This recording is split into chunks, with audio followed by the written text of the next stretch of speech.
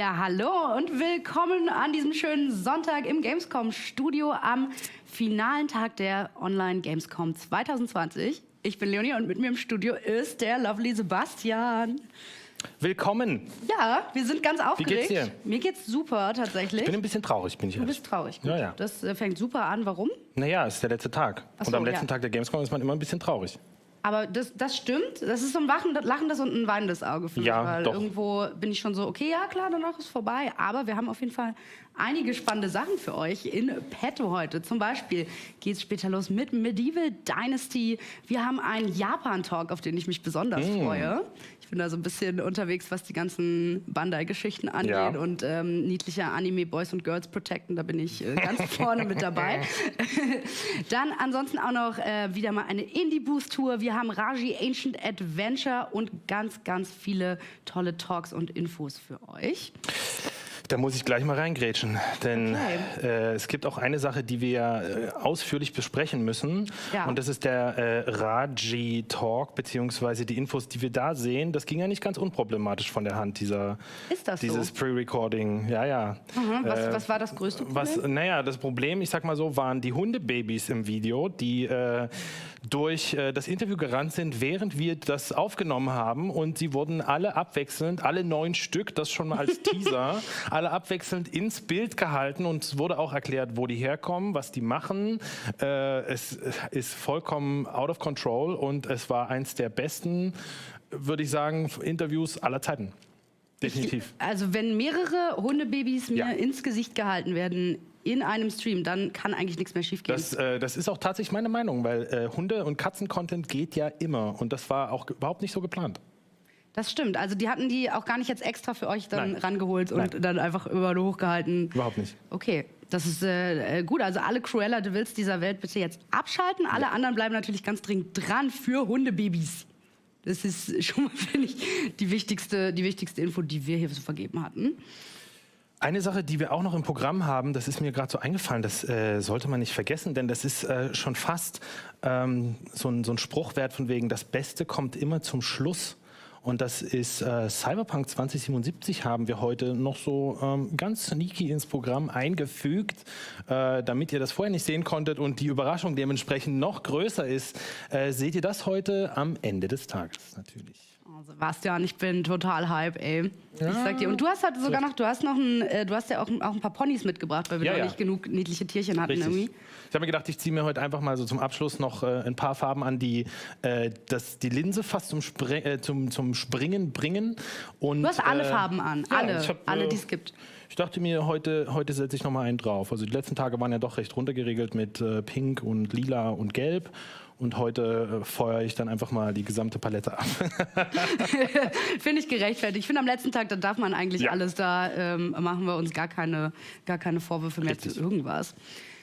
Wer sich auch keine Vorwürfe übrigens machen sollte, sind die Hersteller der fantastischen Stühle, auf denen wir sitzen. Ich habe gehört, da sollten wir auf jeden Fall noch mal einen kleinen Verweis drauf machen. Wir sitzen da jetzt schon seit 3 Tagen drauf und es geht mir tatsächlich immer noch gut. Das ist schön. Und ich habe jetzt auch rausgefunden, dass die hier so den hier machen können. Ja, selbstverständlich. Das sind ja auch ganz tolle AAA Gaming Seats.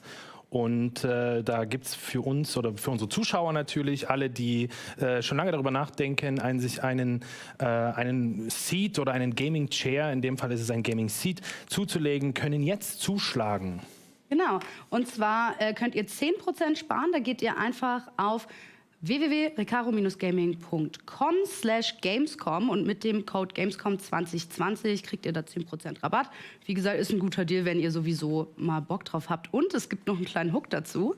Ja, und das ist natürlich, dass ihr mit diesem Code, beziehungsweise bei dieser Bestellung, dann obendrauf Assassin's Creed Valhalla bekommt für eine Plattform eurer Wahl, sobald das Spiel dann erscheint.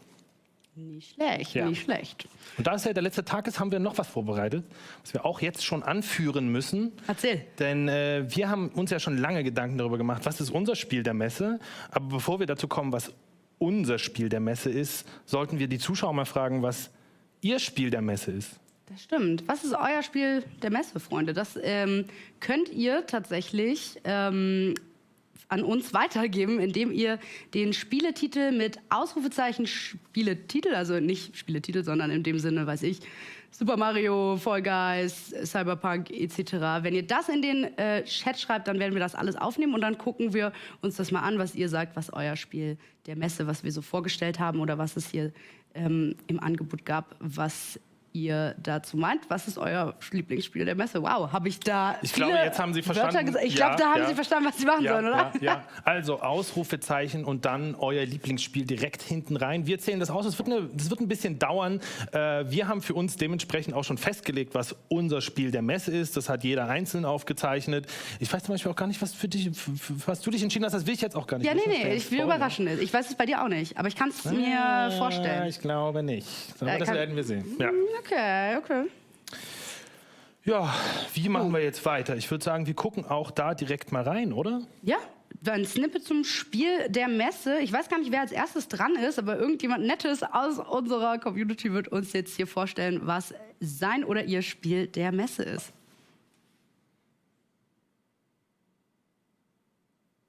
Vielleicht. Vielleicht auch nicht. Also ich habe mich besonders gefreut, dass es endlich mal was zu sehen gab von Dragon Age 4. Es gab zwar nicht viel zu sehen und ja, also das war jetzt vielleicht auch nicht der beeindruckendste Trailer der Messe, aber einfach nur die Tatsache, dass es ein Lebenszeichen gab von diesem Spiel und von BioWare, macht mich schon sehr glücklich, weil Dragon Age Origins ist, glaube ich, mein Lieblingsspiel aller Zeiten gewesen und ich bin dementsprechend ein riesiger Fan der Reihe und auch ein riesiger Fan von dem, was BioWare zumindest vor ein paar Jahren noch gemacht hat. Und deswegen, ja, Dragon Age 4 ist scheinbar sehr in Arbeit und wird dann hoffentlich in den nächsten Jahren auch kommen. Und das, was man gesehen hat, zumindest das wenige, das sah schon sehr gut aus. Es scheint auch so zu sein, als würde BioWare so ein bisschen zu ihren Wurzeln zurückkehren und uns da eine echte Rollenspielerfahrung bieten wollen, von dem, was die Entwickler in dem Interview da gesagt haben. Und wir wissen auch, denn man hat schon gesehen, der Sprecher von Solas ist wieder dabei und man hat auch schon das Character-Design von Solas gesehen. Und das bedeutet, dass wir hier wohl in irgendeiner Form zumindest eine Fortsetzung von der Geschichte von Dragon Age Inquisition erleben werden. Und das freut mich sehr, denn die Geschichte war sehr, sehr cool. Wenn man mal so ein bisschen das Open-World-Full-Material ausblendet, war das eine echt coole Geschichte, die ich gern weitererzählt gehabt hätte. Wenn das jetzt passiert, dann freue ich mich sehr und ja, ich freue mich dann auch sehr auf das, was in Zukunft noch so kommt. Es war Jules gewesen, wir wurden überrascht von Jules und Dragon Age. Das überrascht mich aber nicht wirklich. Also muss ich ehrlich sagen, Dragon Age in der Form, wie sie jetzt so ein bisschen was gezeigt haben, aber noch nicht wirklich viel, ist schon auch ein Highlight gewesen, ja. Ja, das stimmt. Und Leute, ich habe tatsächlich gesehen, aus irgendeinem Grund, Tumblr hat sich ganz doll gefreut über die Dragon Age ist das Footage. So? Ja, habe ich durch Zufall mal wieder irgendwo lang gescrollt und dann habe ich plötzlich alles gesehen. Direkt nach Release von dem Video waren schon die ersten Edits draußen. Ja, sehr sehr gut. Ich dachte, der Tumblr ist tot, aber anscheinend nicht. Ich werde mich da zurückhalten zu jeglicher Standnahme davon. Wir haben als nächstes ein schönes Spiel hier für euch gecovert, nämlich Medieval Dynasty, ein Mittelalter-Simulator, wie er bezeichnet wurde. Und du weißt darüber mehr, Sebastian, erzähl mal. Ja, also ich will jetzt natürlich nichts aus dem Video vorwegnehmen. Das Spiel ist ja schon in der Early Access Phase, aber die Leute von Toplitz Productions machen da natürlich einen sehr guten Job und es sind auch die Leute, die mich letztes Jahr beglückt haben auf dem Gamescom Now Stand mit einer meiner Lieblingserinnerungen, nämlich mit Lothar Matthäus und einem Interview zu einem Thema, nämlich Fußball, von dem ich absolut gar keine Ahnung hatte. Trotzdem mit meiner Lieblingserinnerung schlechthin. Dementsprechend kann eigentlich bei dem Spiel, kann ich mir nicht vorstellen, dass da viel schiefgehen kann. Das glaube ich wohl auch. Wir schauen auf jeden Fall mal rein in Medieval Dynasty und was uns das Spiel so bieten kann. Medieval Dynasty lässt euch leben wie im Mittelalter. Nicht als großer Held, sondern als einfacher Mann. Ihr müsst erst euer eigenes Überleben sichern, dann das eures Dorfes und eurer Nachkommen. Das Spiel vereint Survival- und Rollenspielelemente mit dem Aufbau und der Verwaltung einer ganzen Siedlung.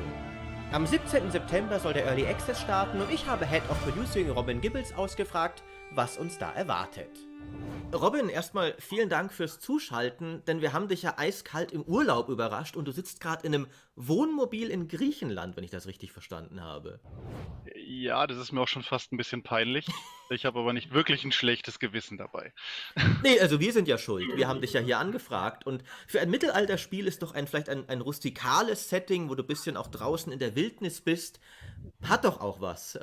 Ich bin im Überlebenskampf. Und der Überlebenskampf ist auch das, was wir bislang von Medieval Dynasty am meisten gesehen haben, so die Survival-Sandbox des Spiels. Nun soll es aber auch Quests und Story geben. Wie groß ist denn die Rolle, die diese Aspekte im Spiel spielen werden? Ja, also wir haben ja natürlich das Feedback auch mitgelesen und das war uns auch klar, dass wir nicht ein reines Survival-Spiel machen können und das wollten wir auch nie. So haben wir jetzt die letzten Wochen extrem daran gearbeitet, eben ganze Questlines reinzubauen in das Spiel. Aktuell muss man sagen, kann man noch nicht für jeden NPC in der Welt die Geschichte spielen, aber das wird entwickelt während der Early Access Phase, dafür ist sie auch da.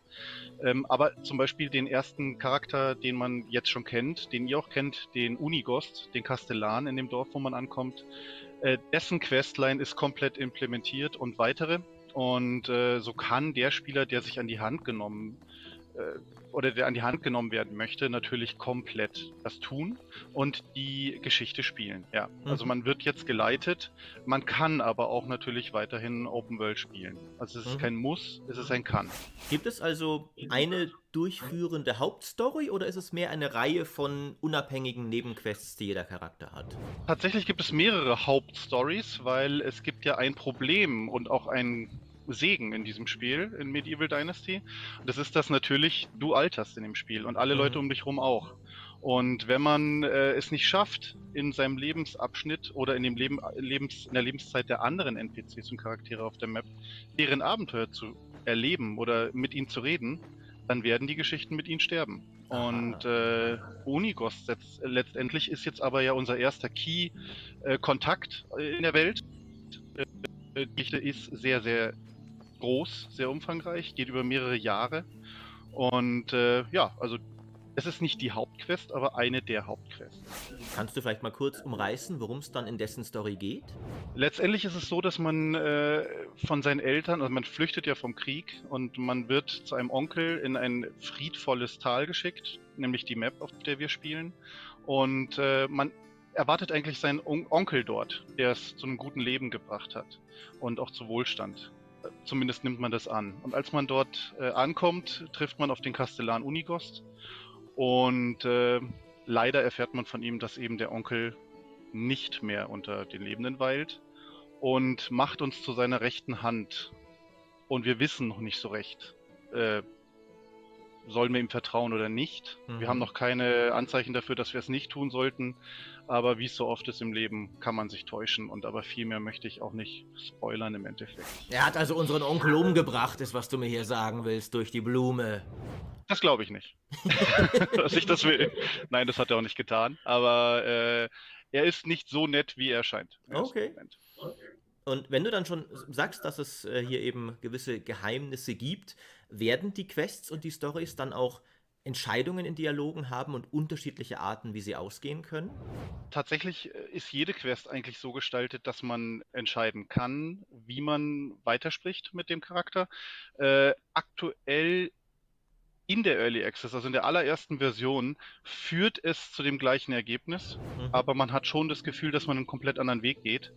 Das ist auch wichtig, weil wir müssen im Moment ja auch ein Stück weit sehen, ob das alles funktioniert und nicht 100 offene Enden haben. Das ließe sich nicht darstellen. Später wird es aber definitiv Unterschiede geben. Es gibt auch jetzt schon Unterschiede, wie der Beliebtheitsgrad bei den verschiedenen NPCs gewertet wird von dir selber als Spieler. Aber der Outcome, sage ich mal, hinten raus von den Quests ist aktuell gescriptet, aber der Weg dahin ist unterschiedlich. Aber plant ihr noch, dass das ja, später natürlich. unterschiedliche Enden sein werden auch und so? Okay.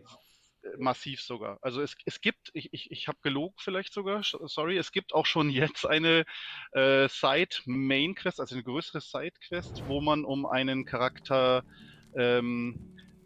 wo man mit einem Charakter redet, der eine Frau sucht und man kann aktiv mit entscheiden, welche es wird.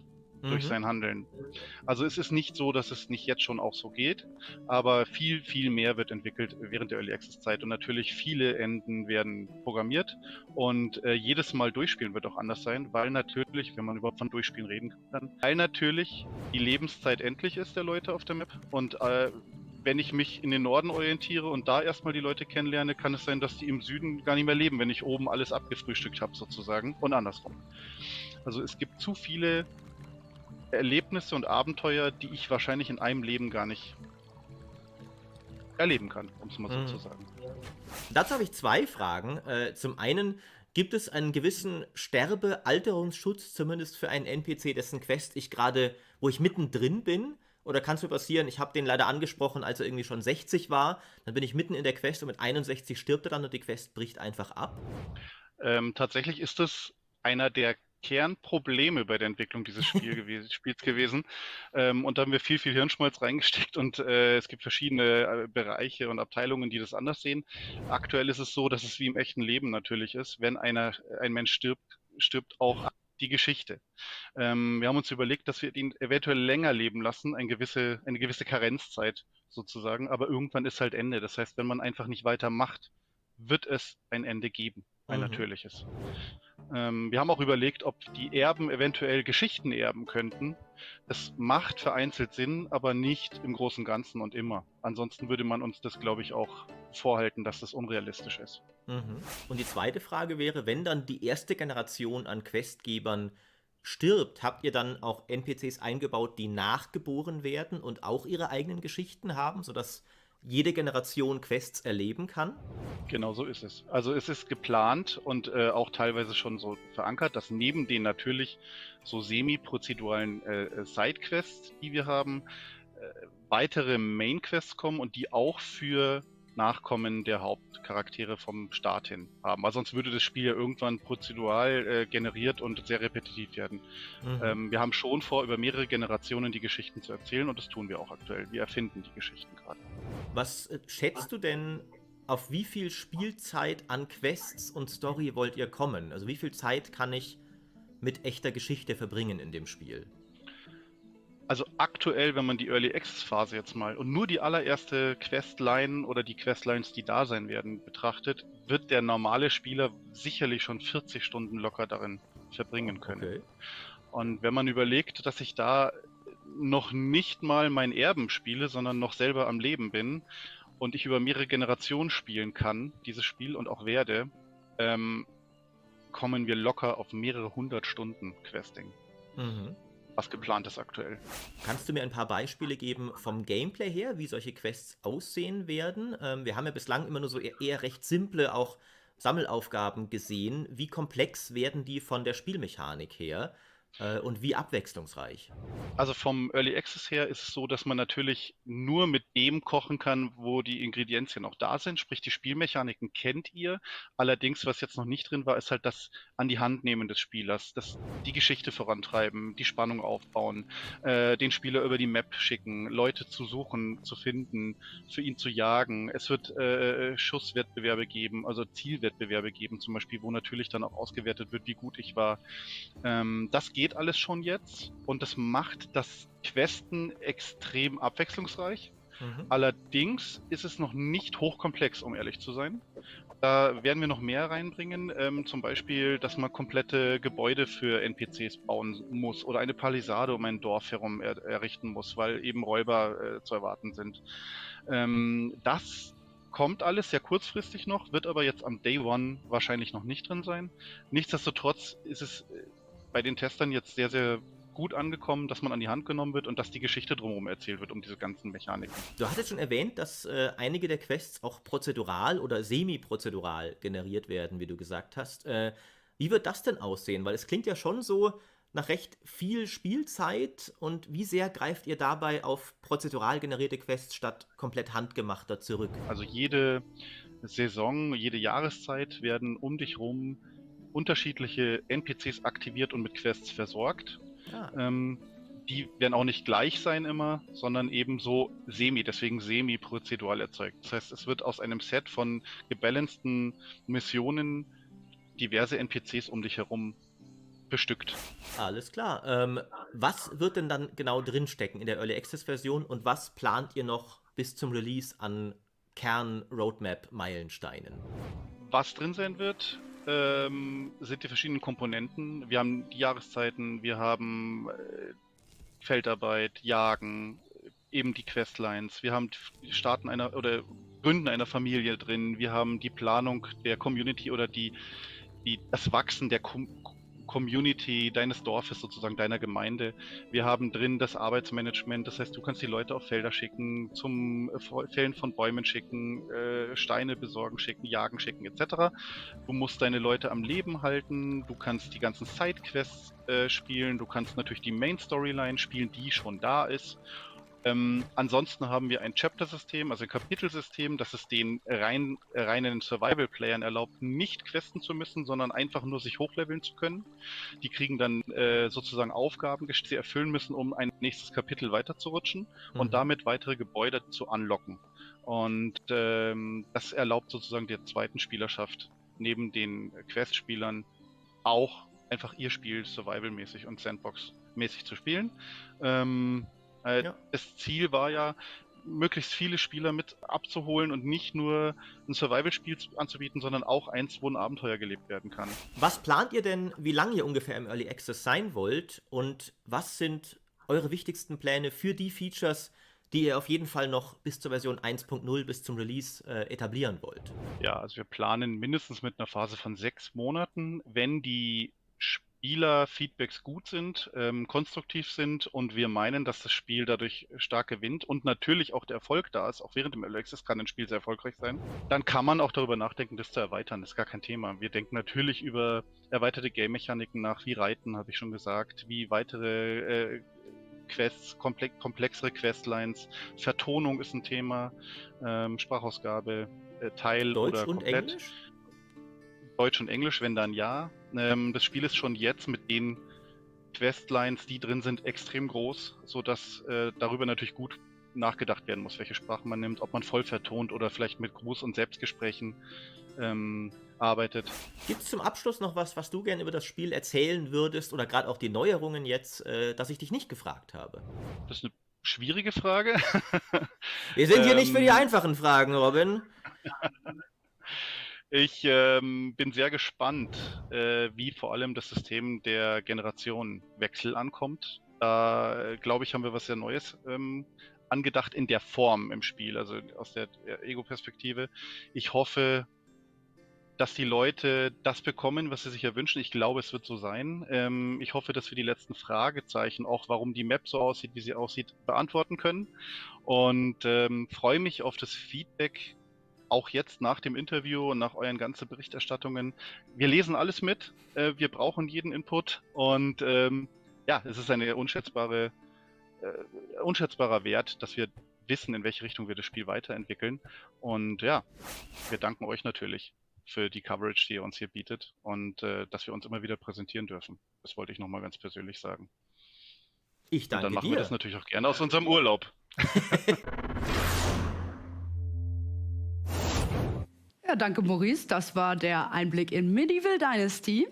Und ich weiß nicht genau, wir hören das, beziehungsweise wir sehen das Video nur, wir haben immer keinen Ton, deswegen weiß ich nicht, ob sie darüber schon geredet haben, aber ich fand den Fun-Fact ganz witzig, dass die Entwickler ja wirklich vor dem Problem standen, dass wenn du einen Quest annimmst, weil das ja so über viel Zeit sich aufbaut, das Spiel, wenn du einen Quest annimmst und den dann nicht rechtzeitig fertig machst, kann das sein, dass der Questgeber oder die Questgeberin dann schon tot ist. Ja, dann sollte man sich nicht zu viel Zeit lassen. Ja, bei Quests generell nicht. Wir haben ja gerade schon ein bisschen gelacht, dass unsere Erfahrung mit dieser Art Spielen so gleich fast angefangen hat.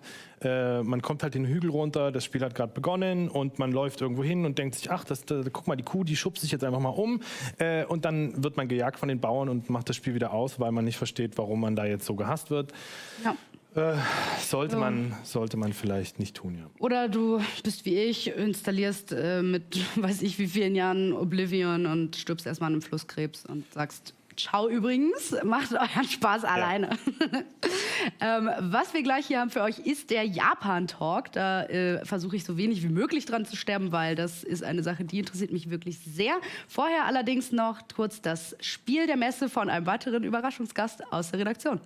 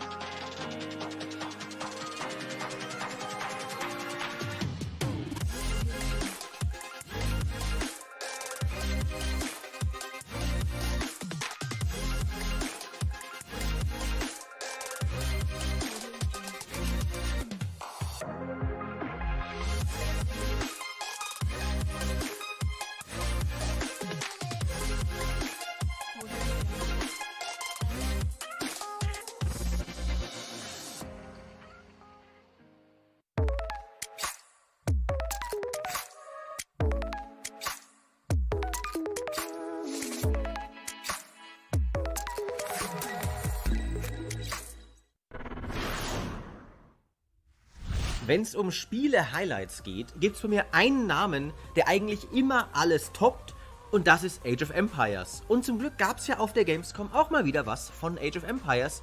Die Age of Empires 3 Definitive Edition, über die ich mich enorm gefreut habe.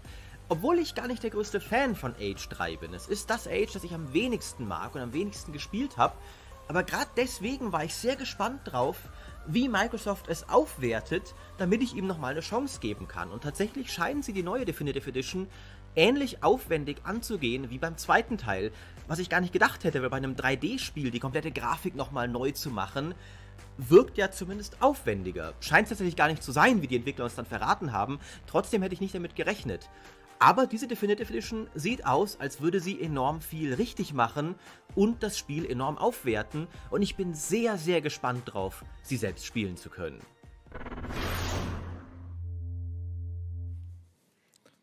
So, da sind wir wieder. Und das ist jetzt was für die Japan-Fans unter euch oder Enthusiasten oder Fetischisten.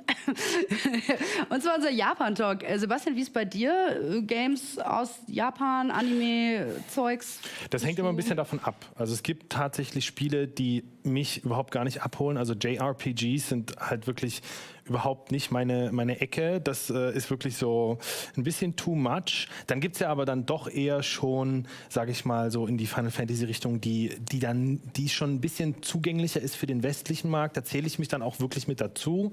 Und dann, was aber generell dabei wichtig ist, dass man überhaupt versteht, in was für einem Umfeld diese Spiele auch gemacht werden. Und da hatte ich letztes Jahr das Glück, das allererste Mal überhaupt in meinem Leben nach Tokio zu fliegen und auf die Tokyo Game Show zu gehen und da auch zu sehen, was es für wirklich ein anderes Spektrum an Kultur ist, die diese Spiele dann auch wirklich herstellen, wo dann sich bei mir auch sehr, sehr viele Fragen einfach beantwortet haben und ich sagen könnte, alles klar, deswegen blicke ich bei dem Spiel XY vielleicht nicht so durch. Und wer bei diesen ganzen Spielen absolut fantastisch durchblickt, ist Michael Chachopan, der für uns ja auch diesen Talk jetzt und dieses Roundup im Grunde genommen zu diesen Spielen ja gemacht hat. Ja, fantastisch. Dann würde ich sagen, schauen wir doch direkt mal rein in den Japan-Talk.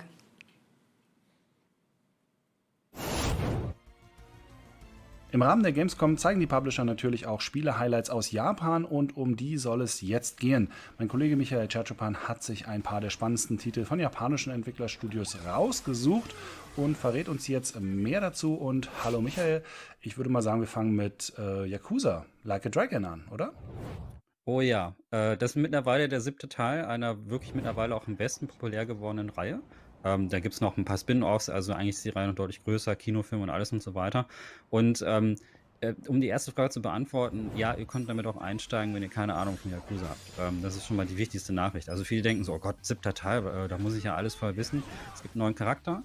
Man spielt nicht mehr den Kazuma, sondern den Ichiban. Und der ist halt einfach, hat eine neue Story-Arc und so. Und deswegen kann man da auch quasi ohne Vorwissen rein. Und die große Besonderheit bei Yakuza 7 ist jetzt, dass es im Gegensatz zu den Vorgängern nicht mehr ein Actionspiel ist. Da hast du halt viele Klopp-Szenen gehabt, viele Prügeleien gehabt, viele Broading-Sequenzen und so. Und jetzt ist es plötzlich ein japanisches Rollenspiel mit rundenbasierten Kämpfen geworden. Und das ist super weirder Change. So. Also Modern-Day-Setting, ne? Es spielt halt wirklich im Modern-Day-Tokio und es ist komplett aber JRPG. Aber warum? Also warum diese Veränderung? Das weiß ich ehrlich gesagt auch nicht. Ich bin selber gespannt. Also die Übersetzversion habe ich halt noch nicht gesehen. Das wird ja jetzt auch komplett auf Englisch und auf Deutsch übersetzt, wenn das dann auch in Lagen kommt. Auf das deutsche heißt, also Sprachausgabe? Also, nee, keine Sprachausgabe. Nur also Texte sind alle komplett auf Deutsch. Okay. Immerhin. Aber da wird dann wirklich auch klar wahrscheinlich, warum man diesen Change hat. Ich denke, das kommt mit dem Charakter, weil der Charakter ist deutlich verrückter als der Kazuma. Also Kazuma war vorher, auch wenn er sich viel geprügelt hat, eher so ein in sich gekehrter Typ. Er ist so ein bisschen ein ruhiger und weiß nicht so extrovertiert. Und Ichiban ist sehr viel mehr nach draußen, ein bisschen over the top so vom Typ her. Und ich glaube, da hat sich irgendwie angeboten, auch das Gameplay ein bisschen zu verändern, weil mit diesen Rollenspielsystemen kommen auch völlig bescheuerte Charakterfertigkeiten und Klassen mit dazu, die wo du merkst, da kommt so dieser schräge Humor aus der Yakuza-Reihe noch stärker in den Vordergrund und es ist einfach komplett übertrieben. Also so als Einführung zum Beispiel, ja, Also erstmal, man wechselt Jobs beim Arbeitsamt, was schon obergeil ist. Also du, du gehst dahin und kannst quasi dann einen neuen Job kriegen und im Laufe der Zeit kriegst du mehr. Und das sind dann nicht so diese JRPG-typischen Sachen, geht ja auch nicht im Modern-Day-Setting, sondern du hast dann so Sachen wie zum Beispiel, du bist ein Koch. Und als Koch kannst du dann Küchengegenstände als Waffe benutzen, ne? Also auch Kelle und Pfanne und so, was damit dazugehört. Und Sonderaktionen sind so Dinger wie, dass du Gegner nimmst und die über so große Käseraspeln irgendwie ziehst oder so ein Quatsch. Weißt du denn, worum es so grundsätzlich geht? Also worum sich die Story dreht? Ja, der Ichiban, der ist im Knast gewesen und so fängen eigentlich viele Yakuza-Geschichten an. Und er kommt zurück und hat eigentlich erwartet, dass er mit heißem Empfang erwartet wird. Ne? Dass er denkt so, oh Gott, ich bin wieder da und all meine Freunde werden wieder da sein und die haben auch bestimmt nicht vergessen, was ich für die gemacht habe und so. Nur, dass er feststellt, dass nach all den Jahren kennt ihn einfach keine Sau mehr. Ja? Also er ist irgendwie überhaupt eine ganz kleine Nummer, aber so genau haben die Entwickler es vorab auch nicht klar gemacht, was ihn dazu motiviert, das zu machen. Also wenn ich jetzt tippen würde und gemessen an den anderen Titeln, dann steckt da oft sehr viel mehr hinter. Familiengeschichten, tragische Ereignisse und so. Im Kern sind die Yakuza-Spiele doch sehr menschlich und haben immer ein Drama irgendwo. Das wird nur immer verpackt mit ganz vielen verrückten Kram drumherum. Aber es gibt immer irgendwie so eine Story, die dann doch am Ende menschlich und nachvollziehbar ist. Und das erwarte ich eigentlich ja auch. Wir werden es auch hier bei uns noch rausfinden können. Dieses Jahr, Ende des Jahres, kommt es nämlich raus. Und wie du schon gesagt hast, dann englische Sprachausgabe als Option mit auch als Option deutschen Untertiteln. Dann machen wir weiter mit einem Spiel, was wir auch auf der Opening Night live in einem kurzen Trailer gesehen, aber vielleicht, ich würde mal sagen, noch nicht ganz verstanden haben, was das eigentlich für eine Art von Spiel sein soll, denn das ist auch wieder sehr over the top. Es heißt Scarlet Nexus und du hast da mit den Entwicklern gesprochen, ne? Genau, ich habe da ich hoffe, ich spreche es richtig aus, mit Kenji Anabuki und Keta Isuka gesprochen. Hoffentlich habe ich es richtig gesagt. Und die beide sind sowohl Game Director als auch Producer. Die sind also wirklich hauptverantwortlich auch für das ganze Projekt. Und Scarlet Nexus, so viel kann man sagen, wird auf jeden Fall Leute ansprechen, die sehr gerne Nier Automata zum Beispiel gespielt haben oder Devil May Cry oder ähnliche Spiele, also Character-Action-Spiele, wo wirklich so ein Charakter, der super weirde, krasse Moves irgendwie durchführen kann, dann auch gespielt wird. Und das Besondere ist, dass der Hauptcharakter, der kann so psychokinetische Fähigkeiten nutzen. Also der kann Gegenstände bewegen mit seiner Gedankenkraft und kann irgendwie Sachen vom Schlachtfeld aufheben, die auf Gegner schleudern und so weiter. Und so richtig ins Detail gegangen sind die Entwickler während des Gesprächs leider nicht. Also ich habe gefragt, wie funktioniert es genau? Und man hat mir bloß gesagt, dass man Sachen nehmen kann. Aber man wird auch Aktionen sehen, wie dass der Hauptcharakter zum Beispiel ein Auto nimmt und damit Gegner überfährt oder so. Also es soll schon so in diese Richtung gehen. Sie sagten mit eigenen Worten, es soll einigermaßen plausibel wirken, also nicht super abgefahren, dass da plötzlich Blitze von Himmel schießen, aber wie plausibel ist das, ein Auto über Gegner zu schieben? Aber ungefähr auf diesem Level bewegen wir uns da. Okay. Weißt du denn so grundsätzlich, worum es da geht, also vom ganzen Setting? Weil das sind ja, also was ja sehr auffällt in den ersten Szenen, die man gesehen hat, sehr abgefahrenes Gegnerdesign, also wirklich super fantasievoll, wie du auch schon gesagt hast, ein bisschen so Nier Automata-mäßig, wo ja auch oft sehr verrückte Figuren drin waren. Was ist das für eine Welt? Was ist das für ein Abenteuer? Da haben sie auch nicht so viel verraten. Sie haben nur gesagt, dass die Other, das sind diese Kreaturen, die man dort sieht, dass die in die menschliche Welt reinkommen und dass die quasi dann von unseren Helden auch tatsächlich besiegt werden sollen. Mehr haben sie auch nicht gesagt. Warum die da sind, die Other, warum sie die Erde überfallen, keine Ahnung, haben sie nicht gesagt.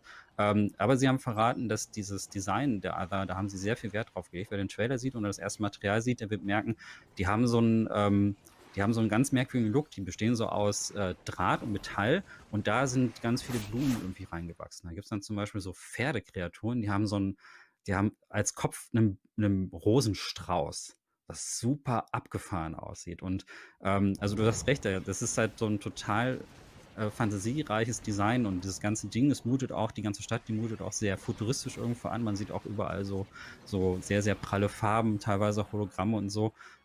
Das ist, ich denke, wer sich gerne in so fremde Welten, die völlig komplett andersartig aussehen, sich gerne drin verliert, ich glaube, da ist das auf jeden Fall ein Blick wert. Ja, gerade so was Figurendesign angeht, auch ein bisschen hat mich an Bayonetta zum Beispiel erinnert, die ja auch sehr abgefahrene Kreaturen haben. Also ich glaube, wer sowas mag, sollte sich das mal anschauen. Es gibt noch keinen Release-Termin dafür. Es ist für die aktuellen und kommenden Systeme angekündigt, auch für den PC. Und damit könnten wir jetzt an dieser Stelle schon Schluss machen. Wir machen es aber nicht, denn du hast uns noch 2 kleine Geheimtipps mitgebracht, die jetzt dann im September, glaube ich, sogar auch schon in den westlichen Markt kommen. Also sind, glaube ich, beide schon draußen, ne, in Japan? Nee, in Japan sind die schon raus, genau. In Japan Genau, sind und die jetzt auch kommen schon von sie einem zu Jahr uns, oder- ne?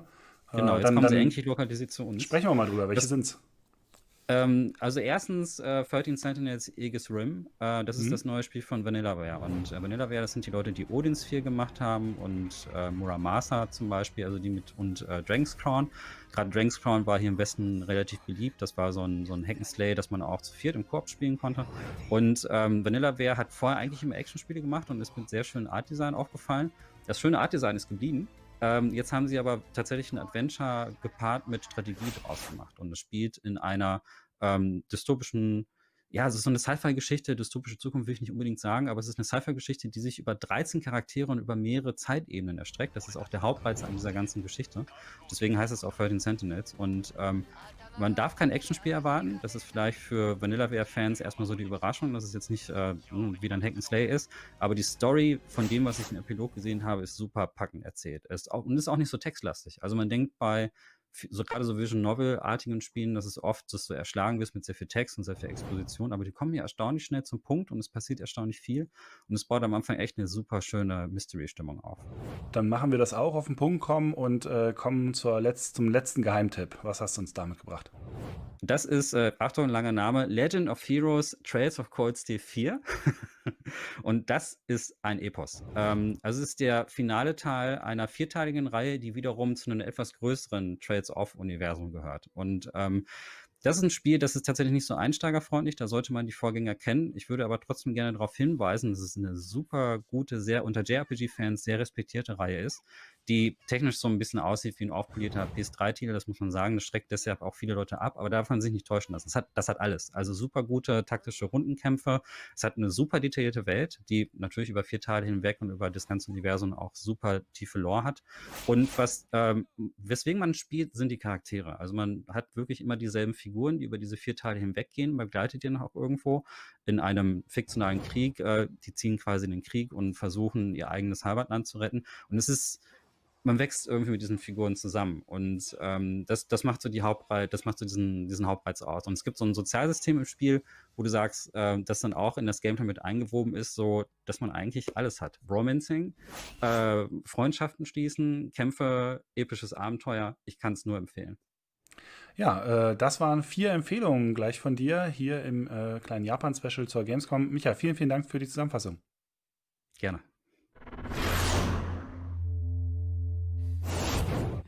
Nicer Beitrag, vielen Dank dafür. Ich bin mega hype, besonders auf Scarlet Nexus. Und wir haben hier gerade schon eine kleine Diskussion am Laufen. Sebastian, du kommst null rein in die Situation, oder? Nein, überhaupt nicht. Du bist gar nicht dabei, oder? Du bist komplett ja anderer Meinung. Für dich ist das ja der heilige Gral, für mich überhaupt nicht. Ja, für dich, du bist völlig raus aus der Situation. Wir haben gerade schon gesagt, ich feiere das, aber ich mag auch rundenbasiert. Das ist für mich so total soothing und so mega calm und so, oh ja, du greifst mit dem an und da, du greifst danach das an das, dann greifen die an mit dem. Finde ich total geil. Gibt mir ein gutes Gefühl. Das ist wie aufräumen, wie mein Leben aufräumen. Ja, siehst du, und bei mir sieht es so aus, als würde da alles aus den Fugen geraten. Ich komme da überhaupt nicht zurecht mit. Und das ist bei mir letztendlich auch so, warum machen die das alles und was sind das für Farben und warum sind da so viele Kreise und dann fliegt da von einem zum anderen. Das erinnert mich alles so ein bisschen an hier ein Duell und so weiter. Ich komm da null rein und das ist für mich alles, das stresst mich dann, auch wenn du viel mehr Zeit hast als bei, sage ich mal, Realtime-Kämpfen. Aber da kommen wir, glaube ich, auf keinen Nenner. Das tut mir sehr leid. Wirklich, Sorry. für mich ist das Marie Kondo des Gamings eigentlich. Ganz ordentlich, alles nacheinander, toll. Das erinnert mich eher so ein bisschen an Ich weiß gar nicht mehr, wie die heißen hier, die Flodder-Familie. Aber gut. Macht nichts. Vielleicht haben die Jungs und Mädels von Iceberg Interactive ja ein bisschen was für uns. Da schauen wir gleich rein. Zuerst gibt es allerdings nochmal das Spiel der Messe und zwar von Fritz. Da bin ich sehr gespannt. Du hast schon eine Vermutung, was es sein könnte, worüber er sprechen will, was dein Favorit sein könnte? Hoffentlich. Ich bin mir nicht ganz sicher. Mal sehen. Okay, na dann schauen wir mal rein. Fritz, was ist dein Spiel der Messe? Mein Spiel der Messe, das war ein Kopf-an-Kopf-Rennen zwischen Everspace 2, Outriders und Watch Dogs Legion. Am Ende hat die Open World von Ubisoft gewonnen, nämlich wegen der Open World, die so unglaublich detailliert ist und so eine wahnsinnige Lust auf Urlaub in London macht, der ja dieses Jahr auf jeden Fall ausfallen wird oder zumindest sollte, zumindest bei mir. Von daher freue ich mich sehr drauf, wenn das Spiel Ende Oktober rauskommt und ich mir die Stadt einfach anschauen kann. Ob das nun ein tolles Spiel wird oder nicht, kann ich noch nicht sagen, aber Gameplay und Story sind mir momentan da auch nicht ganz so wichtig. Mir geht es einfach darum, durch London spazieren zu gehen.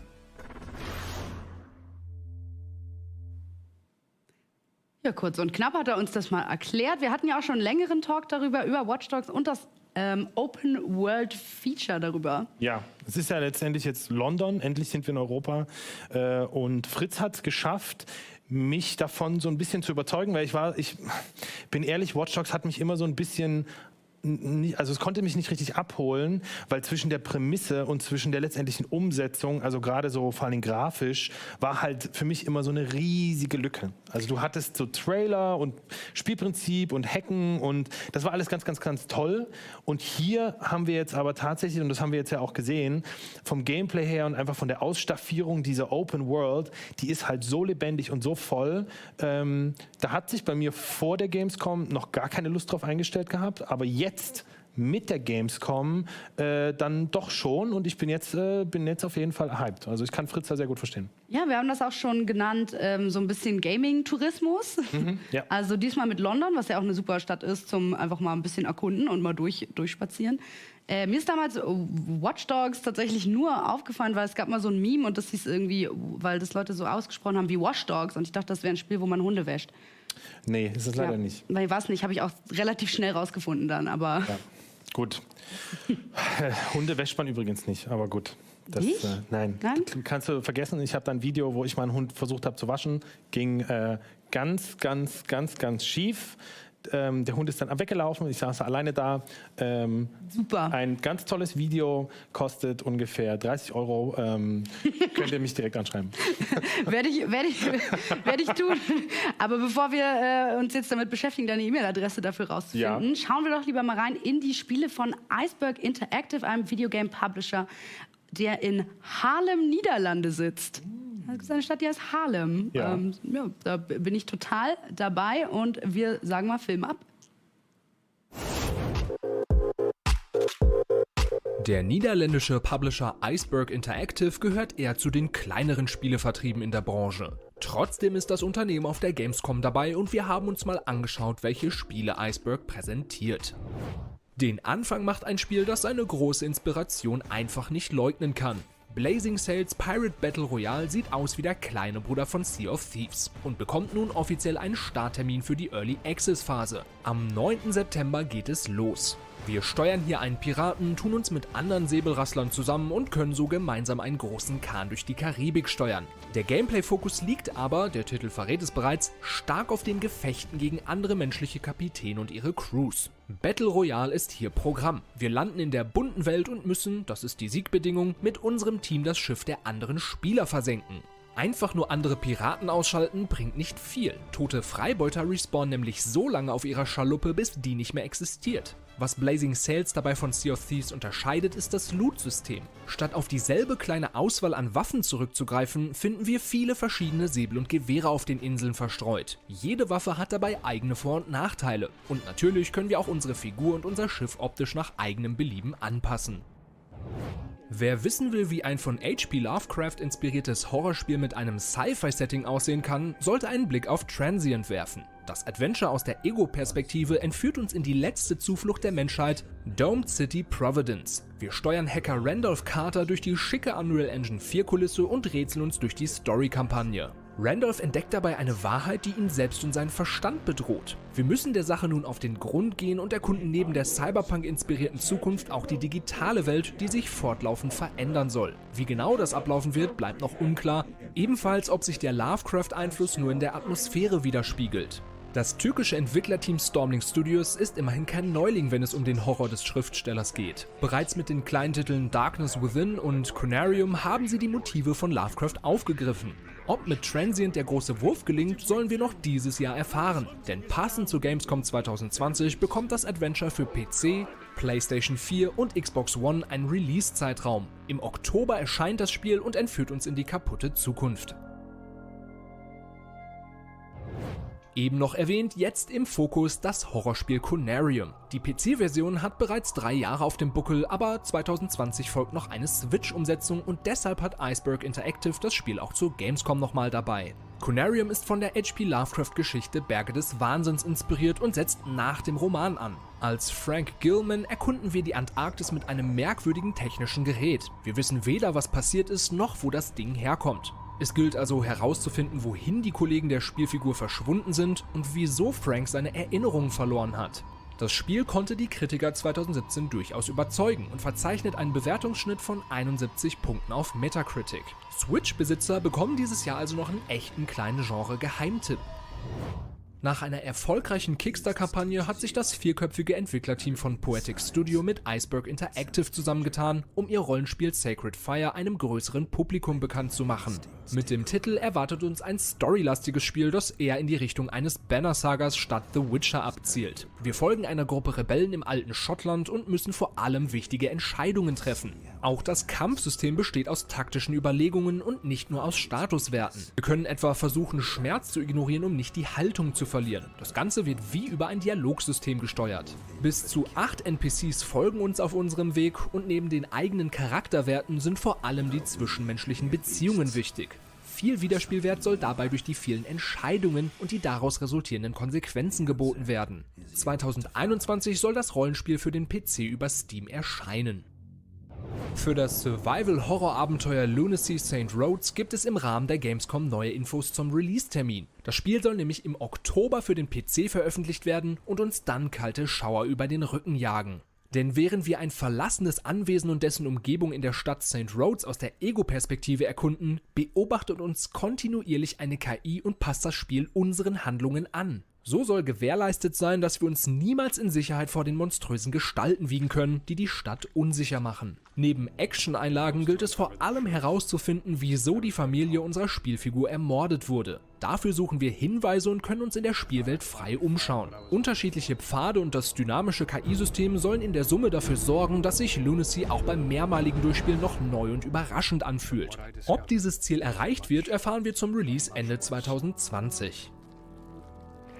Interstellar Rift ist seit 2015 im Early Access auf Steam erhältlich. Am 24. September 2020 soll aber endlich die Version 1.0 des Sandbox-Weltraumspiels veröffentlicht werden. Ein großer Fokus von Interstellar Rift liegt auf dem Multiplayer, der uns freie Hand darüber lässt, wie wir das Spiel erleben wollen. Wir können uns etwa mit anderen Astronauten zusammentun und gemeinsam ein Schiff bauen, um durchs All zu düsen. Der Schiffsbau verlangt selbstredend auch ein Crafting-System, für das wir das All nach Rohstoffen absuchen oder wichtige Materialien einfach einkaufen. Dabei müssen die verschiedenen Systeme der begehbaren Raumschiffe von Hand bedient oder teuer automatisiert werden. Auch hier zeigt sich der starke Fokus auf Koop im Spieldesign. Gekämpft wird ebenfalls, entweder gegen eine KI-gesteuerte Alienrasse, die das Universum erobern will, oder gegen andere Spieler und ihre Raumschiffe, wobei ihr die gegnerischen Schiffe sogar betreten und euch auf First-Person-Schießereien einlassen könnt. Der nächste Titel, den Iceberg Interactive im Rahmen der Gamescom zeigt, richtet sich an Fans von Globalstrategiespielen. Star Dynasties überlässt uns die Kontrolle über das Schicksal eines interplanetaren Adelsgeschlechts und dessen Besitztümer. Unser Ziel ist es, genretypisch die eigene Macht auszubauen zum Wohle der Familie, denn die Geschichte unseres Imperiums erstreckt sich über mehrere Generationen. Das Ganze spielt in einer Zukunft, in der die Erde vernichtet wurde. Die verbliebene Menschheit lebt in feudalen Verhältnissen in Kolonien in anderen Sternensystemen. Wir müssen nun die Politik unserer Dynastie in die Hand nehmen, Beziehungen aufbauen, Sanktionen verhängen und unser Reich erweitern. Besonders hervorstechen will Star Dynasties mit prozedural generierten Geschichten, die Hunderten von Figuren Leben einhauchen und für interessante Beziehungen sorgen sollen. Wie gut das System wirklich greift, könnt ihr im November dann erstmals selbst einschätzen, denn dann startet eine offene Alpha-Phase. Ein Umzug ist immer eine stressige Angelegenheit. Ganz so stressig wie in Radical Relocation ist die Realität dann aber doch nicht. Denn in dem Spiel müssen wir unser gesamtes Mobiliar auf dem Dach unseres Autos ausbalancieren und so von Punkt A nach B befördern. Natürlich fängt das alles noch ganz harmlos mit rechteckigen Gegenständen an, die gut auf dem Wagen liegen bleiben. Schnell müssen wir aber auch Vasen und andere runde Möbelstücke transportieren. Chaos ist also vorprogrammiert. Vor allem, weil wir zum einen das Auto selbst ins Ziel lenken müssen und zum anderen ein Zeitlimit im Nacken haben. Die Entwickler stellen zudem neuen Content in der Zukunft in Aussicht, der uns noch mehr in den Wahnsinn treiben soll, natürlich im positiven Sinne. Wer Lust auf Radical Relocation bekommen hat, kann sofort loslegen. Denn das knifflige Puzzle- und Geschicklichkeitsspiel ist ab dem 31. August für den PC verfügbar. Genau wie Star Dynasties handelt es sich bei Lord of Rigel um einen Global-Strategietitel, in dem wir ebenfalls durch Diplomatie oder Kampf in den Weiten des Alls überleben müssen. Insgesamt stehen uns dabei 10 spielbare Rassen zur Auswahl, mit denen wir den Weltraum erobern dürfen. Oder wir pfeifen auf die Expansion und suchen nach den sogenannten Secrets of Ascension, zu Deutsch etwa Geheimnisse des Aufstiegs, denen sich selbst die ältesten Lebewesen fürchten. Was hinter der Angst steckt, können wir nach und nach selbst zusammenpuzzeln. Wer Lust auf mehr bekommen hat, muss allerdings noch etwas warten. Lord of Rigel erscheint erst 2021 über Steam für den PC. Bereits 2019 ist The Sojourn für PlayStation 4, Xbox One und den Epic Store erschienen. Jetzt kommt das Knobelspiel auch auf Steam. Ab dem 29. September rätseln wir uns durch die schicken Kulissen und finden nebenbei heraus, was mit der scheinbar perfekten Welt nicht stimmt. Die Puzzles bestehen in der Regel aus Statuen, die bestimmte Effekte auslösen. So teleportieren wir uns etwa zwischen 2 der Skulpturen hin und her. Zusätzlich können wir für kurze Zeit eine Schattenwelt hinzuschalten, die Plattform materialisiert. Wer das kleine Spiel verpasst hat, kann es im Herbst in Ruhe nachholen und dabei den Kopf so richtig qualmen lassen. Zum Schluss bekommen die beiden Strategiespiele Circle Empires Rivals und Railroad Corporation mit sofortiger Wirkung neue Updates, die Besitzern gratis neue Inhalte bieten. Fans sollten ihren kreisrunden Königreichen oder ihren Eisenbahnnetz also bald wieder einen Besuch abstatten.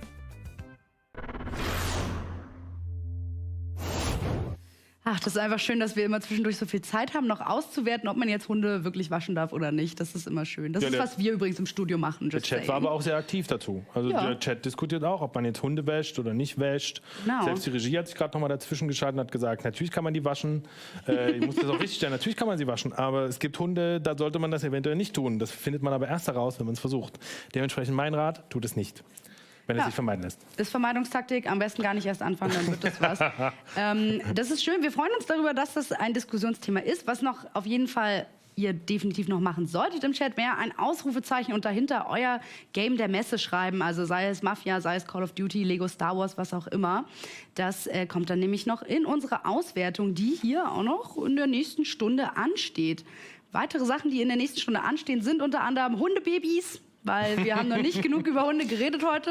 Ja, aber diesmal sehen wir richtige Hundebabys. Ja, wow. Richtige, schöne, süße kleine Hundebabys. Hoffentlich verspreche ich nicht zu viel und die Cutter haben es rausgeschnitten. Oh mein Gott, aber ich glaube, das war gar nicht möglich, weil es waren so viele, die sie da gezeigt haben, dass das ein oder andere Hundebaby muss drin sein. Sie haben irgendwas Wichtiges bestimmt gesagt, während sie die Hunde so einen nach dem anderen, also eins muss mindestens mal durch den Screen gehuscht sein. Achso, und das Thema des Talks war ja eigentlich, und das ist ja auch ein Highlight unserer nächsten Stunde, Raj und An Ancient Epic. So rum, meine Güte. Da freuen wir uns. Und was wir ansonsten auch noch haben, ist noch unser Gamescom ABC. Startet mit dem Buchstaben U. Was hat die Gamescom eigentlich mit überfordert zu tun? Vor allem ist es ja eigentlich überfordert. Aber es war tatsächlich so, auf meiner allerersten Gamescom als Journalist und dann auch wirklich das allererste Mal in Köln, bin ich rein in die Hallen und ich war komplett überfordert. Von den Leuten, von den Menschenmassen, von den Business-Kollegen, die ich damals noch nicht Business-Kollegen genannt habe, weil es für mich einfach irgendwelche teilweise berühmten Persönlichkeiten aus dem Videojournalismus waren und auch aus der Gaming-Branche generell. Die Spiele, die Announcements, die riesengroßen Stände, die wirklich out of this world sind. Und das war für mich dann einfach in der Summe komplett überfordernd. Ich weiß noch, ich bin nach Hause gefahren und habe Tage gebraucht, um das zu verarbeiten und wieder runterzukommen. Übermüdet sein, das gehört für mich zu so einer Gamescom dazu. Ich trinke nicht mehr so viel Kaffee, ich trinke eigentlich auch nicht besonders gerne Energy Drinks, aber ich breche diese Regel jedes Jahr zur Gamescom, denn spätestens ab Tag 3 kriecht man sonst auf dem Zahnfleisch daher, wenn man da nicht ein kleines Helferlein bekommt, um durch den Tag zu kommen. Aber das gehört zur Gamescom einfach dazu. Ü18. Also Mini-Ann-Kathrin war damals immer richtig neidisch auf die Leute mit den Ü18-Bändchen. Mittlerweile bin ich ein bisschen über 18 und habe rausgefunden, dass es gar nicht so viel aufregender ist als der ganze Rest von der Messe. Alle so, nehmt mal den Buchstaben U und alle so, Ü, gar nicht. Naja, UE, verstehst du? Ue überfordert. Das machen wir ja manchmal bei deinem Namen auch, weil das eigentlich auch ein R ist. Löni eigentlich. Nein, Nee. Nachname meine ich. Ach so. Da machen wir auch AE draus, anstelle von einfach ein Ä draus zu machen. Dementsprechend waren wir waren eigentlich klug, K-L-U-K, und haben einfach anstelle von U, UE, Ü gemacht. Ja, ist durchaus ist gerechtfertigt. Ja, Darf man. Was man auch darf, ist in Indien ganz viele Hundebabys retten. Weil jetzt kommt es endlich. Ja, wir haben endlich, der Build-up ist, wir waren jetzt schon wirklich auf der Hype-Skala ganz, ganz weit oben. Und zwar geht es um die Macher von Rush an Ancient Adventure. Die leben in Indien und haben 8 gerettete Hunde. Und Es waren, glaube ich, sogar 9.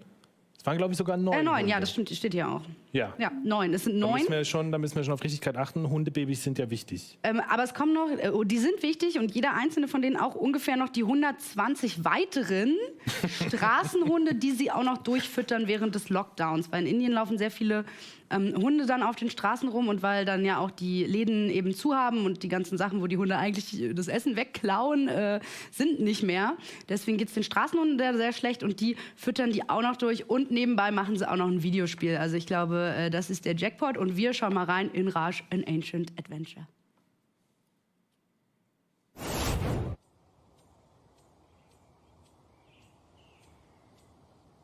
Raji an Ancient Epic ist ein Action-Adventure, das mit einem Setting daherkommt, das wir so noch lange nicht mehr gesehen haben. Es geht nämlich ums alte Indien und deren Sagen- und Götterwelt. Dabei sind auch noch Kämpfe und aber auch eine Geschichte um ein kleines Mädchen, nämlich die Raji, die ihren Bruder verloren hat und den eigentlich nur wiederfinden will, dabei aber in einen Krieg zwischen Menschen, Göttern und Dämonen stolpert und da irgendwie da rauskommen muss. Damit ihr wisst, was euch da erwartet, haben wir uns die Entwickler eingeladen und mit denen sprechen wir jetzt. I'm Shruti and I'm one of the co-founders and art directors of Nodding Heads Games. And I'm Ian, also co-founder, director, and the other art director. Sorry, I've already said that. Yeah, that's it. Sorry, it's been a long day. No worries. Okay, die beiden haben sich vorgestellt. Jetzt können wir sie ein bisschen nach ihrem Spiel befragen. Im Trailer und im Gameplay seht ihr schon heftige Kämpfe. Und da will ich direkt mal fragen, was es eigentlich ist. So, concerning the gameplay, we've seen lots of fights and we've seen lots of different kinds of fights. Could you maybe talk a bit about the battle system in the game? It's since Raji is a circus performer, so a lot of her agile movements, so it can be utilized in the combat itself. So it is a lot inspired by the Indian martial arts, Kalaripattu. So that's from there. It has been very using the weapons. You could actually customize the play style, how you like, more range attack, also depending on the kind of enemies that you're facing. You can play as you like, so it's basically dependent on player how you would like to play it, but it's very like quick, and as soon as you start mastering the technique, you start to get a hang of the combat itself. Yeah, it's not. You will get punished, right? And I'm a button masher, so I get punished a lot. Okay, also das Kampfsystem ist tatsächlich sehr komplex. Das liegt unter anderem daran, dass Raji eine ehemalige Zirkusartistin ist und dadurch ist sie natürlich auch sehr wendig. Außerdem kommen ihr die Kräfte der Götter zugute, für die sie ja quasi arbeitet, denn immerhin muss sie ja die Welt retten. Außerdem ist das Kampfsystem sehr komplex und einfach nur draufhauen auf die Buttons ist nicht. Das hat Ihnen auch gerade gesagt, wenn ihr einfach nur Button masht, dann werdet ihr bestraft und das wird eher ziemlich oft. Dann interessiert mich natürlich, wie... Every year for the last decade, hundreds of thousands of gamers from around the world have gathered to celebrate their passion at Gamescom, making it the biggest event of its kind on planet Earth. And this year, Gamescom Studio is bringing the action right into your homes or wherever you're watching. This year's festivities might be winding down, but we're going out with a bang. We'll be breaking down our favorite moments from Gamescom Studio, as well as checking out an incredible cosplay competition throughout the day, thanks to Hydra Forge. And it's all leading up to Gamescom Best of Show, where we highlight the best that this year had to offer and announce the winners of awards in a range of categories, including ones voted on by you, the viewers. Get ready, because Gamescom Studio is bringing the heart of gaming to you, starting right now. Embrace the software.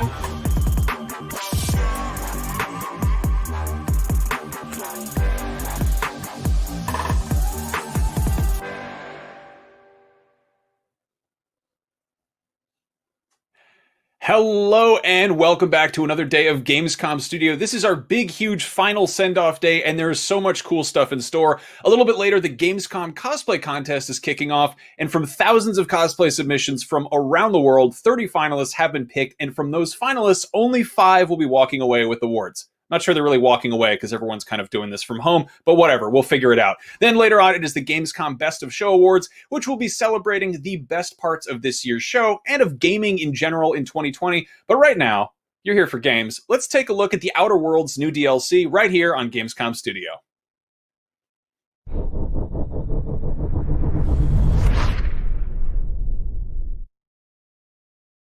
Hey everyone, thanks for joining us. My name is Carrie Patel, and I'm the game director for Paralon Gorgon, the first expansion to The Outer Worlds. Today we're going to be looking at some pre-release footage for one of our side quests, Love is the Plan is Death. Let's have a chat. All right, inspection time. Look at my eyes for as long as you can without blinking. Starting now. Good. Look up. Now look down. Thank you. Got him from my mother. You're doing swell. Now, name and occupation. Good enough for me. You're cleared to pass. That was a sanity check. If you had changed like the others, it'd be in your eyes. You'd also be drooling, cursing, and making a mess of the place. Welcome to the Sprat Shack. You can head on downstairs.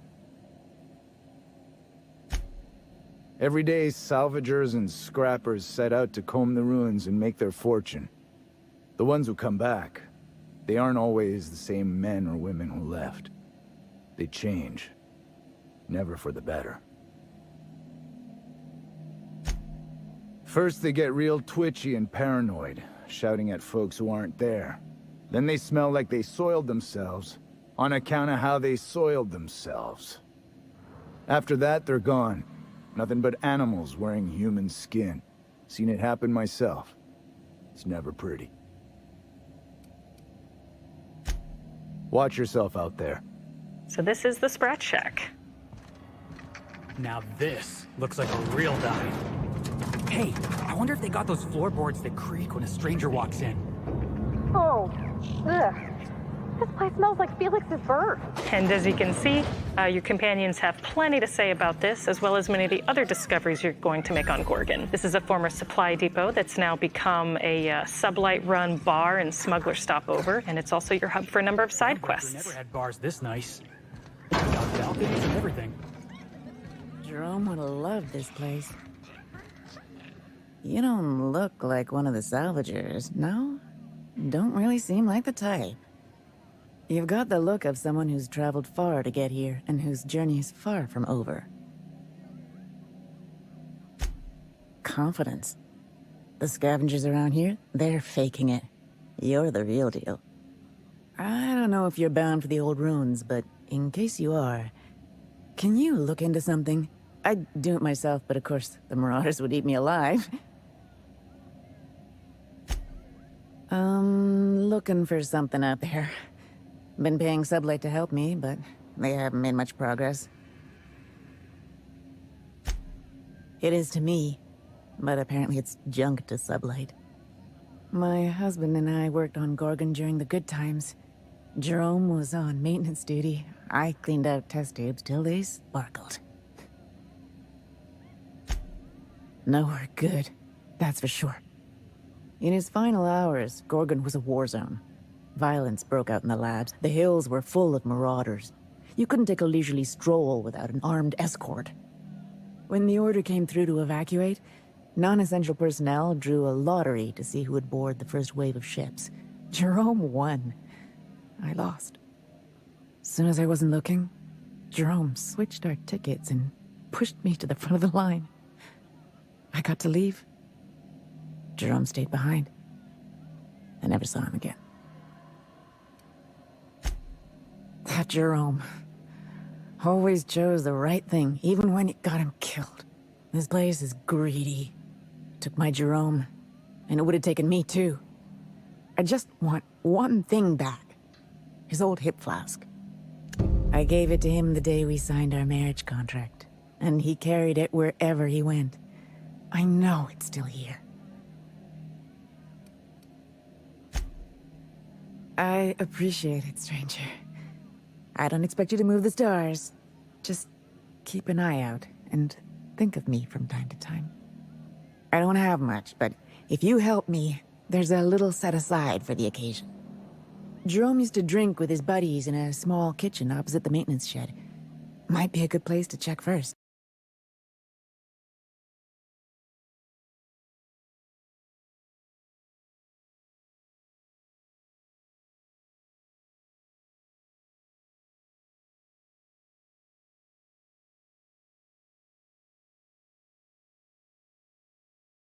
Any side quests and tasks in the Outer Worlds. This is going to involve a mix of exploring a colorful but dangerous overland area, choosing between a mixture of combat and stealth to navigate the dangers, and making some choices about how we resolve things and how we present ourselves to characters. So as you'll hear in just a moment, we have some brand new music for Peril on Gorgon, something to help us accentuate the mood and suggest some of the mystery and danger that you're going to find in this location. Now, this is your first look at the Gorgon asteroid. As you explore, you'll definitely get the sense that something pretty bad happened here. Something made a mess of this place. Watch your back, Felix boss. isn't wrong there. Finding out what that is will be part of the story of the Gorgon Overlands. In fact, right here, we've got one of our first encounters, some marauders clustered around a downed ship, and we've got to decide whether to fight or sneak past them. We're gonna fight. This is the PET, the Pest Extermination Tool, one of our brand new science weapons.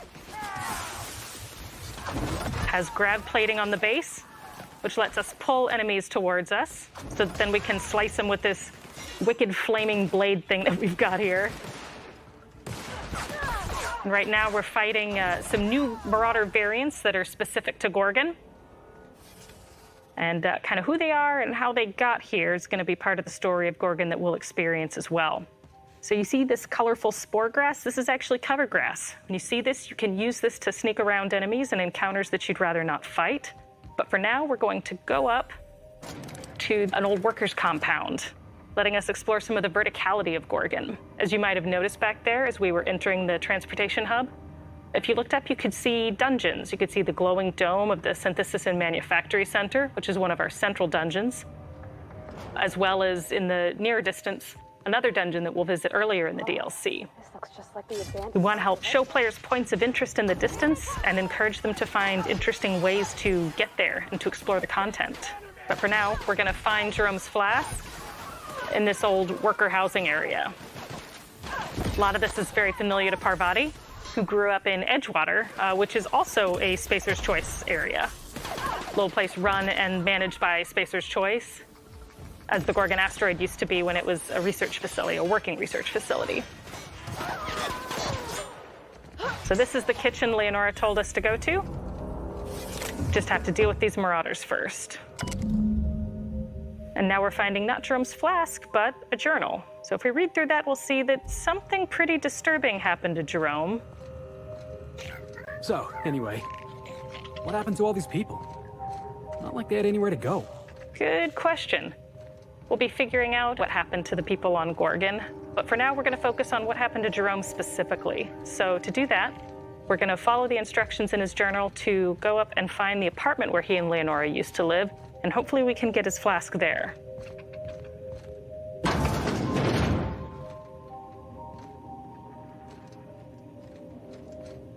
And there it is. So we can take this back to Leonora to close out the quest. But first, let's take a look at something else pretty cool. So this is going to be our DLC's take on audio logs, which we're calling portable phonographs. You can find them scattered throughout the overlands and the dungeons, and including in this apartment up here.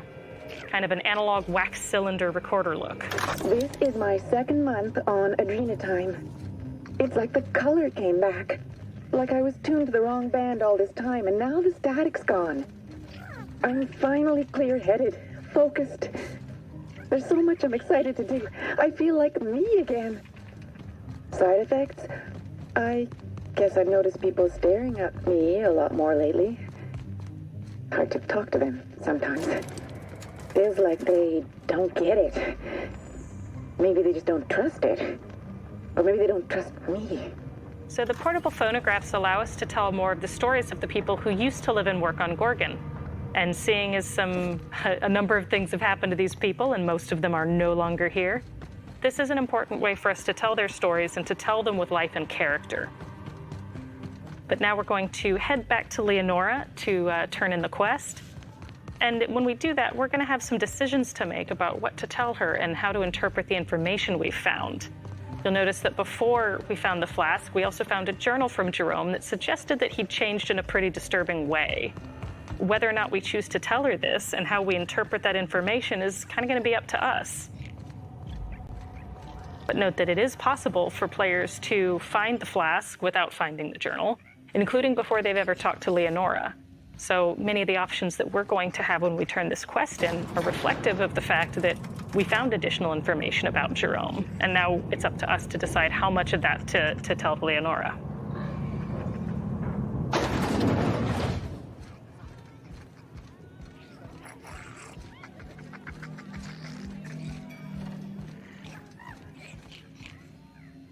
You find anything out there, you let me know.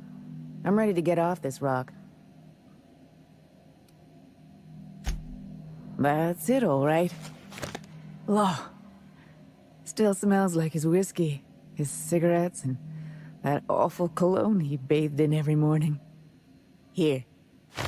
I saved up for this, just in case I needed to go out into the ruins myself. Truth be told, I'm glad I never had to use it. You didn't happen to find anything else out there, did you? Here's where we decide what else to tell her. A marauder? You're telling me he's been alive all this time? Don't tell me that's the end of it. Was there anything else?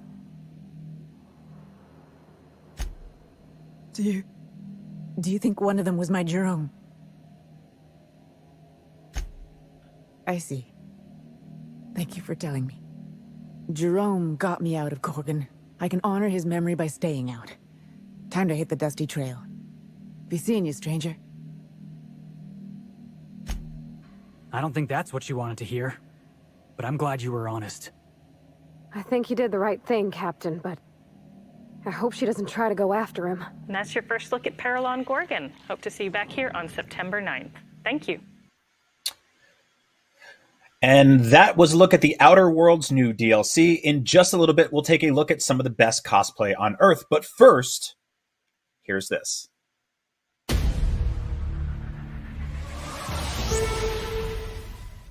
Ford has been working closely with racing game fans all around the world to design a brand new car called the Team Fordzilla P1 that will be used in yet-to-be-announced games in 2021. On top of that, they recently revealed they'll be producing the car as a full-scale prototype too. The Team Fordzilla P1 was unveiled in Opening Night Live on Thursday, but in case you missed it, here is a quick peek at what it looks like.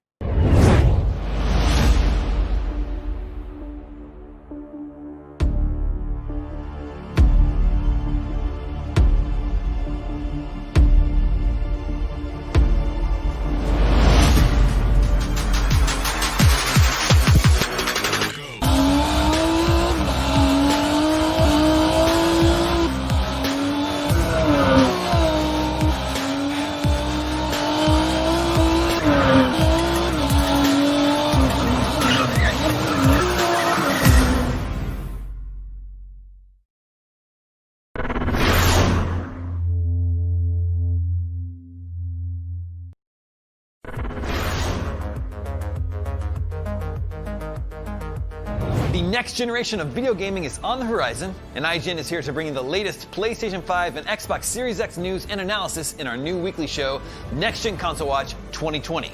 We'll bring on the experts to discuss and analyze all the latest developments around these new consoles. From frame rates, services, features, peripherals, and even all the new tech jargon, Next Gen Console Watch 2020 will keep you up to speed on everything leading up to the next generation of gaming. Join us every Friday for a new episode. Not only is IGN the world's biggest media brand for games and entertainment, but we also have a team of some of the world's biggest fans of your favorite franchises. From breaking news and exclusives, never-before-seen looks at movies and games, to reviews, let's plays, and live streams, IGN brings you all the coverage you need, no matter where you are. IGN, the #1 source for all games and entertainment fans worldwide. Everybody loves watching a speedrun of their favorite game. But what if you got the opportunity to peek into the minds of the developers while they watch their games getting completely wrecked? That's exactly what happens in every episode of Game Devs React to speedruns. You can do that. Oh my god! We invite you to ride along with the developers as they react to, question, and enjoy some of the most skilled players exploiting and speeding through a game it took years of their life to create. Join us every Saturday for a new episode.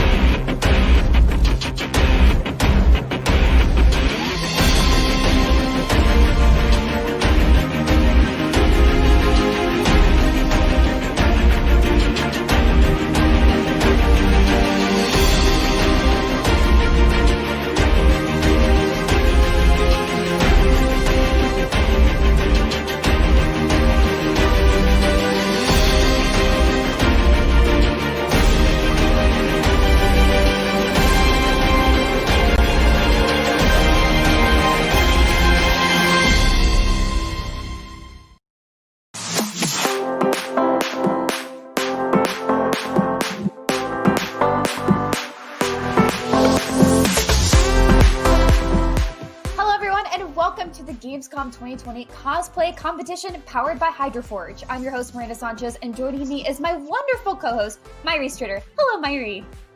Hi, hello from Germany. Wow, so far away. Yeah. But it's much easier than the last Gamescoms. No one had to step on a plane or in a train, and yeah, thank you for having me. Yeah, absolutely. And so you usually get to host this in Germany at Gamescom, so it's a great pleasure to have you here. Yeah, I've been doing it over the last few years several times, and I'm very happy that I can do it again this year. Although it's a little bit different. It's more silent. There's no crowd. Yeah, absolutely. But we are not alone in this. We have some excellent judges, correct? Oh yeah, we've got a great panel of judges, and they're all experts in their fields. They're all professional cosplayers, and they've judged several contests already. And we've got Baka Cosplay. She's the queen of the wigs. Hey there. We've got K-Dot Cosplay, our own assassin. Hello there. Hello, thanks for having us. And then we've got Andreas Bauer of AJ Designs, and if you've ever been at Gamescom, you've seen him stomp around in a giant mood as not a Decepticon, he's one of the good guys, as a Transformer. And the GameSpot. Oh, yes. Yeah. So how are you today? I hope it's silent. That's what they are. But I hope they are looking forward to what we're going to see today and to the cosplay. Yes, absolutely. So before we get started, let's go over the rules, because what's a contest without some rules? So cosplayers from all over the world have entered this year's contest, and our cosplay sponsor Hydroforge has gone through every single one, which is very impressive. And they've narrowed it down to 30 finalists.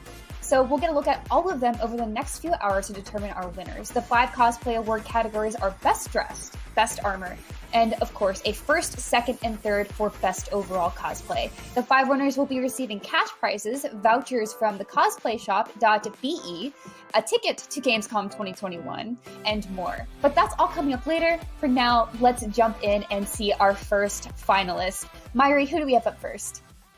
Okay, our first finalist, that's Yoshitsune. He's from Russia, and that's the character he's going to cosplay. That's Michael Fassbender's character from the 2016 movie Assassin's Creed, Aguilar de Nera. And we're going to see him in the cosplay. That's quite a transformation for him. And oh, wow. There we are. Quite a transformation indeed. Wow. Yeah, look at that. And for me, it's hard to tell the difference between his costume and the movie costume, but we've got specialists here who are going to look at this very closely. So, Baka, what do you think? What are you looking at with this cosplay? I don't know where to look at because there's so many beautiful details, so much leather work. I can't imagine how much time that this costume must have cost. Karan, what do you think as a fellow assassin? Yeah, also the beadings, dozens of different kind of beads, and all the handwork, all the leather tooling, they're really standing out to me. And yeah, I had the pleasure to see the original costume. This one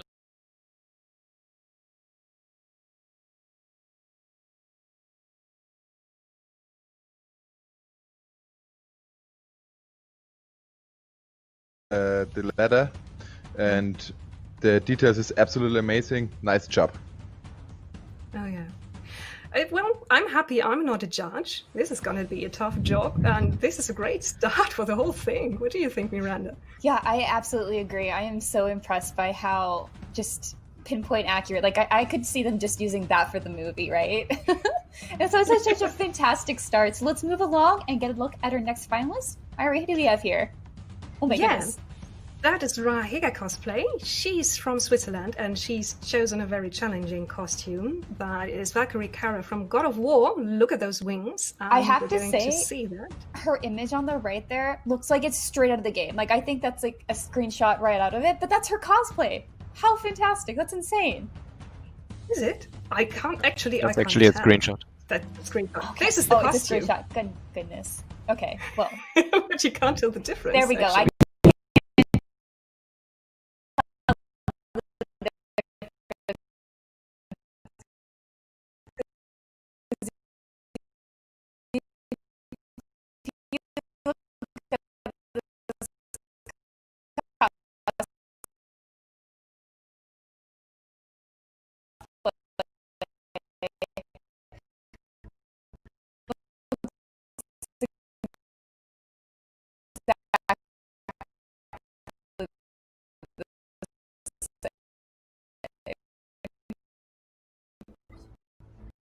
Look at those wings. That's really, yeah. the bright orange is really amazing. Okay. Well, is our master of big builds. What do you think about those wings? The wings have the perfect size of the for the costume, and the material real leather. It's absolutely crazy, and the nice helmet. I love it. I love it. Yeah, these are so fantastic. I really love that we get to see her moving in this cosplay as well. I think also just in these, like that one she has later on with the Photoshop in a set, just looks so fantastic. Like I said, I was completely fooled this entire time. And I am, again, as you said, Myri, so not envious of our judges because these are also far. So let's check out our next finalist. Okay, our next finalist, number 3, is Oshie Cosplay from Canada, and she's chosen Anduin Rin, King Anduin Rin from World of Warcraft, but she's going to the independent version. So we're gonna see her as Queen Anduin Rin, and her version is amazing armor. Look at that. Yes. Oh, can you tell that that's not metal? No, not at all. It's so shiny. Baka, what do you think? What did you do? How did you do this? So, if this is sculpted, and I think it is, I can do the hours of sanding to have these perfect edges and perfect symmetry. So I think she spent a lot of time on patterning to have this perfect symmetry. Oh yeah.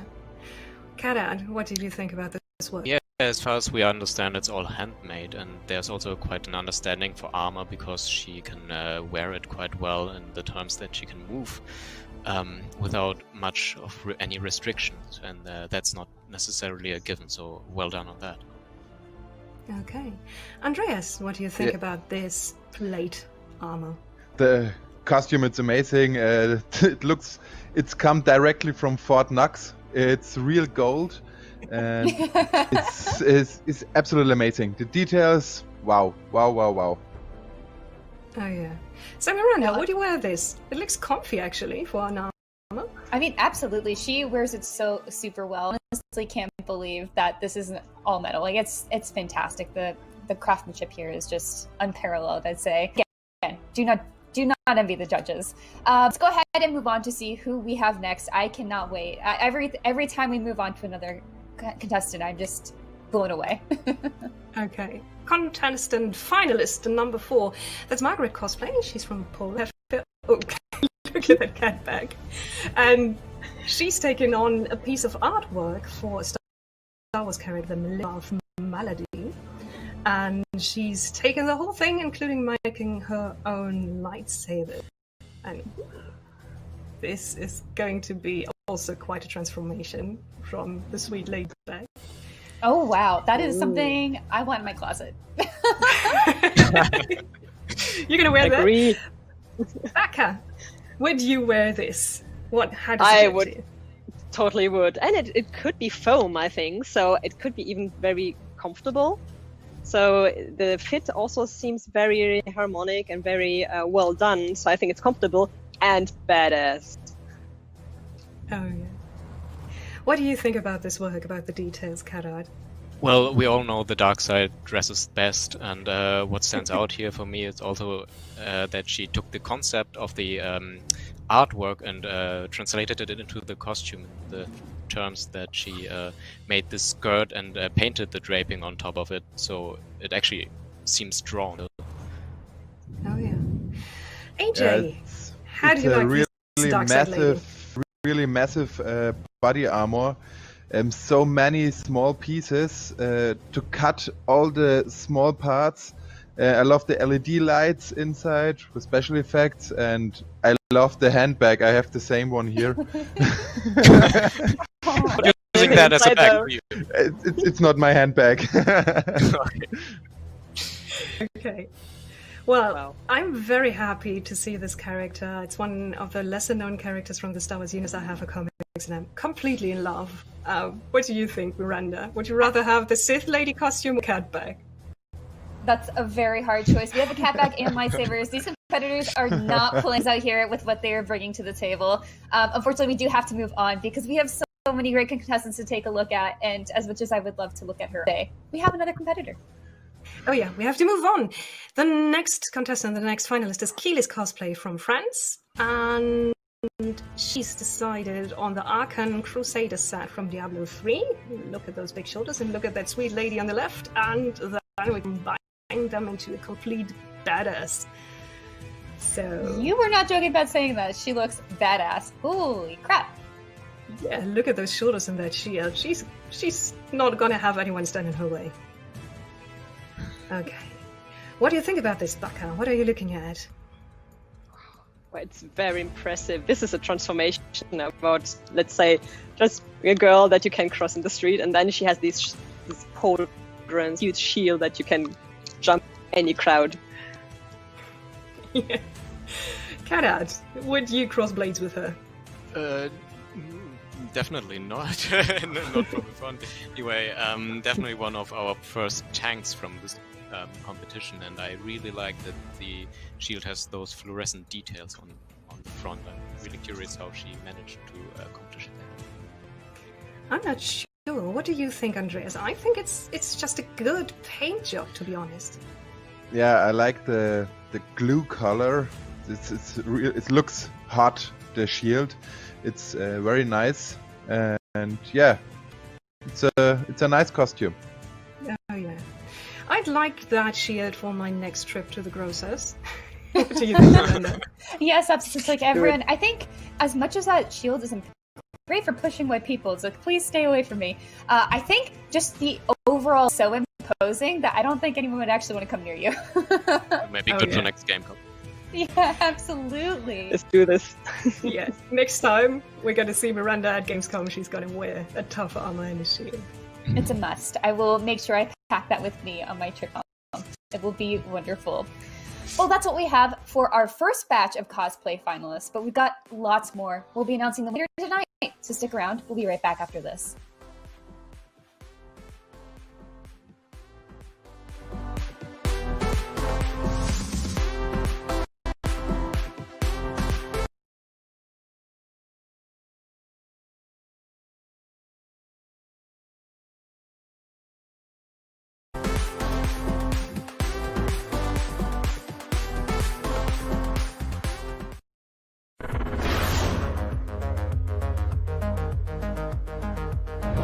Everybody loves watching a speedrun of their favorite game. But what if you got the opportunity to peek into the minds of the developers while they watch their games getting completely wrecked? That's exactly what happens in every episode of Game Devs React to speedruns. Yeah, you can do that. Oh my god! We invite you to ride along with the developers as they react to, question, and enjoy some of the most skilled players exploiting and speeding through a game it took years of their life to create. Join us every Saturday for a new episode. Not only is IGN the world's biggest media brand for games and entertainment, but we also have a team of some of the world's biggest fans of your favorite franchises. From breaking news and exclusives, never-before-seen looks at movies and games, to reviews, let's plays, and live streams, IGN brings you all the coverage you need, no matter where you are. IGN, the #1 source for all games and entertainment fans worldwide. The next generation of video gaming is on the horizon, and IGN is here to bring you the latest PlayStation 5 and Xbox Series X news and analysis in our new weekly show, Next Gen Console Watch 2020. We'll bring on the experts to discuss and analyze all the latest developments around these new consoles. From frame rates, services, features, peripherals, and even all the new tech jargon, Next Gen Console Watch 2020 will keep you up to speed on everything leading up to the next generation of gaming. Join us every Friday for a new episode.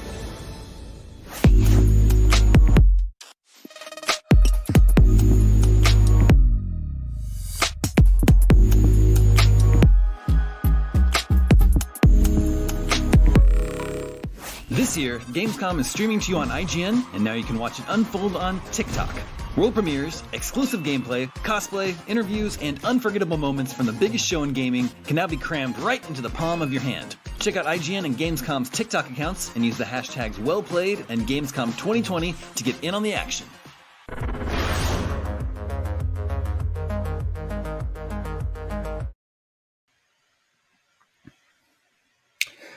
Oh, hey, welcome back to IGN at Gamescom Studio. Now, Gamescom has been covering cosplay, new trailers, reveals, interviews, all that fun stuff. And we have a big award show today, too. But one of my favorite parts of Gamescom, and probably yours, too, is all of the new video games that get announced. And believe it or not, there were tons this year, basically covering a wide gamut of different genres and consoles and mobile and PC and everything. And so we thought we'd get some people together and talk about some of our favorite new game reveals. With me to talk about those things are Miranda Sanchez and Seth Macy from IGN. Hello, friends. Hello. Now, Miranda, I want to start with you because you're super into this game called Minute of Islands, which I feel like a lot of people are sleeping on. It is awesome looking. So tell us all about it. Yeah, so the first thing that caught me is obviously this visual style. It's very reminiscent of Adventure Time, something I love very, very much. And it has like kind of like that grimy aesthetic, like obviously something is wrong here. And that's kind of what you're going about to investigate. So you're Mo, this little engineer, and she is trying to solve kind of like the island secrets. So this is a little platformer, and it has a lot of environmental puzzles, so it says. And I'm really excited to see what this is all about, because I think when you get these sort of very developed worlds that are really narrative focused, you have something that could be a very special experience. And obviously it's cute, but also pretty dangerous, as we saw with that little cavern. Mm-hmm. So I'm excited to see what it has.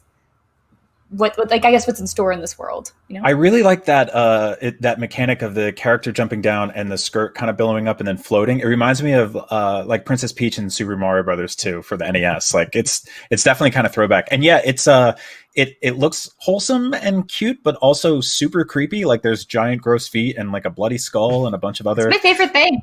You know, Yeah, bloody skulls. Yeah, cute and wholesome and gruesome. just mix it all together. It's great. On top of that, as all of you know, we have been mostly stuck inside this year and haven't really been able to travel or visit theme parks or anything like that. And our lives have become a lot more like The Sims than I think we wanted to. And so we miss theme parks. And a good thing that got announced just this week was The Sims 4 Journey to Batuu Star Wars expansion. And holy crap, I'm excited for this. Tell us all about it. Yes, so this is a game pack, which kind of puts it along the lines of what we've seen with the Magic expansion, Strangerville, and Parenthood. So it's not a full-on expansion, but it is a game pack. That means it has like different mechanics. So it does have its own location. There are very special things. I think you're supposed to kind of get. That's really funny. I love The Sims so much. Sorry. So you're supposed to get, I think, a reputation with either the First Order or the Resistance. And so there is like sort of a game element to just Batuu here, which is really exciting because I love like having an added element to The Sims. And this is its own location. And like the idea is that you go like kind of like when you're in the Disney parks, like you go here into special transition to somewhere else. And then you get to go home and you can bring stuff back with you. And I got to go and spend a lot of time there, and especially at Olga's Cantina earlier this year. And it was such a special experience for me, especially because, you know, now we're stuck at home. And so getting to play this again, potentially in The Sims, is just such a delightful surprise. So I'm really excited to see how we're able to craft our own stories in this. And of course, it's not like a full game, but I think it is definitely one of my favorite announcements from Gamescom. Yeah, this is as a huge Star Wars fan, I this is a trailer that just sort of kept giving and giving. I kept being like, I wonder how sort of surface level or superficial this could be, but it's actually really deep in terms of the amount of characters and systems at play, and just straight up like one-to-one recreations of places like Olga's Cantina. They have the DJ robot in the corner. I too went to Olga's Cantina last year. I got this like Ewok mug. You know, it was such a fun experience. I think that they really created that sort of theme park feel. And I really can't wait to play this. I haven't really played The Sims in a while, and this is going to absolutely get me to jump in almost immediately. I know some guides and cheats that can help you out if you need it over on IGN.com. Head on over to IGN.com as soon as this show is over to get some guides and cheats for The Sims. Seth, tell us about Wohan Vengeful Spirit. So Wohan Vengeful Spirit is you play the spooky ghost of a girl who was killed during some sort of conflict, and it basically, just looking at it like it's like a supernatural Metal Gear Solid is what I'm getting from this. But instead of, you know, creeping around,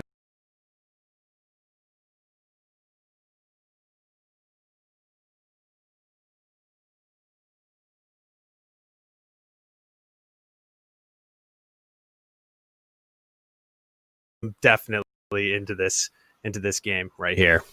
Oh, this looks awesome. Yeah, I really like the setting is definitely old school Metal Gear as hell too, which is super cool. But the ghost element reminds me sort of that GameCube game Geist.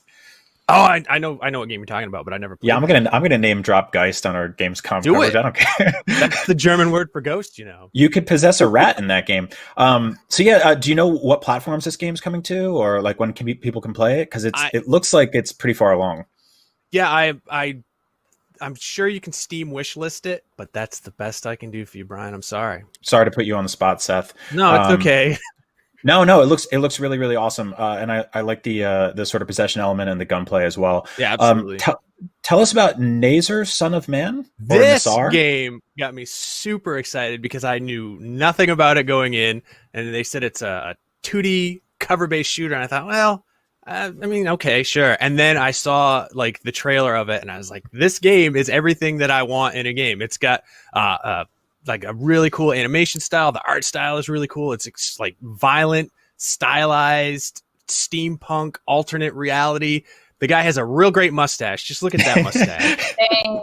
Yeah. I don't actually know. Oh, and also sometimes a giant hand will just come out of the sky and like Yeah. either they'll punch enemies or they'll flick them away, like you remember in Turtles in Time. Like that's Yep. the kind of the vibe I get when you throw a foot soldier at the screen. Like this game, I am very excited for this one, and it just came out of nowhere. I never heard anything about this game before, and then I instantly fell in love with it because it's so weird. It just ticks all the boxes of like things that I like. Like look at that. There's that big hand. Wow. Oh, Yeah, he's he's wearing got brass the- knuckles too. Yeah, no, he's got the love ring, like do the right thing style. It's amazing. Yeah, there's Yeah, the look at flick.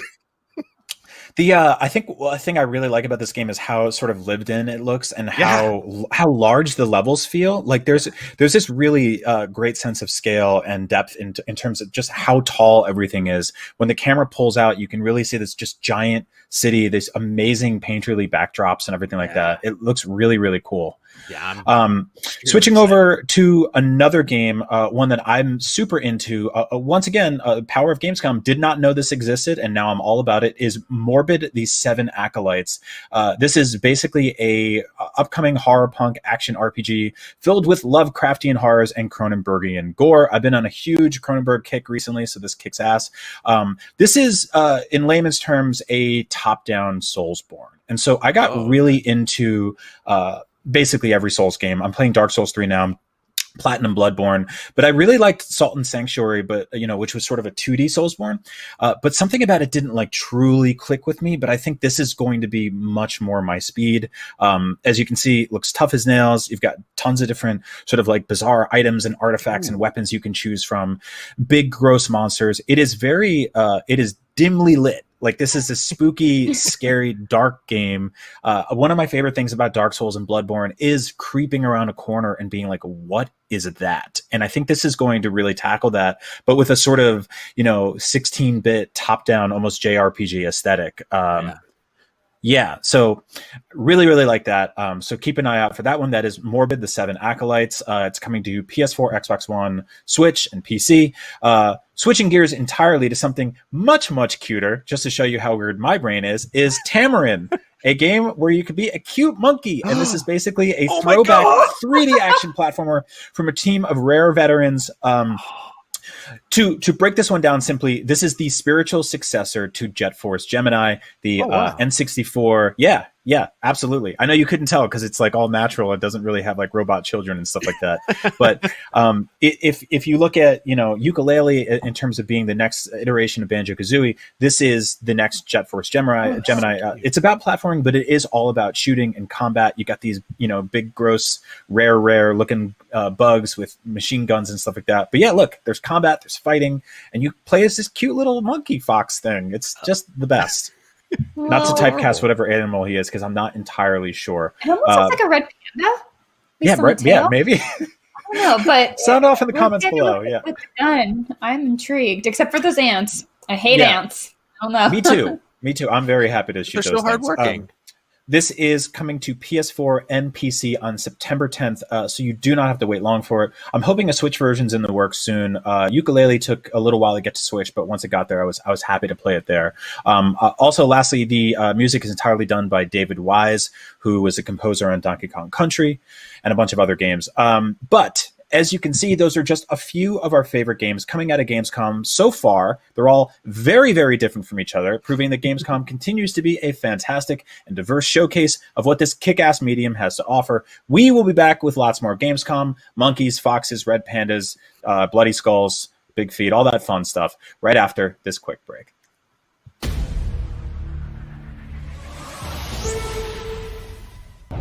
In this Gamescom Partner Spotlight, we're going to check out the trailer for Pathfinder Kingmaker Definitive Edition, the single-player RPG based on the Pathfinder series. Peggy 16.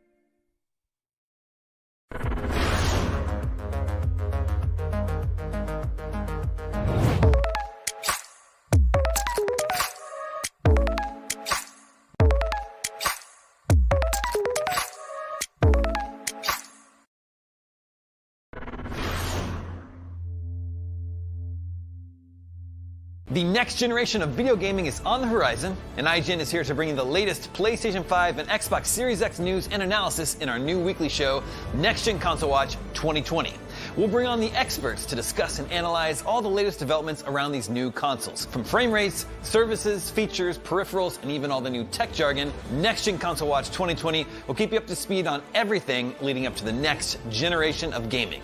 Join us every Friday for a new episode. Not only is IGN the world's biggest media brand for games and entertainment, but we also have a team of some of the world's biggest fans of your favorite franchises. From breaking news and exclusives, never-before-seen looks at movies and games, to reviews, let's plays, and live streams, IGN brings you all the coverage you need, no matter where you are. IGN, the #1 source for all games and entertainment fans worldwide. Still using those tiny phones and tablets to watch IGN? Give your eyeballs a rest because IGN has moved to your living room. Get first looks and in-depth reviews of the most talked about titles. Thank you so much for chatting with me. It's a pleasure to be here. And take a front row seat to the biggest events of the year. Tune in on your Samsung TV Plus, Pluto, and Flex and take a load off. Tune in to IGN 1. Hey there! Do you have opinions on games, movies, TV, or other weird stuff on the internet? You can take part in our new show, Power Ranking, where you can vote on all your favorite things on the internet. Do it now! Do it! Just go! Vote! Go vote!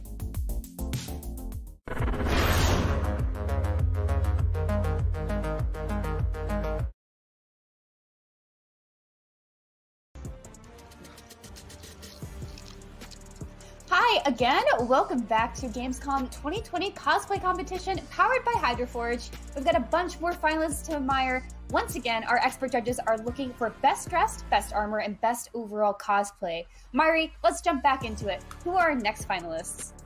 Okay, the first finalist of this batch is Anonchi from Germany, and we can see her without her costume, and we can see the character she's taking on. That's Queen Talanji from World of Warcraft. So I'm always impressed if people go for the trolls, because that's so much makeup, and here she is. Look at those shoulders. Yeah, those colors too. Oh my goodness, they just pop. It's so vibrant. Oh yeah. I love the feathers, the fake feathers. Okay. Please, judges, tell us, what are you looking at with this costume? Baka, what are you looking at? What are the details? Vibrant colors. She said it. It was the first thing that struck me. It is these real, vibrant and living colors, and next to that, very earthy and beautiful earth colors. That's beautiful, yes. Karat, what do you think about those feathers, about those details on her skirt?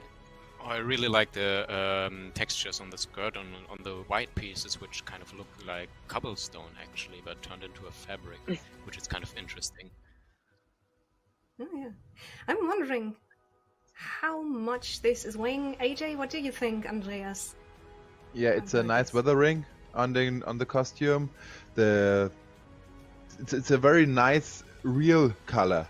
Okay. The green, it looks very cool. It's cool. It's nice. I like it. Now I see in the details that she also got the troll fingers.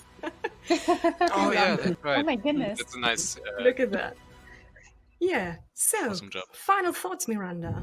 So as much as I love this cosplay as a whole, but I gotta say the standout for me personally are the skulls with the tusks. Those are just fantastic. They look really great. Yeah. Maybe a little personally biased with a little extra skeleton of my own, but I think it's really fantastic. Yeah, she's a great looking troll queen.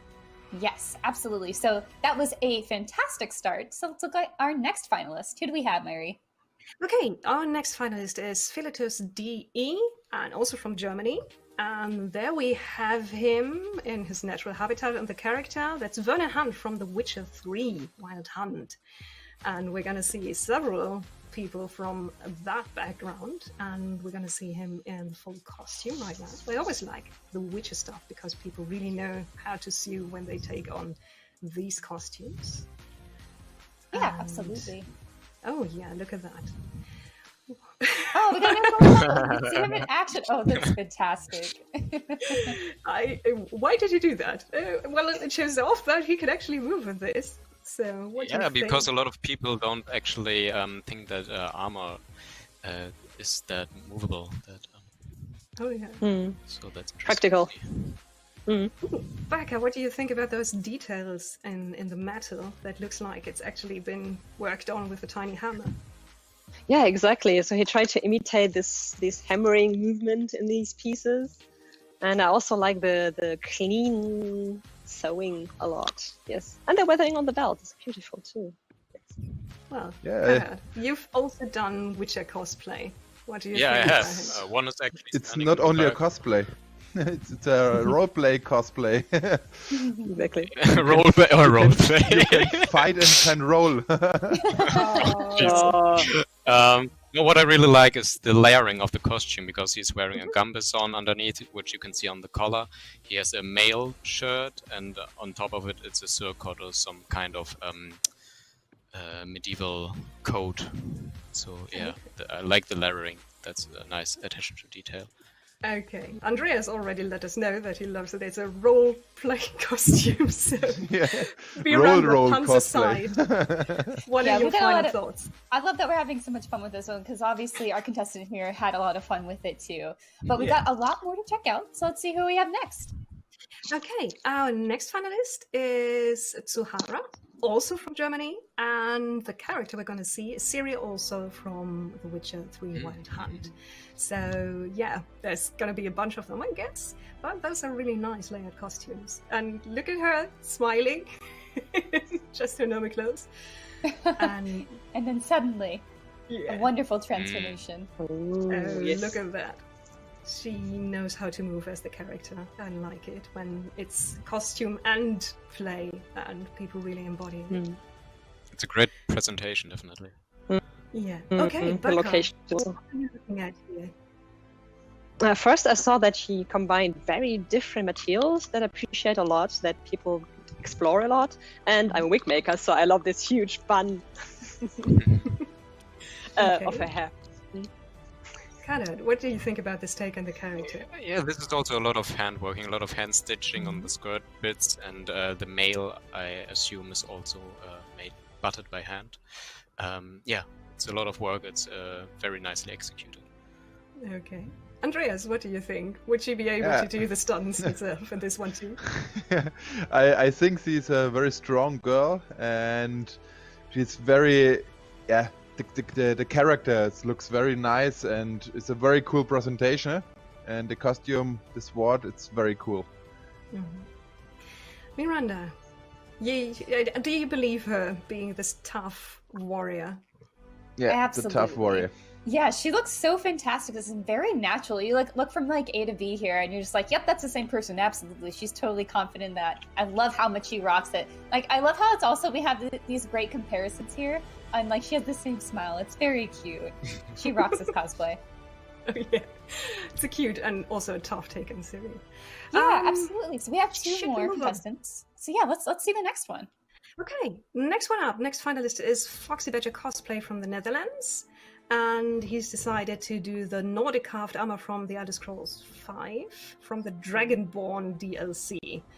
So these armor sets are always very detailed and this is massive. And fluffy, detailed and fluffy. Oh my gosh! If he took this during the last few weeks, he must have died in this with all the fur. Oh my god!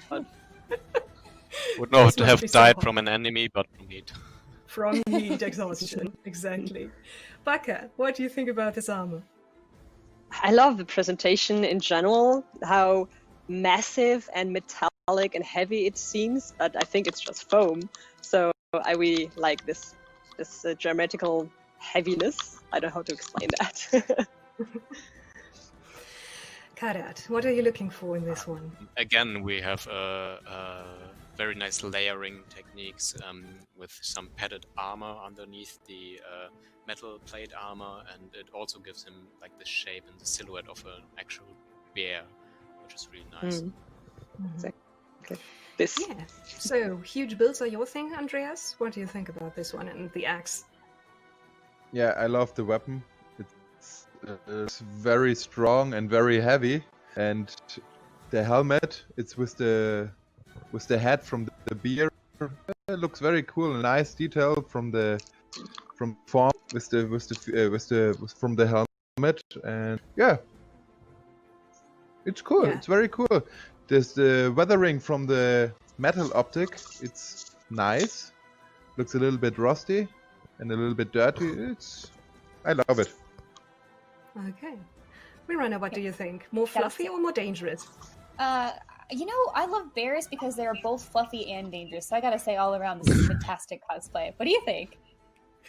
I really like it that it looks so fluffy. I'm always happy when cosplayers go for the fake fur, really, to be honest. And look at him, how happy he is. Yeah, absolutely. All right, Myri, who do we have next? Okay, the last one for this batch is Damage Cosplays from Australia.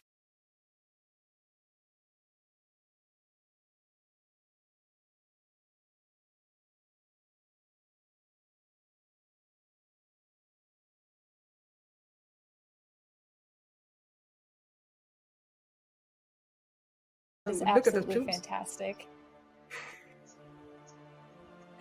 Okay, I'm just glad that he's alone, and maybe we could take this boss. Maybe.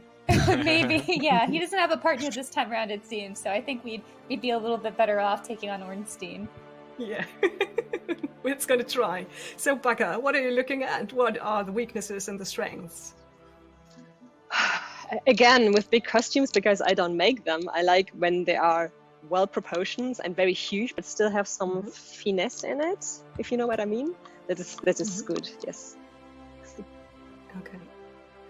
And what do you think, Cat Art, about the Well, Slayer ring? I find it hard to find any weaknesses because he's wearing mail underneath the plate again, which is good.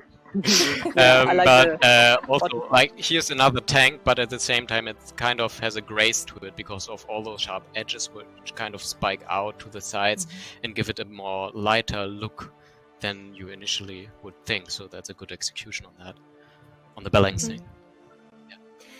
What do you think how he did all these big pieces, and especially those plumes? Andreas, have you any idea? Not really. The LEDs and the hairs, it's very nice and looks good. It's a little bit, it's moving on the hairs, but I think the guy can't see very good in this very, very big, massive helmet, but it looks very strong and very heavy.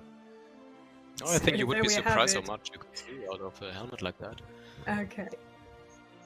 So, I think if we want to take him down, we should go with what Andreas said and make sure that he can't see us.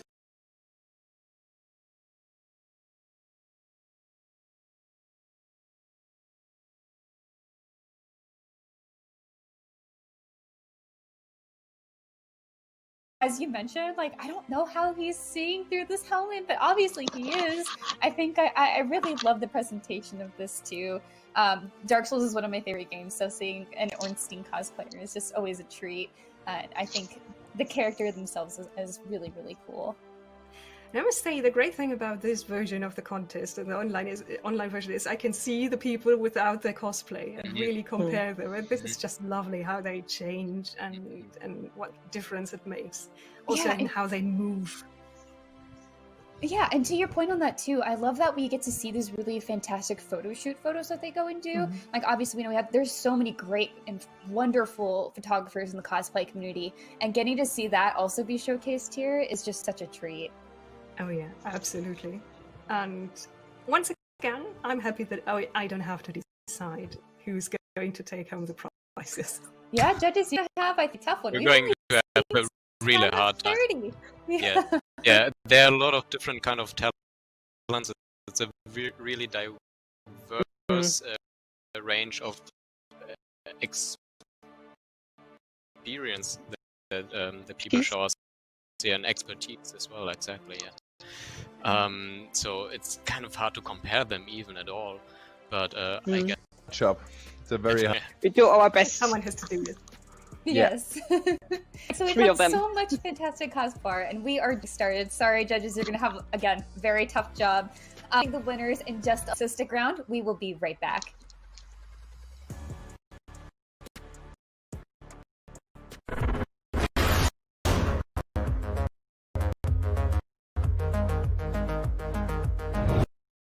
Everybody loves watching a speed run of their favorite game. But what if you got the opportunity to peek into the minds of the developers while they watch their games getting completely wrecked? That's exactly what happens in every episode of Game Devs React to Speedrun. You can do that. Oh my god! We invite you to ride along with the developers and speeding through a game it took years of to create. Join us every day for a new... Only is IGN the world's biggest media brand for games and entertainment, but we also have a team of some of the world's biggest fans of your favorite franchises. From breaking news and exclusives, forcing looks and game views, let's plays, and live streams, IGN brings the coverage you need no matter where you are. IGN, the #1 source for games and fans worldwide. The next generation of video gaming is on the horizon, and IGN is here to bring you the latest PlayStation 5 and Xbox Series X news and analysis in our new weekly show, Next Gen Console Watch 2020.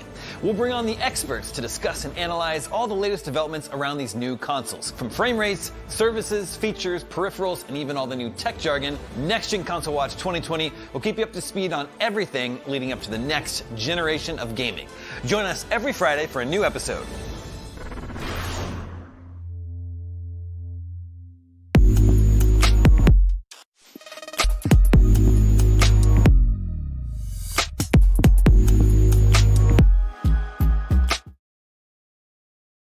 This year, Gamescom is streaming to you on IGN, and now you can watch it unfold on TikTok.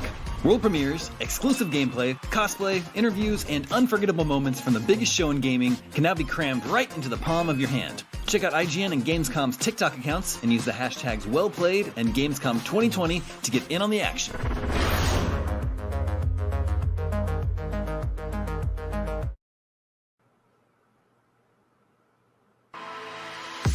Welcome back. Between rumors, stuff being teased on social media, the inevitable leaks, and the occasional gut feeling, we usually go into Gamescom with some idea of what to expect, but there are always a few things that catch us off guard. I'm joined now by Miranda Sanchez and Jonathan Dornbush to talk about what surprised us the most this year. Miranda, let's start with you. Yes. Hello. So Dragon Age 4 was by far the most surprising thing for me. I did not anticipate to get any news about Dragon Age anytime soon. And so having anything at all was just such a great tease. And I think the reel that they show offers so much to pick apart too, between like character designs and just like so much more too. So I'm actually looking forward to doing my deep dive. I think the original tease that they did for Dragon Age was really fun. It was like kind of alluding to a lot of, kind of trouble brewing. And then that was the Game Awards Dreadwolf Rises one, right? Yes, correct. And so I think a lot of us have been looking forward to seeing BioWare like really pulling out all the stops and doing another just like very driven story game. Obviously they had some troubles with Anthem, and hopefully they figure out whatever they're doing with that game. And Mass Effect Andromeda was met pretty mixed. And so this one, they like really do have to nail it. And I'm glad to see that they're being so transparent about like, hey, here's where we are in development with this. It's still early on. We have so much to do, but here's what like a next generation Dragon Age game has the potential to look like. So I'm super excited to see what this is gonna I'm so torn on this because like I love behind the scenes stuff. I love learning how stuff gets made, and I really appreciate that they're trying to sort of humanize the studio and really be like, hey, there's people making this. But at the same time, I also kind of wish they just kept quiet until they had something with like a full trailer to be like, boom, here it is. Like here's the sort of big reveal. It's kind of like, when you're like, oh yeah, my term paper's almost ready. Here's my the first 2 pages of my rough draft, but I swear I'll have it by the due date. Jonathan, Did you have any thoughts on Dragon Age? Yes, so Dragon Age is one of those series that I've always admired but never got into. Like, I just always felt like I missed the moment for it. So I've been looking forward to this one. I don't know if it's the best jumping in point or I should go back and play an older one first. But, I've always heard such love and affection for everything. And I've recently been getting more into fantasy-based stories and all that sort of thing. So seeing all of what they've shown here, like, looks very cool, and I can't wait to see it. But Max, sort of similar to what you were saying, I was like, I just want to see what the game is going to look like and play like, because I know what the pedigree is of the franchise, and I'm really excited to see what they're doing after so much time away. You know, it's been a few years. Yeah. Now, Jonathan, we also got a few reveals. You want to talk about sort of what surprised you the most? Yeah, for sure. A lot of games all throughout the show really surprised me, both some that we kind of knew were on the way, but I think the details really surprised me too. But the first are two games I want to shout out that totally, one surprised me because I didn't know anything about it. It's called Lab Rat. It's this very cool, I think, like isometric top-down sort of puzzle-looking game. It is extremely Portal-like, and I think that's intentional. Like, even just seeing the gameplay, the whole like imitation is the sincerest form of flattery. I feel like this is a textbook definition almost, but it looks so cool in its own right. It's a very cool looking puzzle game, and it, you know, at first it looks like it's just going to be a Portal-like game, but it seems to have its own personality, its own type of puzzle logic to it that's totally different. I cannot wait to play this. I'm a really big puzzle game fan, so this totally looks up my alley, and it seems to have this sort of really dark underbelly of a story in it that looks to be pretty funny, so I'm excited for that, for sure. Another one for me is one I've been following for a while, but Iconfell I really want to shout out because it actually has a release date. It's a game I've been following for, I think, years now, since its first Kickstarter reveal, and it's coming out October 8th, I believe, on all platforms, PC and all consoles, and it is this really, really cool looking 8-bit magic school RPG. And as someone who grew up as a huge Harry Potter fan and has not been met with exactly the best Harry Potter games, especially RPGs, this looks like a very wholesome, like upbeat and wonderful RPG in the old turn-based style, but it looks gorgeous. It's been in the works by Chevy Ray. They've been talking about it a lot on Twitter over the years and marking the progress, and there's a ton of great music to it. Like, the musicality is wonderful, the art design is wonderful. It's gone through a lot of iterations, and they've been very open about sort of the transformations the game has gone through, especially because it was in Kickstarter a while back. So to see the progress the game has been making and to know it's just a little over a month away is so exciting for me, because I want to go pretend I, you know, live and fight monsters at a magic school. That sounds wonderful, and I can't wait to play this. Yeah, I feel like there's this, you know, there's this sort of like turnover period for people who grew up with Harry Potter and people who grew up with, you know, 16-bit JRPGs to finally, you know, it's sort of incubated enough, and now we're going to start to get this, because there's also, on top of this, the Stardew Valley team is also making a Magic School game. So I feel like we're going to get this kind of renaissance of you know, the games, and then of course there's that much rumored Harry Potter game that we're supposedly going to get at some point. But yeah, I'm totally with you. I would like to go to Magic School. Yeah. Me too. Those definitely look a lot of fun, in my opinion. And then also one that I think we knew was coming because it was teased for opening night live, the Fall Guys Season 2 premiere. I've been playing Fall Guys every night since it came out. I'm totally addicted. But what I didn't expect was, I don't know why, but in my head, Season 2 is just going to be like, hey, we have a ton of new costumes. There's 1 or 2 new levels. I didn't expect a theme, which, as someone who's been playing Fortnite and every season is a new theme, I should have been smarter about that, but I'm tired. But this really, like, the whole idea that they are going for a full-on theme for Season 2, and it's a bunch of new games, some that are twists on existing games that are already in there, but it's all medieval themed, wacky new costumes, wacky new games. I'm excited for that and what that means for seasons going forward. I think they likely are going to come away with some pretty, like, creative, wacky stuff as we go through all these seasons, and just the look of these first few teases of the games, we don't have too much information on them, but like one of them is essentially you need to go through all these different stacked tiers of gates. It's sort of like a reverse of the gate crashing that we have in the game right now, but you need to use these blocks sort of collectively with the other players to make progress, but eventually then also screw those other players over so you can get ahead of them. I think that's like the best combination of Fall Guys, is when you're both working with and against other players. There's a fun combination there. And so that really, really excited me as a big fan of that game. Nice. I think the things that really surprised me the most, this one got sort of burned past really quick, but we got a trailer for Unknown 9, which is fittingly a lot of question marks. We've got this gorgeous CG trailer, which tells us basically nothing about the game except for this little girl. It looks like she gets some time distortion powers. I dug into this a little bit, and it's part of this huge sort of transmedia storytelling experience that's kind of rooted in like secret society stuff. There's like novels out already. I think they're planning a TV show, maybe a movie, a comic, like just basically kind of coming at you on all fronts. So there is like existing lore out there, but they're aiming to make a whole AAA game. And I think one of the people behind it is worked on the Assassin's Creed series. So there's definitely some sort of pedigree on, making one of those, meta stories that makes people dig into it and pick it apart. But yeah, I hope we actually get to see some gameplay sometime soon. Definitely, I think the biggest surprise was seeing Christopher Lloyd as Doc Brown during opening night live. That was definitely not something I would ever expect. And I love that they hyped it up with Back to the Future music. And then he came out in character as Dr. Emmett Brown for the first time in God knows how long. And then he proceeded to promote Surgeon Simulator 2, which is great, which has doctors in it, I guess, but it doesn't involve time travel or DeLoreans or really. I don't. It was kind of an odd twist there, but very strange combination. I was like, wait, what is happening? Back to the Future? No time. Okay. Yeah, Here we are. I feel like maybe they could have gotten him to announce the Telltale Back to the Future game back when that came out, but whatever, I guess. Why not? I mean, they put the DeLorean in Rocket League. They could have used him, but okay, sure, Surgeon Simulator, why not? Anyway, there are probably still some more Gamescom surprises to go, and coming up, we have a ton more incredible cosplay, arguably some of the best cosplay on Earth, and then the Cosplay Awards to figure out which of those cosplayers are actually the best of the best. And still to come, the Gamescom Best of Show Awards, but right now it is time for a short break. Stick around.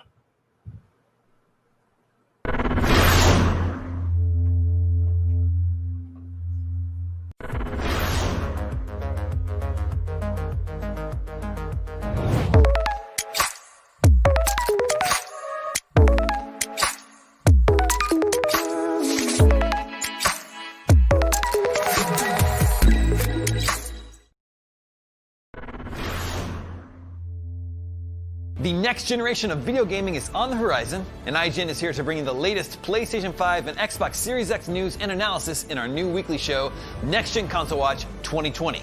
We'll bring on the experts to discuss and analyze all the latest developments around these new consoles. From frame rates, services, features, peripherals, and even all the new tech jargon, Next Gen Console Watch 2020 will keep you up to speed on everything leading up to the next generation of gaming.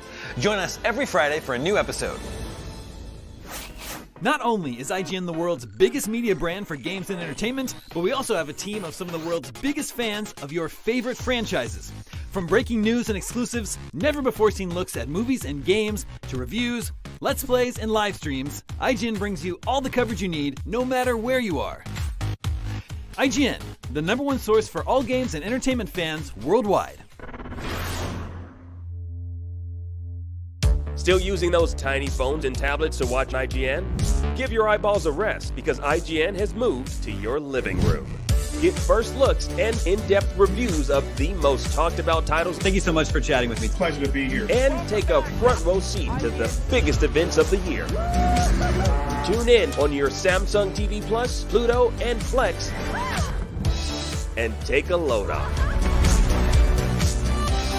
Tune in to IGN 1. Hey there! Do you have opinions on games, movies, TV, or other weird stuff on the internet? You can take part in our new show, Power Ranking, where you can vote on all your favorite things on the internet. Do it now! Do it! Just go! Vote! Go vote!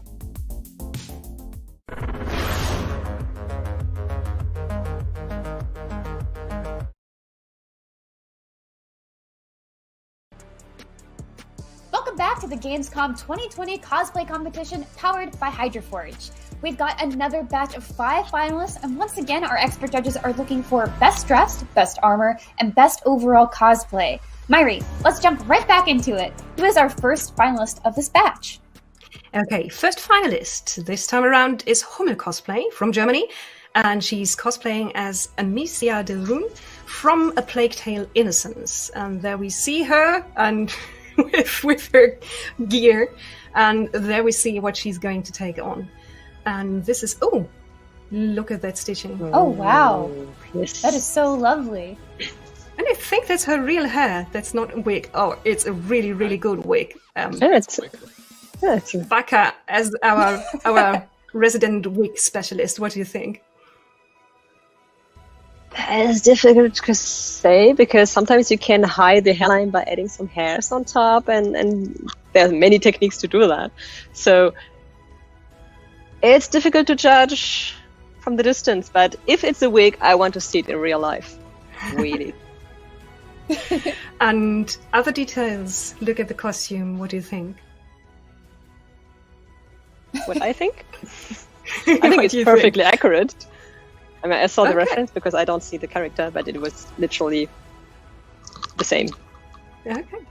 Yeah, I really like the details on the button loops on the cuffs, actually, which are really period accurate. And also the surcoat, which is the garment she's wearing, is a really nice choice of fabric, which is actually quite accurate to the reference.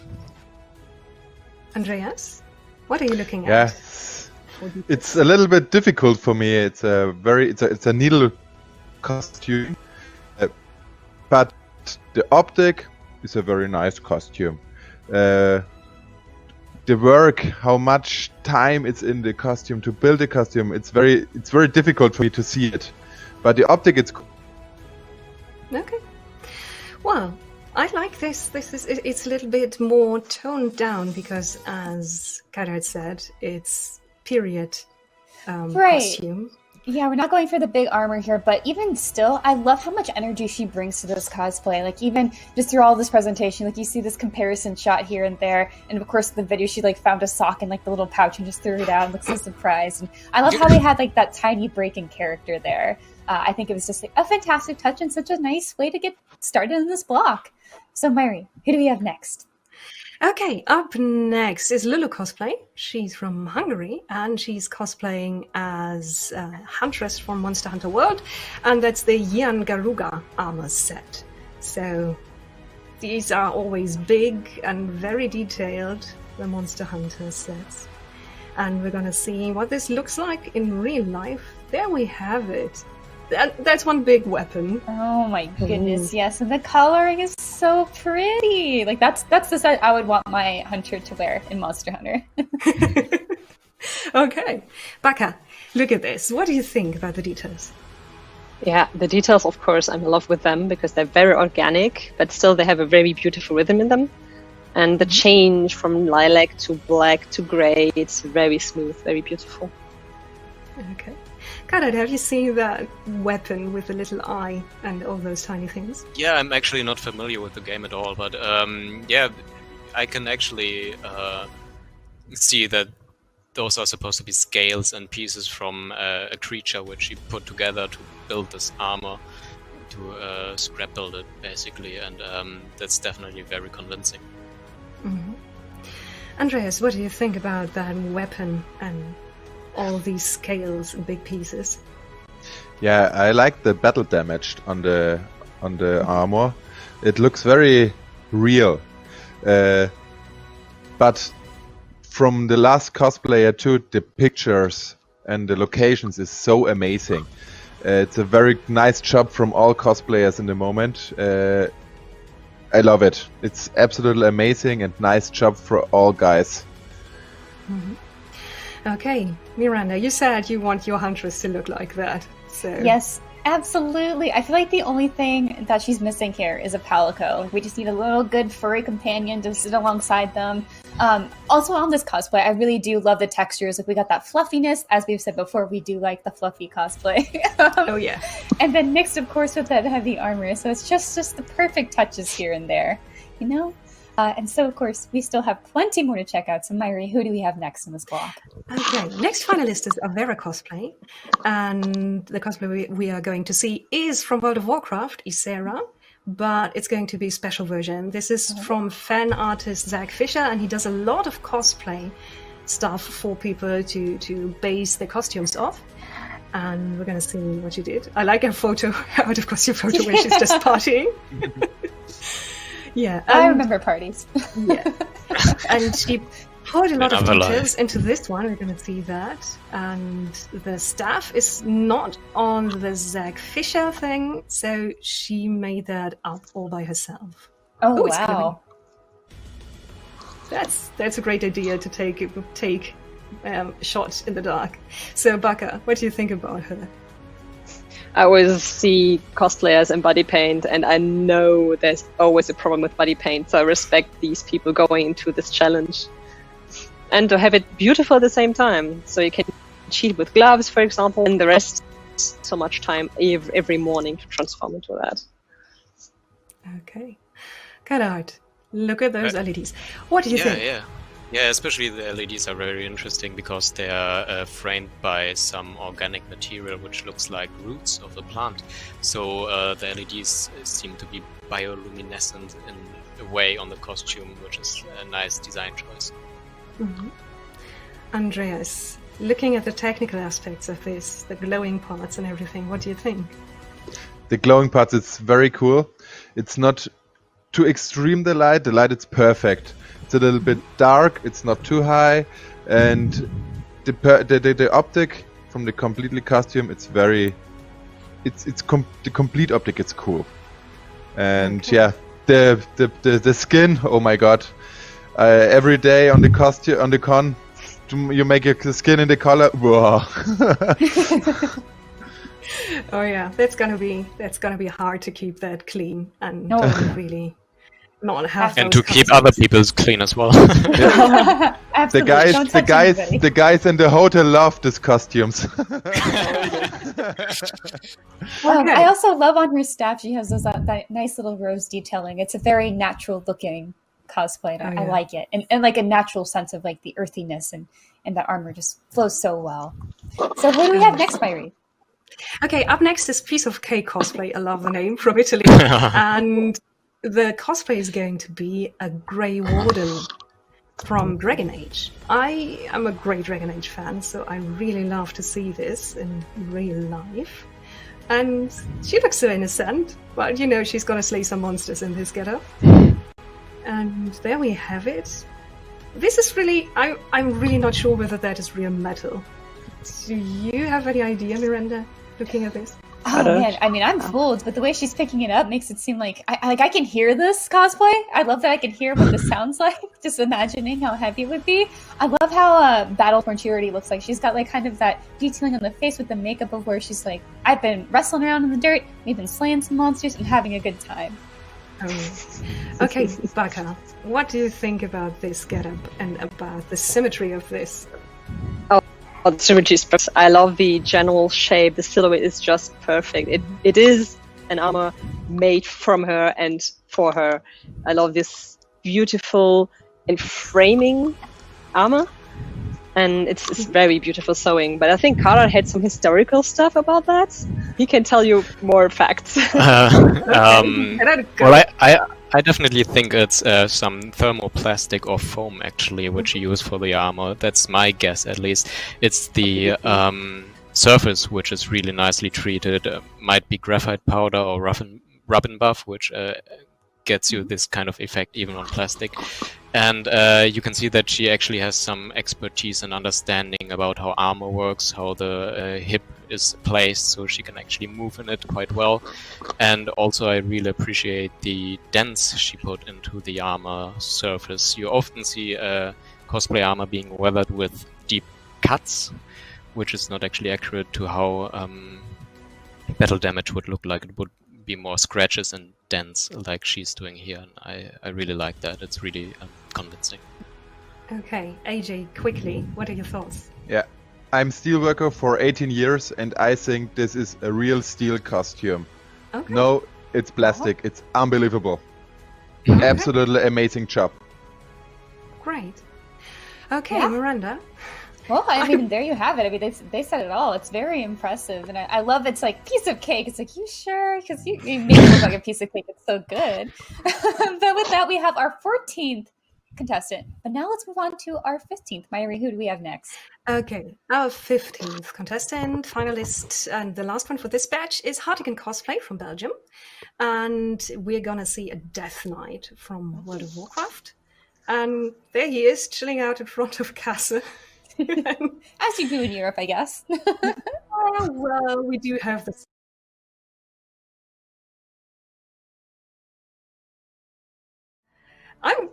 Okay, there's things glowing, and I'm not really sure, is that actually like frost coming off his weapon?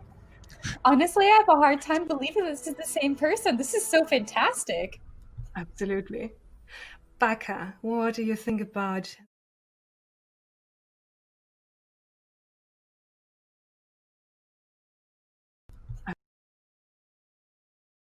Huge and still foam fitting because it's on the skin directly. Foam would be the right choice. I think he did that. And he still transformed them into very natural colors, very subtle, but still some details popping up that is very nice balance to hide that it's actually not leather. And I'm always curious how people tackle the giant pauldrons and how Blizzard portrays the costumes. So, Karat, what do you think about the proportions? The proportions are really top notch. Yeah, it fits together well with all the edges coming together nicely, and it all seems like it has its place on the body, and nothing is out of place. Yeah. Okay, Andreas, tell me about those LEDs and about that weapon. What do you think? Yeah, the LEDs is a little bit difficult to see it. I think the guy have not LEDs in the eyes. I can see on the picture, not so good, but I think it's the character looks very dark and very big and very great. It's a little bit scary. It's a little bit scary to see it. Absolutely. I didn't notice even the glowing eyes until you mentioned them, but that's gonna be really hard to move. You can't see anything. I guess that's determination. Yeah, to pull that off. absolutely. And you see it. I think he really rocks his cosplay. And we've had so much fantastic cosplay so far. We're only about halfway through our contestants, which is just fantastic. So we will be announcing the winners a little bit later. So stick around and we'll be right back. See ya.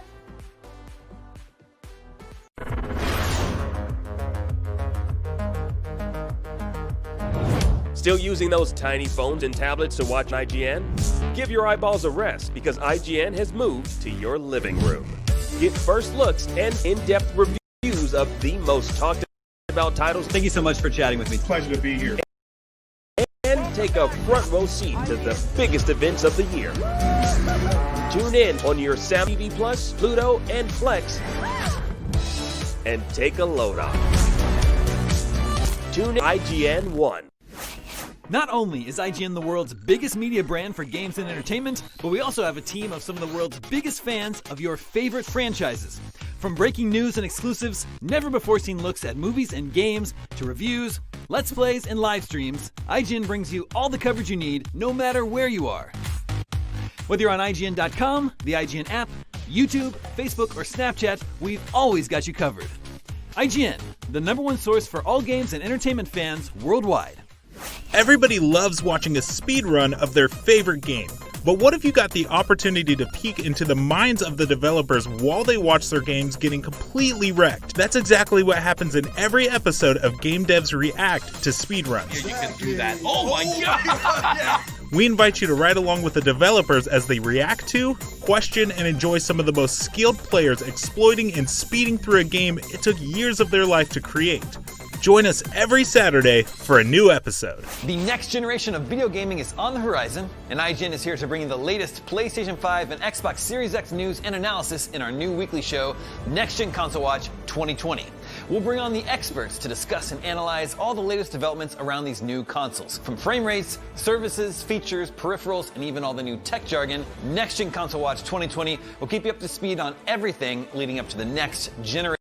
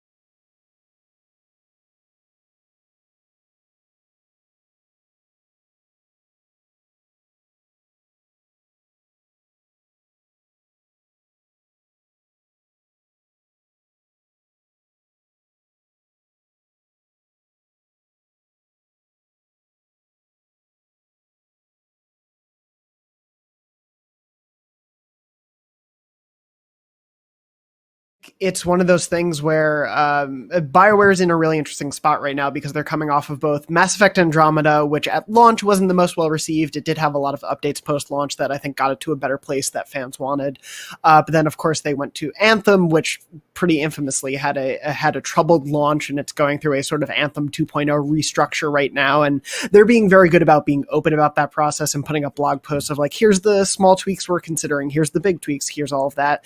And I think Dragon Age, it's another major BioWare franchise, and it's one of those things where they know they have to get this right. Like, this is a really, really big step for the studio, and they know they need to get this right, and they know they need to satisfy the core fandom. And I think the reason we see an update like this, where it's not really gameplay reveal, it's not like here's a release window, here's any of that stuff. I think we're seeing this because they want to keep reinforcing the idea of what they're working toward, even if it is in early stages, and they want to show fans, here's, the broad strokes of what we're looking at, and giving people concept art and larger elevator pitch ideas of what the game can be, I think is important for them to start reading the room as early as possible with what they're working on, so that one, they feel like they know what the fans want, but also can feel sure in the creative steps that they're taking. Right. No, that's a really good way of putting it. I think it's sort of it humanizes the development process a bit. It shows you. I've always been like a big fan of this sort of like behind the scenes making of documentary stuff. And usually that's the kind of stuff I watch as supplemental content after a movie is out, or I'm reading a big art book based on Star Wars or something. But EA's approach recently has been to sort of lay the ingredients on the table before they start cooking, or maybe while they're cooking, but you don't really see the food come out of the oven for a couple of years. Yeah. It's kind of like if you did that at a restaurant and then you went onto Twitter and saw what people were saying, like, I like that salami, and then you throw that salami out there. Just feeling things out. We also got a first look at Fall Guys Season 2.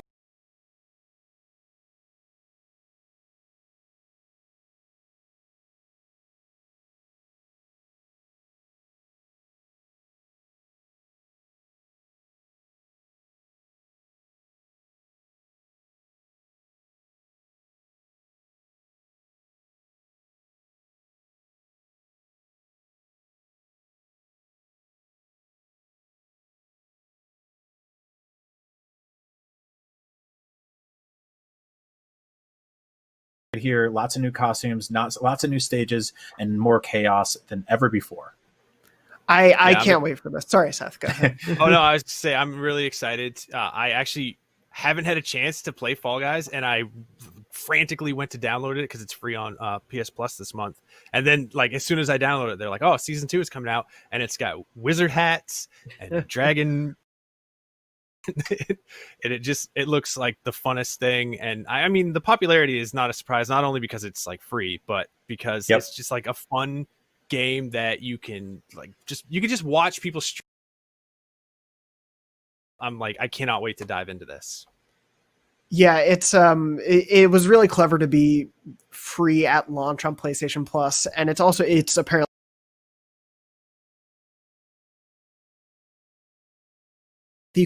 you can watch people and see how fun it is. Kind of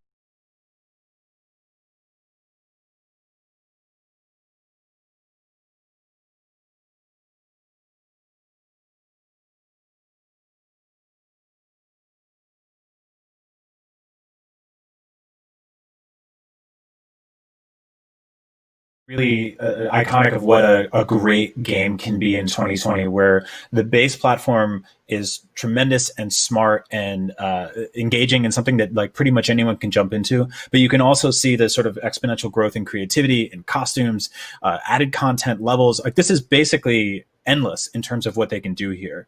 And I love that a lot. It reminds me of, like, honestly, some of the like vintage Monkey Ball levels that I used to play back in the day. Just sort of this fun, goofy chaos that you're also still end up screaming at your television for. Speaking of just incredibly fun, joyous, engaging, beautiful things that the whole family can gather around, Doom Eternal is getting some new DLC. And this time they're going to some pretty sweet places. I think they're going to check out Disneyland and Donald. No, just kidding. They're going to go to hell again, and space, and things are going to blow up and light and burst into flames. This was revealed during Gamescom 2020's opening night live. Bethesda showcased the first gameplay of Doom Eternal's DLC expansion, The Ancient Gods Part 1. It's coming out October 20th. Promises more gameplay from the critically praised sequel, and you'll get to battle some intimidating opponents. Yeah.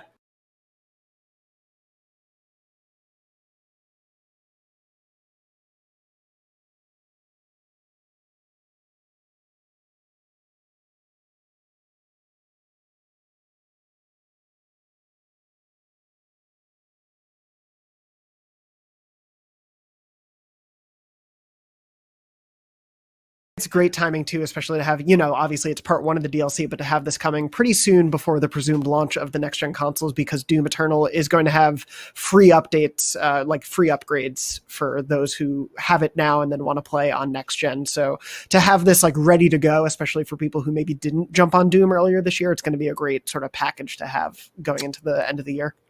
Yeah, totally agree. Pivoting again entirely, sorry for the sort of news whiplash happening here today. Dogs are coming to Sea of Thieves, which is great because you can bring your dog on a boat and I presume get drunk in front of him and do all the other fun stuff that you can do around a dog. Or maybe you shouldn't. But yeah, this is obviously a game that keeps growing and growing and growing. I can't believe how popular this game continues to be. Everybody likes dogs, right? Yes, yeah, of course. Obviously. Good. Glad we're all on the same I owned page there. one, so I would hope I like them. I own 2. And- Not to put you on the spot. Darn.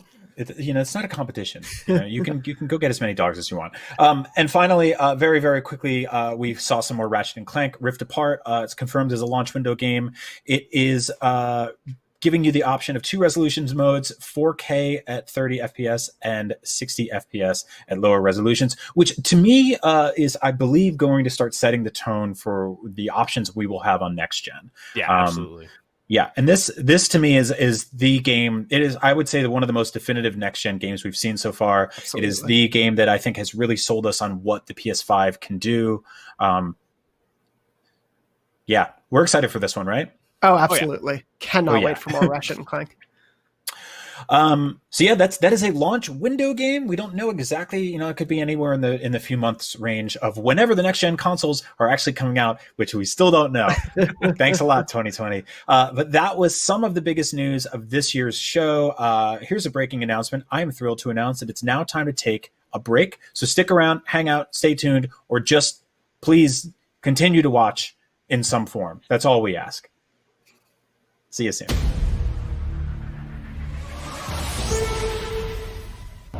And now it is time to take a look at the latest trailer for cyberpunk horror game Observer System Redux.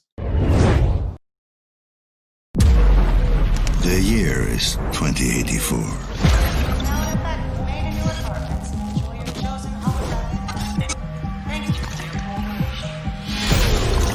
I am what they fear, a corporate tool of oppression. If you don't remember, that's when they call me to access you.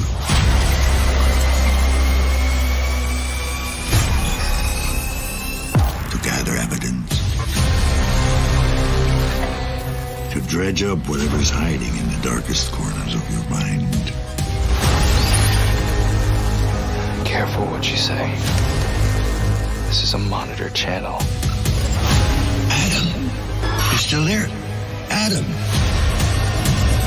Yes. Well, what's left of me? Dad. I really thought I could pull it off.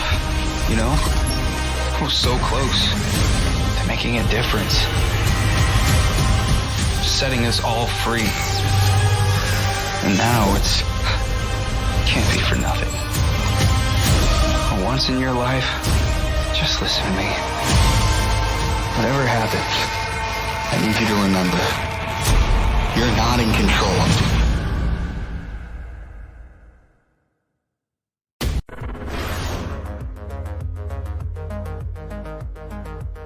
Everybody loves watching a speedrun of their favorite game.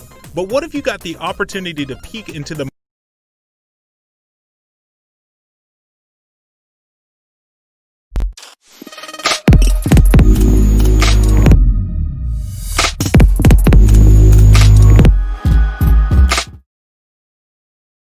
If you're not following IGN on social media, what are you waiting for? We're We're constantly updating our feeds to bring you the latest news, gameplay, custom original content, the best user-generated videos and art, memes, and a whole lot more. Be part of the conversation throughout the year. Follow IGN on Instagram, Twitter, Facebook, TikTok, and Snapchat. Hey, Nick, did you hear about the new Marvel news? No, what happened? What happened? Hey, what happened? Tell me.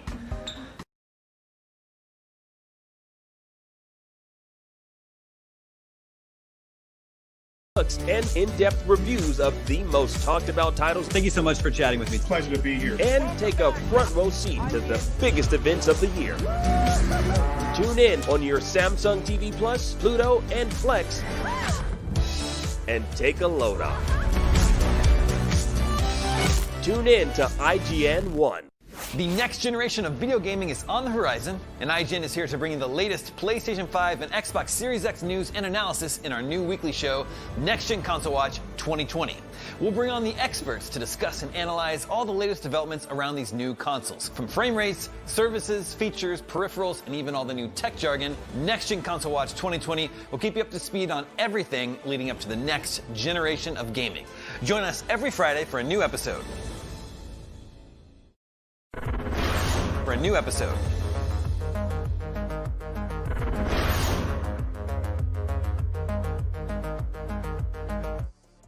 Hi again, and welcome back to the Gamescom 2020 cosplay competition powered by HydroForge. Welcome back to the Gamescom. More finals to discuss, and once again, our expert judges are looking for best dress, more finals to discuss, and once again, our expert judges are looking for so let's get back to it. Myri, hello. Who do we have overall cosplay? Okay, so let's get back this to time it. around we're Myri, hello. Who do we starting have with Mikana. first?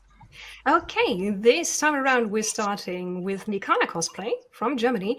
There we see her out of costume, her cat, and there's the character she's going to cosplay, Savannah's Windrunner from World of Warcraft, and there she is in the woods, looking very grim. What do you think of this Banshee Queen? Yeah, she looks very neat and very, of course, in place in the woods. But I wish we. This is one of those times where I know we have to show all the detailing, but I wish you could see her at night, just like stalking around. But you probably won't be able to see her because you'll probably only see like those purple bits because she's so sneaky and just so ready to take on the night.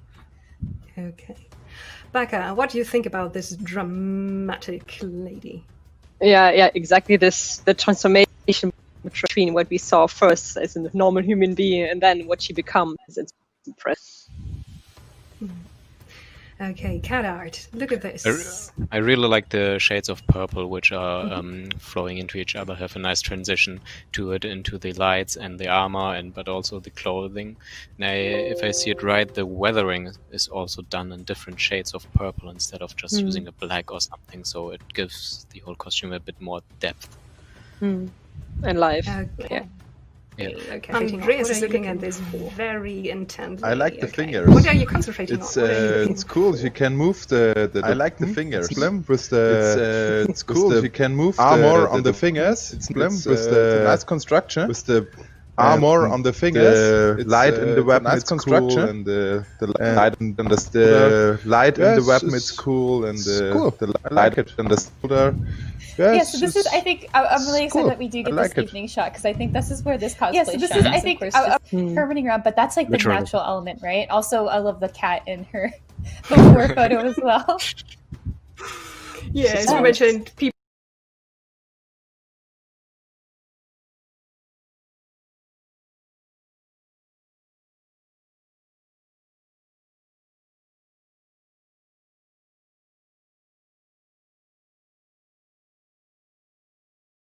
So the witch with the impossibly long legs, but looking at her, she's got the figure. Yeah, that's, oh my goodness. Yeah, she has super long legs. This character was made for her. And she knows her poses. Oh my god. Look at those boots. Baka, what do you think about this outfit? It is very harmonic. That's not an English word, isn't it? It's very well together. All the details are nicely rhythmed. I am inventing English, but you know what I mean. I like this. And the posing is very dramatic. Okay, Canard, what do you think about this? Yeah, she's definitely in the role. She's wearing it with so much confidence that it's just a joy. And I like the repetition of the repeating parts of the guns on the shoes as well. Oh yeah, I'm just amazed that you didn't do a backflip and shoot people in the face with those. Andreas, what do you think about this? The shoes is perfect when you go on the airport. Oh my gosh, you have weapons on your feet. The rest, it's a nice girl. It's the perfect cosplay for this body. Oh yeah, for this lady. Okay, yeah, I'm very impressed. I've got to say. Yeah, I love the whole movement, of course, of the cosplay itself. I think she did such a fantastic job of portraying this, and we get to touch on this a little bit too, but I love when people really envelop the character that they're playing. Like you mentioned, her poses are so spot on. They absolutely are. I love how dramatic she is with everything. Perfect Bayonetta cosplayer. Oh yeah, the side eye she gives. Yes, that's the key part. So who do we have next? Okay, next up is Kiwi from Germany, and we're gonna see another dragon aspect from World of Warcraft, and this time it's gonna be Alexstrasza, the queen. There she is with. Oh, that's quite. That's a nice location. Yeah. And also a nice location. The location. Yeah. With drones, beautiful. Yeah, so nice. Dang. Oh, and the context too. I love it when you get those really nice contexts. They're so vibrant. Those are hard to find. Baka, what do you think? Apart from how well this is shot, what do you think about the Yeah. I like the colors. They are very vibrant, but still not too flashy to make it too comical. Love the wearing and the rhythm between the shapes. That it's not too much and not. It's still very impressive. That this overall shape makes it very harmonic. I like this. Yes. Yes. I really enjoy the texturing on the pieces, like the different materials which he's trying to achieve. The horns, the armor pieces, the gold edging. That's a really nice attention to detail. Oh yeah.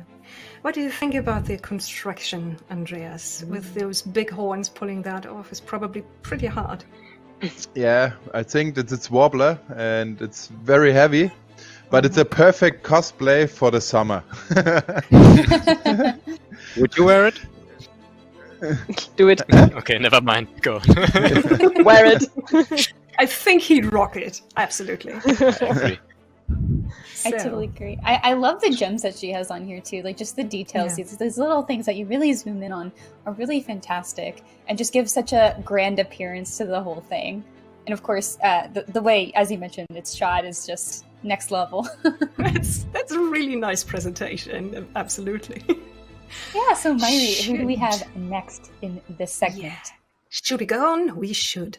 Okay. Next up is Kanyan cosplay, and she's from Slovenia, and she's going to portray an astrologian from Final Fantasy XIV. And that's it's one of the cutest outfits in the game. Oh, this is so it's moving. Wonderful. I feel like I have to say I'm surprised we haven't seen more Final Fantasy here, and this is such a great step forward for that. Oh my goodness. It's sparkling, and look at her stuff, it's moving. That's crazy. I'm a bit speechless, so I'm handing this over to Baka. Say something, please. Oh, okay, I'm trying my best, but it's quite easy actually. The prop is perfect, it's beautiful. I like the silhouette, this huge but still very graceful skirt, and the wig is very clean. And I love when wigs are clean and have a very beautiful transition, fading. How do you call that when colors have beautiful? Kind of like an ombre, yeah. Ombre. Thank you. I'm French. I didn't get this name. Okay, Canard. Yeah, so at these sparkles, what we can't directly see is the construction that must be underneath, which I would expect to be a crinoline, which is like a skirt made out of rings, starting thinner from the top and going wider the further it goes down. And that's also a really complicated thing to build, and we can't see it here, so it's kind of humble that we only see the top of the huge construction. Okay. Huge constructions. That's what Andreas is working on. But still, what do you think about the overall look of the cosplay? Regardless what's going on underneath. The costume is bling bling. Looks a little bit 1 million diamonds on the costume. It's so hard this year. We make in the last was in the last 4 years in the charge of the cosplay contest on the Gamescom, and can't see the costumes in real life. It's so hard. I will see this prop what I have in hand. It looks so nice and it's so cool, and we can see only pictures. It's horrible. It's absolutely horrible. I want to see it too. I want to touch it. It's also going to be hard to follow up. Yeah, I should move on. Yes, I totally agree. As much as I want to keep staring at that wonderful prop, we do have one more contestant to take a look at before we take a quick break. Okay. Next up is Silverin Cosplay from Germany. And another Dragon aspect, and we're back to Isera, but in a version as a Death Knight. And this again is a Zach Fisher artwork. And there we have her. Oh my goodness, so striking. Yes, she knows how to pose. Oh yes. This fabric very much, how it's moving, and she's taking this into this acting. She is the character. It's gorgeous. Yeah. What do you think about that weathering? She must have... Oh, I love that. Yes. She must have got nuts on that. Yeah, and so many layers. Only this cape alone. I haven't seen it in detail, but there are at least 3 layers. It's beautiful. I think so. What do you think, Callard? I like the blending of the lights in the shoulder pieces into the horns themselves. So it's not just cut and there's a light and there's more material, but it's like nicely blended with colors and the see-through bits basically. Absolutely. It's a nice clean work. It looks cool. It's amazing. And with you see here, it's a little bit real leather. Looks cool. And the horns, and it's a perfect optic. And also, that's a very nice shoot in the dark to show those LEDs. Good choice. The transformation from the character, it's so crazy. You see the girl, and then you see this very strong fighter. Yeah, she's one of those who really embodies the character in cosplay, and the way she walks, the way she moves. Puts the play into the cosplay. Yes, absolutely. Yeah. I think we've seen a lot of that in this walk, and I'm I really agree. grateful to see everyone have fun with it. Like, obviously, I think cosplay is such a fun activity to get into, especially if you are into developing that character. They have to translate the lack of stage presence, which we don't have here, unfortunately, in this case. But they're doing a great job at doing that. I've really appreciated how we have had some of these cosplay featured in the dark, because I think there's some elements, obviously, if they have any sort of lighting, that it pops especially well in those darker settings. And that character also just belongs in the dark, right? Like, you wouldn't see her run around in the daylight as much. Like, you can, but I know if I saw her at night, that's just where it really shines. And so I love seeing that as well. Something you can't necessarily do at a show. Yeah. That's true. Yeah.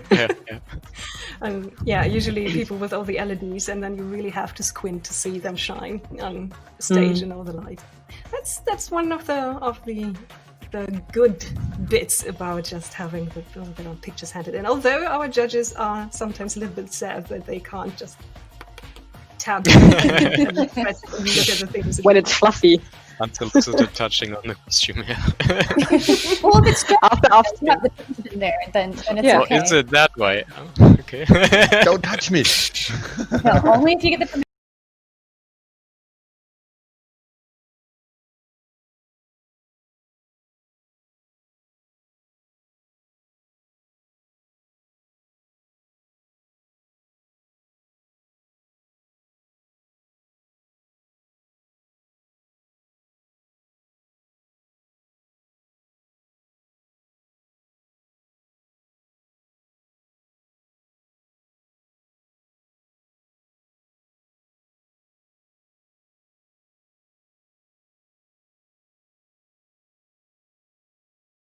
happens in every episode of Game Devs React to speedruns. You can do that. Oh my god! We invite you to ride along with the developers as they react to, question, and enjoy some of the most skilled players. With the developers as they react to, game, question, and enjoy some of the most skilled players. Join us every Saturday for a new episode. It took years of their life to create. Join us every Saturday for a new episode. But we also have a team of some of the world's biggest fans of your favorite franchises. From breaking news and exclusives, never-before-seen looks at movies and games, to reviews, let's plays, and live streams, IGN brings you all the coverage you need, no matter where you are. IGN, the #1 source for all games and entertainment fans worldwide. The next generation of video gaming is on the horizon, and IGN is here to bring you the latest PlayStation 5 and Xbox Series X news and analysis in our new weekly show, Next Gen Console Watch 2020. We'll bring on the experts in our new weekly show, analyze Next Gen Console Watch 2020. We'll bring on the experts to discuss and analyze all the latest developments around these new consoles. From frame rates, services, features, peripherals, and even all the new tech jargon, Next Gen Console Watch 2020 will keep you up to speed on everything leading up to the next generation of gaming. Join us every Friday for a new episode.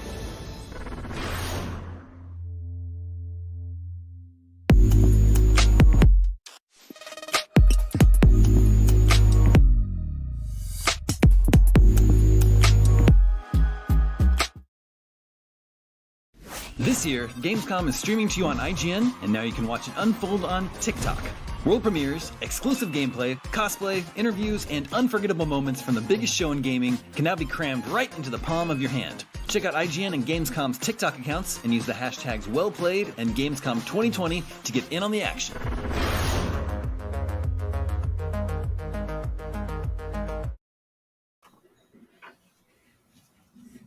Hello and welcome back. Literally thousands of new games come out every year, and it can be hard to keep track of everything. And even if something's on your radar, maybe you're not giving it full attention, and maybe you saw something at Gamescom this year that made your ears perk up. So I ask you, my dear panel, what games caught your attention at Gamescom this year? Miranda? Hi, hello, yes. So I am not a real-time strategy person at all. I remember watching my dad play them when I was young on PC, and I was like, oh, that looks cool. They're like little toys. And then I saw a trailer for Iron Harvest, and I said, excuse me? Do I like real-time strategy? It's kind of funny because the website said the RTS fans actually won. I'm like, I'm not a fan, but now I want this. So what I really liked about this was like just the aesthetics of it. Like they've obviously built up this very, very cool world. And this was a Kickstarted game.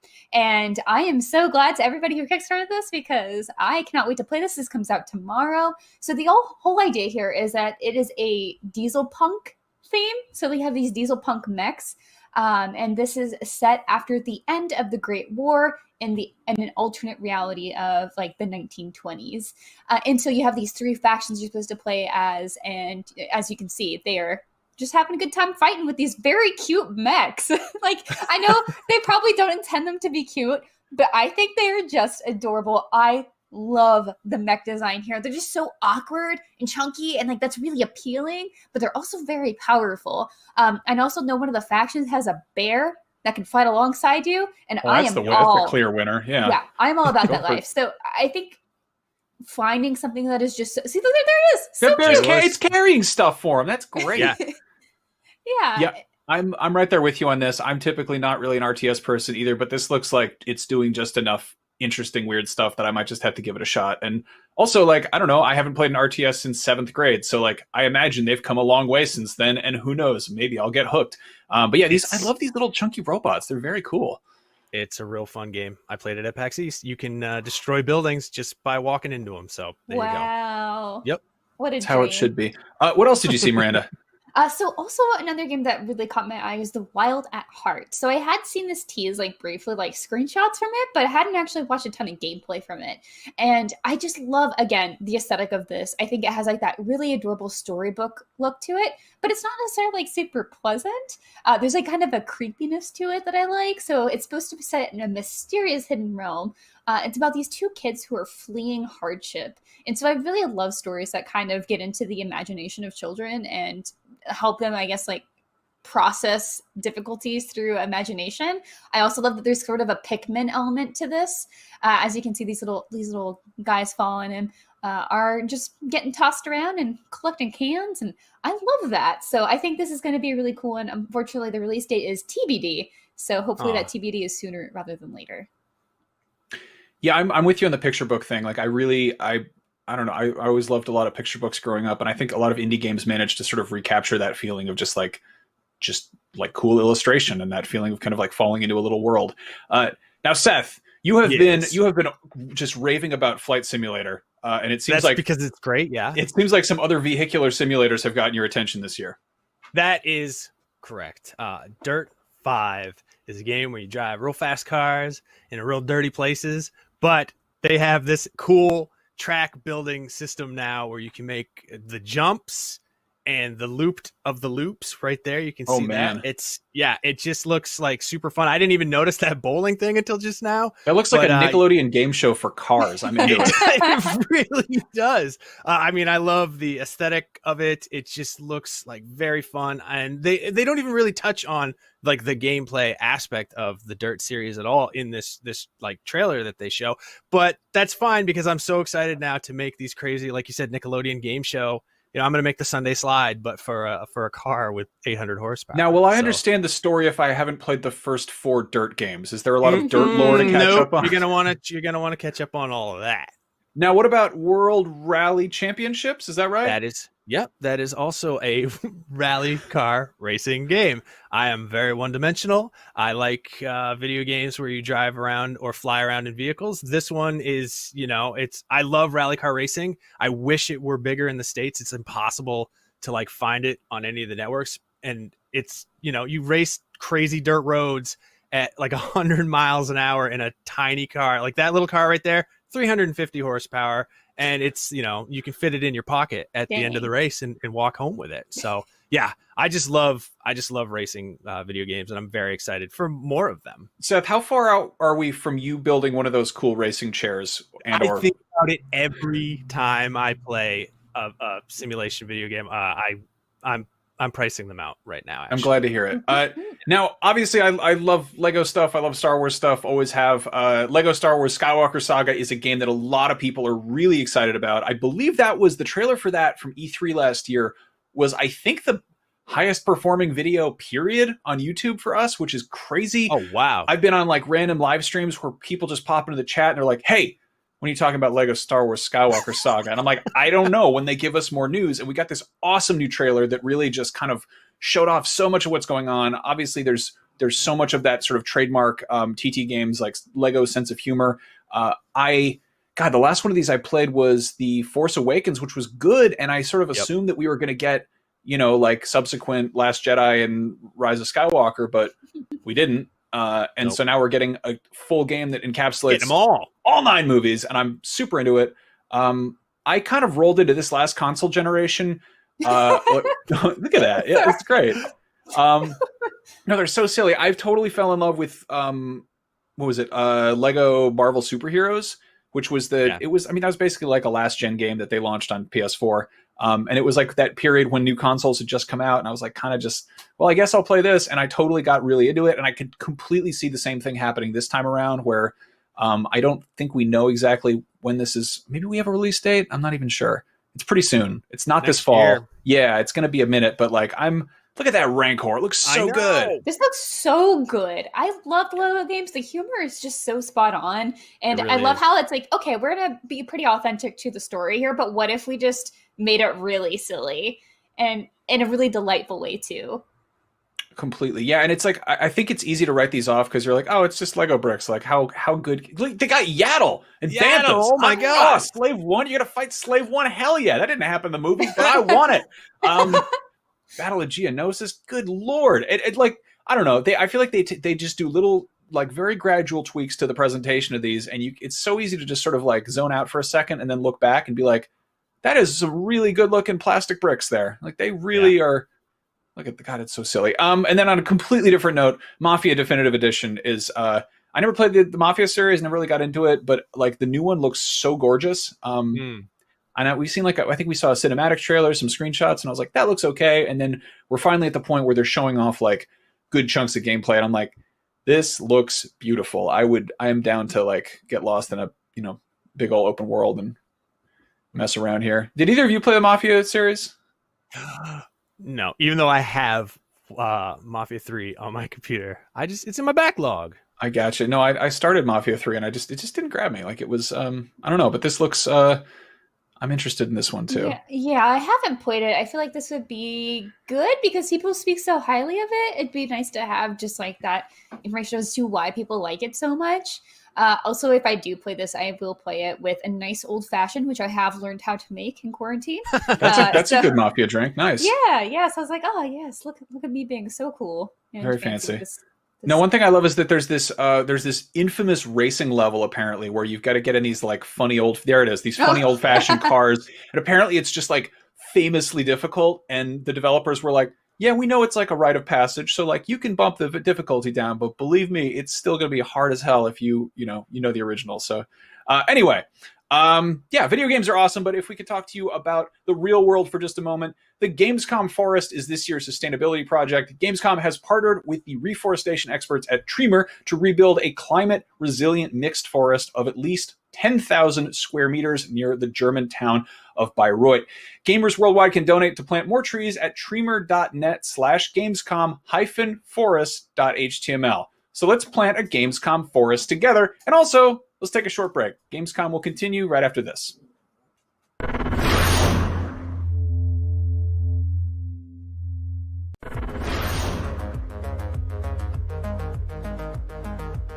Everybody loves watching a speedrun of their favorite game.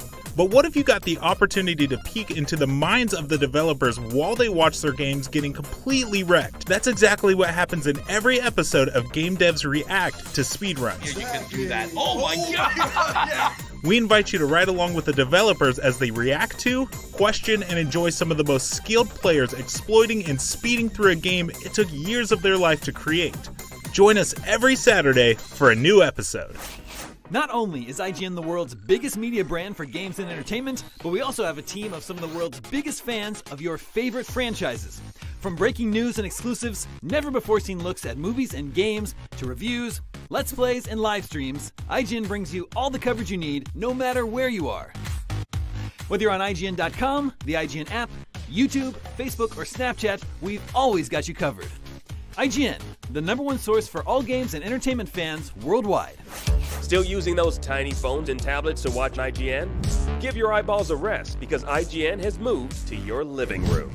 Get first looks and in-depth reviews of the most talked about titles. Thank you so much for chatting with me. Pleasure to be here. And take a front row seat to the biggest events of the year.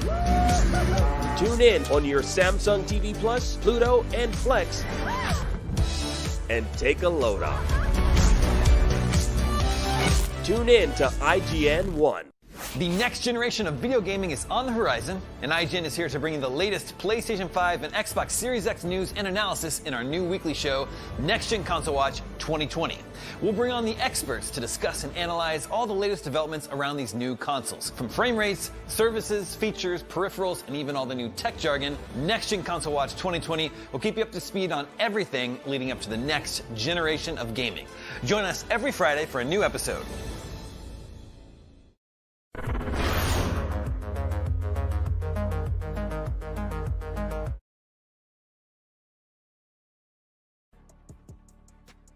And we're back! If you're just joining us, we've been taking a look at the finalists for this year's Gamescom cosplay competition powered by HydroForge.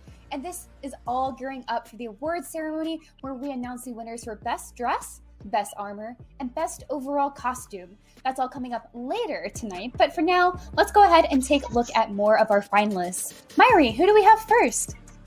Okay, let's jump right in. And first up is Madame Bella Cosplays. And she's from Great Britain, and she's cosplaying as Edward Scissorhands from, you guessed it, Edward Scissorhands. And I guess that on the left is not a picture of her in her normal clothes. We don't... I guess dressed for the job you want, right? Okay. Well, still one of my big Tim Burton favorites. And yeah. How do you feel looking at this, apart from it being dangerous for everyone around Miranda? Intimidated, but also in love a little bit, you know? Mm-hmm. Like there's something charming about it. Of course, if you've seen Edward Scissorhands, you know exactly that mood. Becca, what do you think? the first thing that I noticed is the makeup, where it looks so different from how she looks normally. So the eyes dropping, because this is my job, actually transforming people. So this is very beautiful, and also that I think it's real, or it's pleather to give this shiny-ish look. And no, this is beautiful. Yes. What do you think about the job on the whole outfit? Yeah, I think she didn't spare any efforts on the hand stitching as well on the costume, which kind of drops into the background because we all look at the scissor hands, but the costume itself is actually made out of multiple pieces sewn into one suit, and also added with those detailed stitches on top. Andreas, what do you think about those hands, about those props? Yeah, I like the hand. It's amazing. It looks real. It looks really real, but in this costume, it's a grumpy costume. It's grumpy every time, non-stop grumpy. But the hands, it's very cool, and the rest of the costume, it's I think it's real leather or not real leather, I don't know, but it looks the real one from the movie. Would you get a haircut from her, Miranda? You know, yeah, I think I would. I think I would try. I will let it happen. I also just love like that constant distressed expression in all of these photos. So fantastic. I'll say that we had quite a sharp start. I'm sorry. Myri, please take us to the next costume. I see what you did there. Let's move on, right? Okay, next finalist, that's actually two people. We're looking at a duo next up, and it's a Lifetime cosplay from Germany, and they're both cosplaying Daedric armor sets from the Elder Scrolls V Skyrim. So there they are, looking normal and friendly, and then we see the Daedric armor. So of course, like you have to slay a lot of Daedric creatures to get the stuff for them. Yes, how intimidating and wonderful. Oh my goodness, like there's just so much power in this little video here. I am taken aback by seeing not one set of armor, but two. Oh, so cute. Yeah, that's kind of cute, yeah. Okay, Becca, what do you think about those two? I totally love the silhouette. We have these helmets, then it gets in to be very narrow and fine actually, and then goes out into these very aggressive shoulders and gets in again. So I like this contrast between light and dark and spiky and narrow. This is very cool. Yeah. It almost seems like a beast by itself. The blend between armor and actually organic formed pieces, like the crest on the back. I think that's thanks to the design, but that's really well executed as well. Okay. It's a nice transformation. Okay, you see the face is two in a nice color. And yeah, it's cool. And yeah, the helmet looks very bad, and the rest of the armor, it's badass. Yeah, it looks very badass. Yeah. Yeah. Okay. I really like that they're kind of in these giant armor standing right in front of the field, and there's cars going by. Back. You don't want to come to this field. This is not for you. So people are like, what? They could probably be glad that no one asked the police to show or yes, absolutely. It's maybe a menacing scene. It's like, oh well, we just have a photo shoot. Don't worry about it, you know. What a great pair. But what do we have next, Myri? Up next is Lychee from Germany, and she's going to cosplay Mercy from Overwatch, but not just any version. As we can see here, it's going to be the Winged Victory, the Summer Games skin. Oh wow, how lovely! For a second, I thought it was still from the game. Honestly. Yeah, I feel like we're going just like from one extreme to the other. We had some vicious pair before, and now we have a very nice and hopeful Mercy here. Okay, Becca, tell me something about this wig. Oh, the wig is beautiful. It's very fitting. It's very voluminous, but still accurate or authentic. And I love this when you have some kind of character that is comical, or not comical, comic-ish. You know, the very abstract, but still it's on a real person, so you have to find the very perfect balance between those two. Nice stuff. Okay. Karen, what do you think about the dress and about the draping? Yeah, the dress is a very nice cut. It looks really light, but still rigid enough.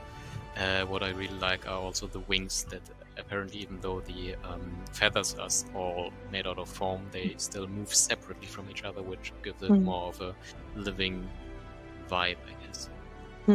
Feathery. It's beautiful. Okay, Andreas, what do you think about those wings? Yeah, the wings looks very cool. It's not so massive, and the construction on the chest from the girl, you can see it. It's very, very cool. The shoes looks very nice. It's a perfect style from the costume. It looks really, really real.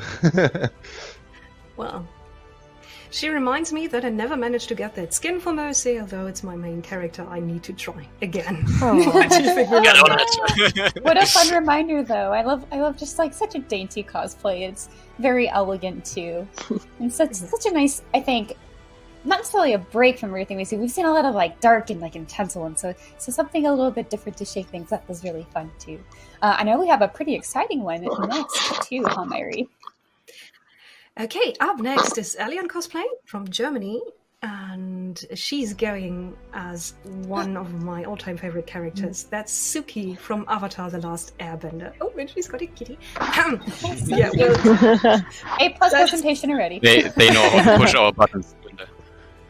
Yeah, and that's not the character as she appears in the show. That's Hannah Alexander artwork. So the version where she's more like Art Nouveau style. What do you think about this look, Baka? Well, I like this look because a tiny bit of Hannah Alexander is in this one that I wear right now. And I can understand she got inspired by this Art Nouveau with this beautiful but still very strong and detailed sign. And I think the overall costume looks so good. And I think it works very well together, and the sleeves also are quite translucent, but still connecting the pieces together. It's very, very beautiful. It is, yeah. What do you think about the armor and the details on that one? Yeah. Yeah, I agree. The gauze sleeves are connecting them well, and they're balancing the entire costume with like an aura almost. Going through the see-through fabric. Also, the headpiece I like very much how it frames the face. Mm-hmm. What are your thoughts, Andreas? It's a very female costume and makes a very good job. And it looks not so. Yeah, it's difficult to say it for me. It's a nice. Dainty. It's a nice optic. Yeah, it's dainty and it's pretty. I would have liked to see her beat someone up for a stupid comment. But yes, absolutely. That's what I think. Also, one of my favorite characters. I love the Kyoshi Warriors. I think Avatar's had a nice little resurgence lately, and so it's so delightful to see someone take a more creative take on what they could look like, but still keeping, of course, Suki very fierce. We have those nice armor bits as well. All right, so we have one more to look out for just a few minutes. So who do we have next, Myri? Okay, up next is Turkaba cosplay from the Netherlands, and he's decided on a character that he shares, not completely the beard style with, but he's going there, and that's Sir Walter Beck of Albion from Fable 2 and 3. And oh, this is so delightful! It's a nice presentation. Cute. Yeah. When you have a real barrel, you have every time friends on the convention. True. But I love his little barrel prop. That's really cute for the character. Yeah, I agree. I think this guy loved this character. This is what I was see it. saying. The guy loved this character. Yeah, he's living it, and this is what makes cosplay. There's so much love behind it, not only on details like the embroideries he had, some weathering, many nice choices of fabric, but this acting and this passion behind that and having fun, because this is why we're here. What do you think about his nice little culotte and the whole outfit? Yeah, I like the Trunkhosen, how you would say it. It's So a white. Renaissance style cut fashion, which you can see they used to cut the upper fabric of trousers, and then underneath you can see the undergarment, and that was established during that time, and I like the execution of that very much. And we also get to learn a lot about costume history. What do you think, Andreas?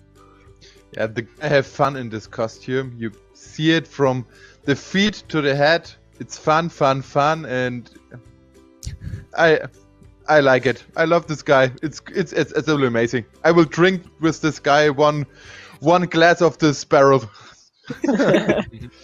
He looks like he would absolutely hand you his mark and just party with you, this character. Yes. Yeah. He just has obviously such an affinity for this character. That's what you really love to see. We've seen a few other cosplayers come forth with that, and like their energy here is just so palpable. Like even in photos, like you can just see how they're just having the time of their life here. And I also like the whole range that we've seen from the very dainty costumes and big armor, and he probably looked at this game and said, "Hey, I look a little bit like this character. Let's do this." It's just great what he came up with to do that. Yes, absolutely. And that is such a fantastic bit. But we also have 5 more contestants to look at. So it feels like we've gone through a lot, but we are not quite done yet. So don't forget to visit gamescom.global.com to see all the newest from Gamescom. And Gamescom continues right after this, and we will be back in just a moment.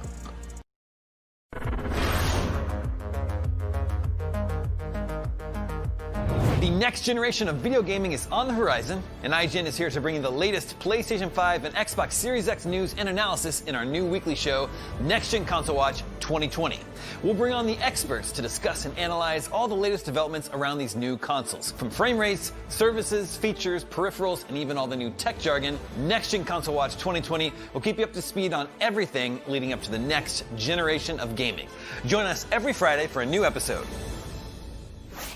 Not only is IGN the world's biggest media brand for games and entertainment, but we also have a team of some of the world's biggest fans of your favorite franchises. From breaking news and exclusives, never-before-seen looks at movies and games, to reviews, let's plays, and live streams, IGN brings you all the coverage you need, no matter where you are. IGN, the #1 source for all games and entertainment fans worldwide. Everybody loves watching a speedrun of their favorite game. But what if you got the opportunity to peek into the minds of the developers while they watch their games getting completely wrecked? That's exactly what happens in every episode of Game Devs React to speedruns. You can do that. Oh my god! We invite you to ride along with the developers as they react to, question, and enjoy some of the most skilled players exploiting and speeding through a game it took years of their life to create. Join us every Saturday for a new episode.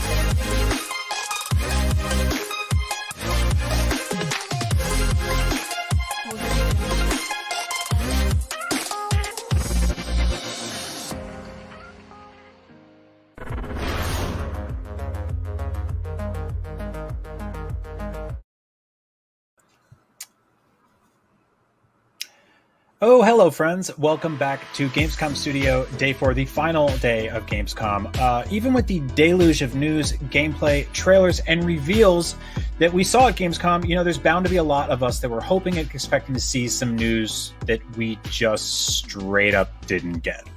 Here to tell me more about that are Miranda Sanchez and Jonathan Dornbush. Hey, friends. Hello. Hi. I don't want this to be like a bummer of a segment because this is about stuff we didn't get, not stuff we did get. But I'm going to set the tone with the incredibly obvious thing that we didn't get at Gamescom, the last big convention before this fall. next gen console prices and release dates. Where are you? Nothing. Just great question. Nothing. Just days and days of nothing. So I'm really bummed about this. How do you guys feel? Similarly, because I think we're getting to the point where it's like, I want to know how much I need to save. I need to know where we're budgeting. I need to know, like, what are my priorities? And I feel like there's still information that we're missing. Like, I really want to get a bigger deep dive in, like, the new features of everything. Obviously, we know about ray tracing and the power and load times, but it's like, is there anything else you guys aren't telling us? Like, we're still waiting on Xbox to tell us anything about their other model, the rumored Lockhart, the Series S, as we've seen it. Potentially leaked, but and then of course up here we have the PlayStation 5. We have those two models. How much are those in different price? Who can say?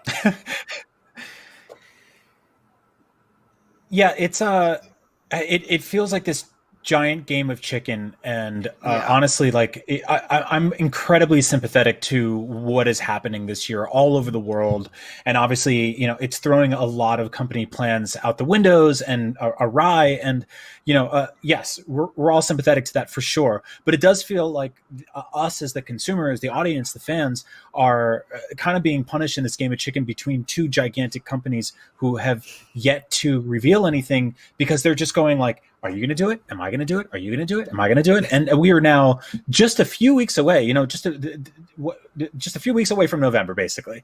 September is just around the corner, and I know nothing. You guys know nothing. We are suddenly going to be expected to thrust hundreds of dollars out of our bank accounts towards wherever we can actually buy these things, because from what we found out over the weekend was, PlayStation basically put up this cryptic website saying, hey, if you put in your PSN ID and we like you and we deem you a big enough PlayStation fan, maybe you'll become one of the chosen ones and you'll get your pick at one of these systems. We don't actually really know. We don't know a ton about the launch lineups. We haven't really seen a lot of gameplay from any of the major system sellers that are supposed to be accompanying these launches. We haven't held the controllers, just nothing. But Brian, how do you really feel about it? Yeah, it is so strange. We Brian, you and I are on a PlayStation show every week. Miranda, you're on an Xbox show every week, and on our side we had a show at the beginning of August that was like, are we finally going to learn out all these details? And now August is over, and no, we didn't find out these details. And it is so strange to know I've put in my PSN ID to a website where I might get a chance to buy a PS5, and if I don't get that chance, I just won't know until other people buy it. And it's like it is this, as you were saying, this year is such a strange year, and there are so many circumstances beyond our recognition that are going into a worldwide distribution and launch with all these different companies involved. But it is, at a time where people really do need to think about how they're spending their money and where they're putting all of that. It is really important to know as early as possible how many hundreds of dollars I may need to be spending this holiday season, if at all, and if that launch lineup is worth it to each consumer, if I should wait until next year. All of these questions are still going unanswered, and we are, as you were saying, weeks away from when we're likely going to be able to have these consoles maybe in our homes. And that it is such a strange place to be in, because by this time at the last console generation, we knew, and it's a little bit different from the Switch, which launched in March of 2017, and we found out everything about it in January. And that was a quick turnaround, but that was the only console to have to worry about at that time. That was the only thing that you really had to worry about making that purchase with. This is an entirely different ballgame. It is two of the three major console holders going head to head, and it would just be nice to know a little bit about why they deserve our purchase dollars. Yeah, no, totally well said. I feel like we've been comparing, and we've had compared to us the console life cycles in the modern age as sort of being like phones, and that they aren't these big sweeping generational leaps, but rather incremental things. And comparing them to phones, Apple doesn't go, hey, put in your Apple ID, and if you downloaded the most apps over the last 10 years, maybe we'll give you a chance of like winning a pre-order option through, like, they tell you this is when the phone's out, this is how much it costs, these are the different models, and we still don't know. Yeah, Miranda, I know you're on Podcast Unlocked talking about Xbox stuff every week. This has to be just as frustrating for your team over there, right? Yeah, absolutely. And so one of our theories is that we were thinking also that we were going to get an event in August. That was part of the plan, but we think with that big Halo delay that they probably just had to scrap whatever presentation they had, which I can't imagine how much time had to go into that. I mean, producing even just like Gamescom here, like it's so much time and effort. And so if you were leaning on Halo being such a leading part of that showcase, then all of a sudden you've got to reformat everything. You got to redo whatever scripts you have. You got to redo all the assets. And so I'm sure that's kind of part of the reason that we're waiting on that even longer. Or that's at least my assumption. And I think it's a reasonable assumption because, you know, Halo was supposed to be the big thing with Series X at launch. And now if they're going to have to refocus on like, what is the most important thing to showcase here for next gen? And hopefully whenever we do get that update, they have maybe some sort of timeline. I actually don't think they'll have that figured out yet of like the timeline for when we will get the next Halo. So I think I'm hoping early 2021, which was, if we want to get weird with it, it could still technically be launch window, but you know, that's kind of stretching it a little bit, I think. But we'll see. Yeah, launch window could really mean anything at this day and age, right? I will say too, I think one of the big sort of pivotal things that I think Xbox can be leaning on right now is the declarative statement of going, our games look best here. But we have no visual proof of that either. And so everyone is sort of just shooting in the wind right now. And I will say, Nintendo, I love you all. You're not in the clear either because we don't really know what we're playing on Switch this fall. Nintendo has been, I would say, weirdly silent this year as well. And again, this is a big company that is now pivoting to a work from home scenario. This is obviously not something anyone anticipated this year. For this fall, recently we got Paper Mario. We are getting the Pikmin 3 sort of deluxe edition port. But in terms of big first party stuff, we don't have any information. We got a direct mini the other day as a surprise that was mostly just, smaller games, which is nice. They pad out the space between the big AAA stuff that Nintendo's working on their first party studios. But what are you guys expecting from Nintendo this fall, if anything? Go ahead, Miranda. Okay, real quick. So I was actually expecting maybe another Pokemon Let's Go. There were kind of implications that there could be a Gold and Silver remake in that style. And I was really hoping that would be something that we would get this fall. But I don't really see that happening considering they haven't announced anything at all. Like we didn't even really have like a full-on E3 presentation for them. So they're just kind of floating in the wind. Jonathan? Yeah. I definitely think, obviously COVID has impacted them to a certain extent. We are seeing these strange first-party announcements of Paper Mario was announced and then it was out a month later. Pikmin was announced and it's out 3 months later. It's a weird back and forth that I don't really understand. But the thing is, as much as we're looking for more Nintendo news, they're doing okay. Like Animal Crossing sold so well and continues to. The Switch is selling so well during all of this. Like on a monetary standpoint, at least like to the general public, they're doing all right and don't need to be putting out a ton of games. And if they are, having development issues adjusting to work from home, it's okay if they need to take more of their time because Animal Crossing really has been their year. Yeah, no, you're right. And obviously the big elephant in the room also is Breath of the Wild 2. We saw that a while ago. We haven't seen it in a while. That would be an awesome thing to go up against head-to-head with next gen, but still, as of this moment in time, no word. Yeah, right? If that came out this fall, I would lose my mind. Like between that and Cyberpunk, I can't do it. Exactly. Well, thank you, friends. It certainly does suck to not get news. If you'd like to stay up to date on the Gamescom, you can check out all the streams and videos on Gamescom official Twitch at twitch.tv/Gamescom or on YouTube at mygamescom. You can also join the conversation via Twitter and Instagram at Gamescom or by using the hashtag Gamescom2020. And finally, on TikTok, be sure to follow at Gamescom.global and use the hashtag Heart of Gaming to stay in touch. That is a lot of homework, but there's nothing else going on. There's no new news, no new consoles, no new Zelda, so do all that stuff. Coming up next, more Gamescom awards and later the Gamescom Best of Show. We'll be right back right after this.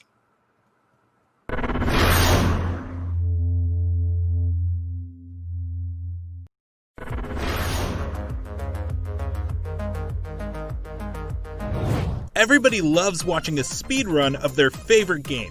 But what if you got the opportunity to peek into the minds of the developers while they watch their games getting completely wrecked? That's exactly what happens in every episode of Game Devs React to speedruns. Yeah, you can do that. Oh my god! We invite you to ride along with the developers as they react to, question, and enjoy some of the most skilled players exploiting and speeding through a game it took years of their life to create. Join us every Saturday for a new episode. Not only is IGN the world's biggest media brand for games and entertainment, but we also have a team of some of the world's biggest fans of your favorite franchises. From breaking news and exclusives, never-before-seen looks at movies and games, to reviews, Let's Plays, and live streams, IGN brings you all the coverage you need, no matter where you are. IGN, the #1 source for all games and entertainment fans worldwide. The next generation of video gaming is on the horizon, and IGN is here to bring you the latest PlayStation 5 and Xbox Series X news and analysis in our new weekly show, Next Gen Console Watch 2020. We'll bring on the experts to discuss and analyze all the latest developments around these new consoles. From frame rates, services, features, peripherals, and even all the new tech jargon, Next Gen Console Watch 2020 will keep you up to speed on everything leading up to the next generation of gaming. Join us every Friday for a new episode.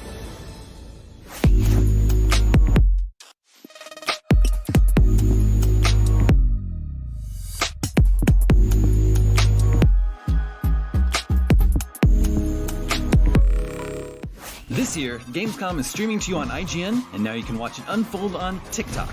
World premieres, exclusive gameplay, cosplay, interviews, and unforgettable moments from the biggest show in gaming can now be crammed right into the palm of your hand. Check out IGN and Gamescom's TikTok accounts and use the hashtags WellPlayed and Gamescom 2020 to get in on the action.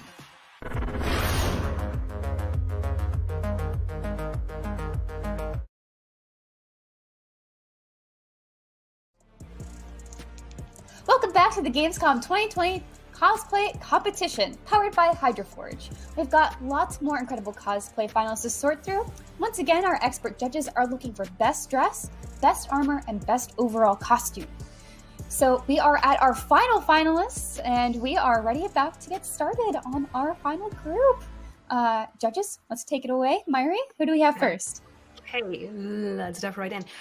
Number 1 of our last batch of 5 is Courage-on cosplay from Italy, and she's going to cosplay as the Sugar Plum Fairy from the movie The Nutcracker and the Four Realms. Oh, we get some theatrics here. This is exciting. Ooh, we get to see how she actually puts it on. So this time we know that there's a crinoline underneath. Definitely. And how it works. Oh, I need those shoes. Oh, yes. Oh, that's such a wonderful twirl. Oh, my goodness. I'm feeling in the holiday spirit suddenly. Okay, Baka, now that we've actually seen every bit of this costume, even getting her to see her putting it on, what do you think? Especially about this spun sugar wig? Yeah, it's... Oh, yeah. Yeah, the wig. I like when the wig is big, but still has some harmony in it. It's not just blob, but it has some movement and color, and it frames the head very well, and this is very, very cool. And it fits perfectly the silhouette, overall silhouette. I love how the swirl goes up like a cream. Oh yeah, I really, yeah, like she's doing in the picture. I really need some spun sugar right now. Okay, Kylart, what do you think about the whole dress and the construction? I love the presentation a lot, like as you said, seeing how she's putting it on piece by piece, and then the photos are amazing as well. But in regards of the costume, all the ruffled details, which actually look like a coral reef in the end, or maybe, yeah, it's a lot of work, definitely, and it's very nice and beautiful. Okay, what are your thoughts, Andreas, for Yeah, this showpiece? The movie is very nice. It's the presentation. It's very authentic. To bring in the costume, the character. It's nice. I love it. Okay, I'm really amazed, and that was such a good idea of her to do this little skit with putting that on, so we see all the work she put in there. It is very much a fairy-like nature to do the full transformation. I just love like that shot where she's like sees her dress, and just the whole thing is just such a delight to watch. And of course, their cosplay itself is just fantastic. So, who is next on our list? Up next is Samui-san from Brazil, and the cosplay is Buniversa from Final Fantasy XIII. So we're going to see some big boss here. And oh wow. Oh. Yes. Two That- That's faces. very impressive. That is huge. Oh And my goodness. It's like, let me just, I think we all just have to like take this in for a second. Like, wow, there is so much to this. Baka, have you seen something like this before? Now I have.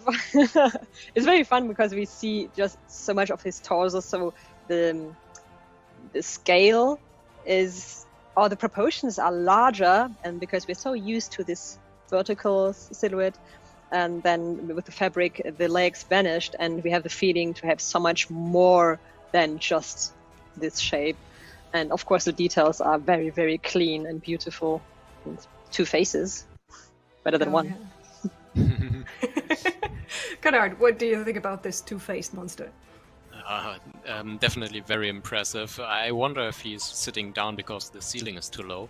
But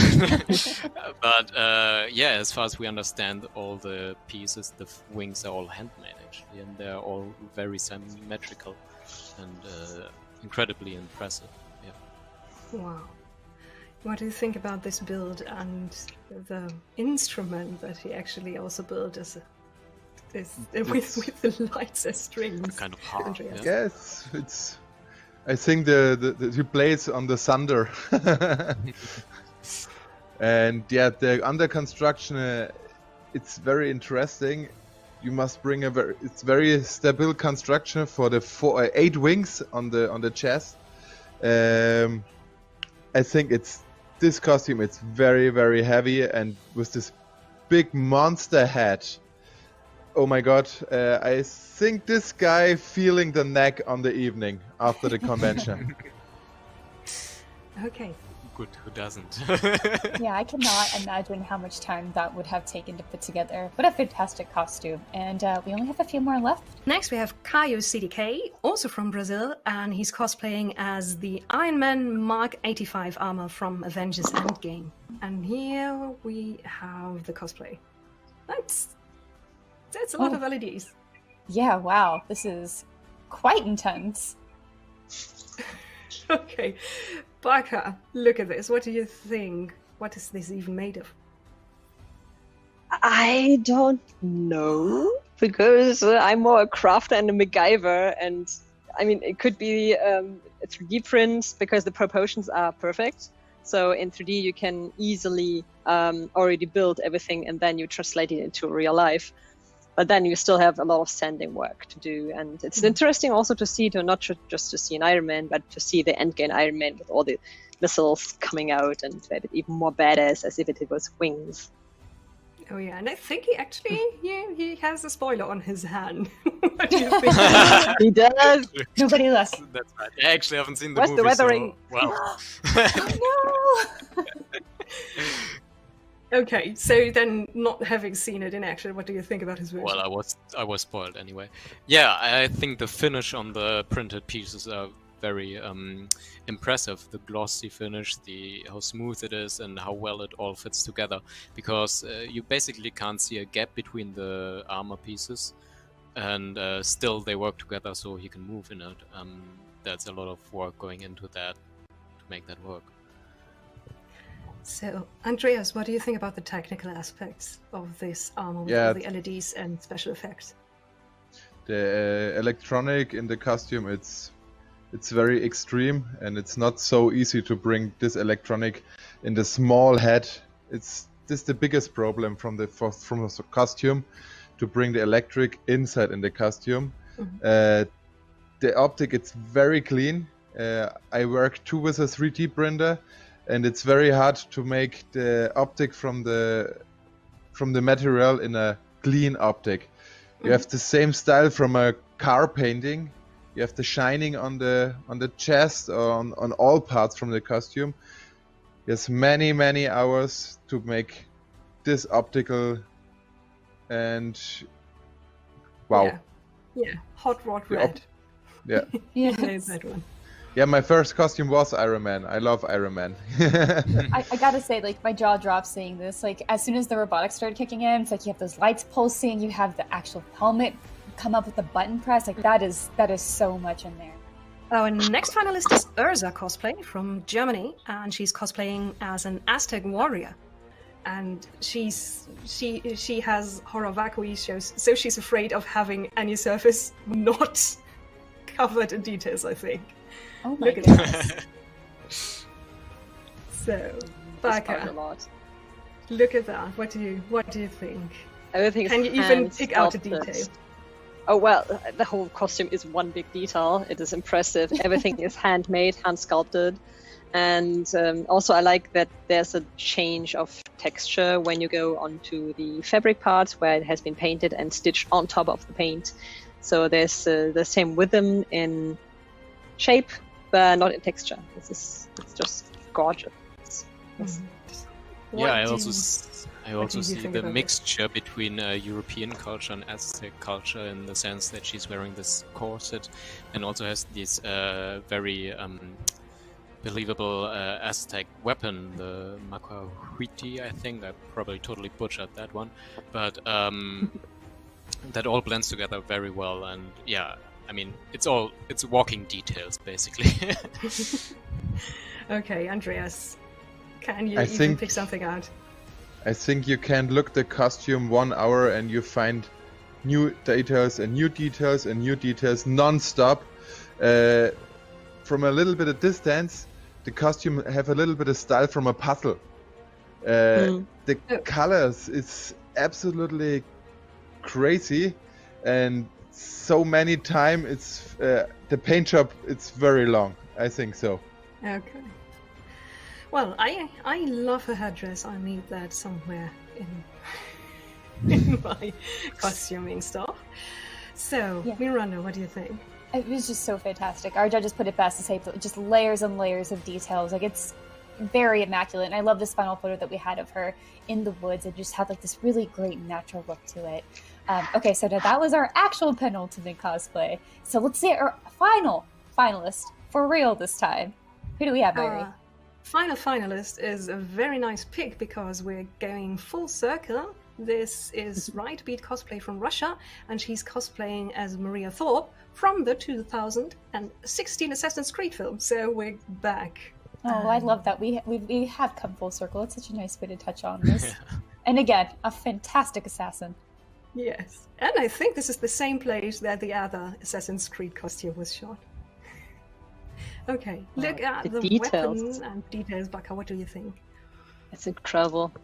I mean, everywhere you look, there's something happening. It's painted or stitched, or there are pearls on it. You have embroidery, you have sculpture on the weapon, on the fabric. Everywhere there's something to look at, but everything in different material and technique, and this makes it so believable and very authentic. Okay, Gerard. Yeah, it's We're almost back. as if she had stitched entire pictures or reliefs on the costume, on the hood, on the shoulders, and also the fabric seems to be printed, as far as I can tell. And yeah, the props, as you said, the Qatar, which is the star you can see there, it's also engraved. And I don't know, every section, every little centimeter has screaming details again.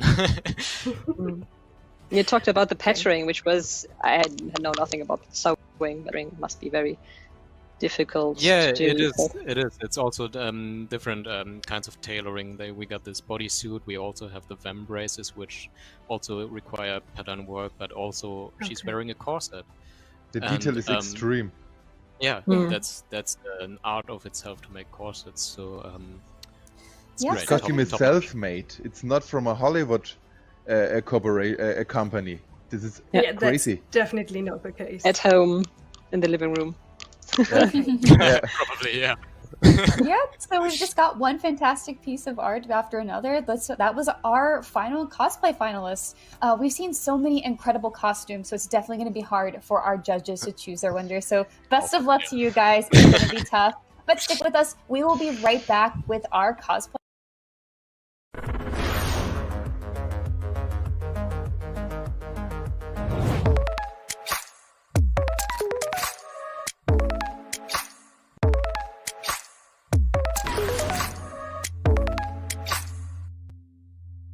The next generation of video gaming is on the horizon, and IGN is here to bring you the latest PlayStation 5 and Xbox Series X gaming is on the horizon, and our new weekly show, here to bring you the latest PlayStation 5 and Xbox Series X news and analysis in our new weekly show. All the latest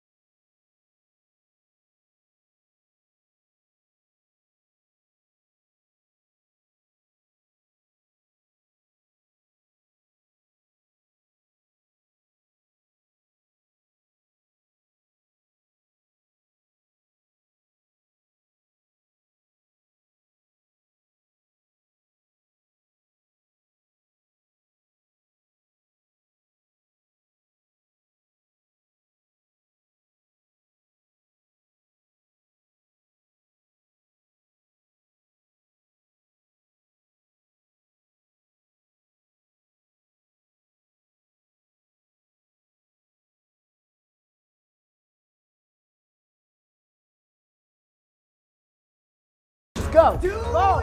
Go vote!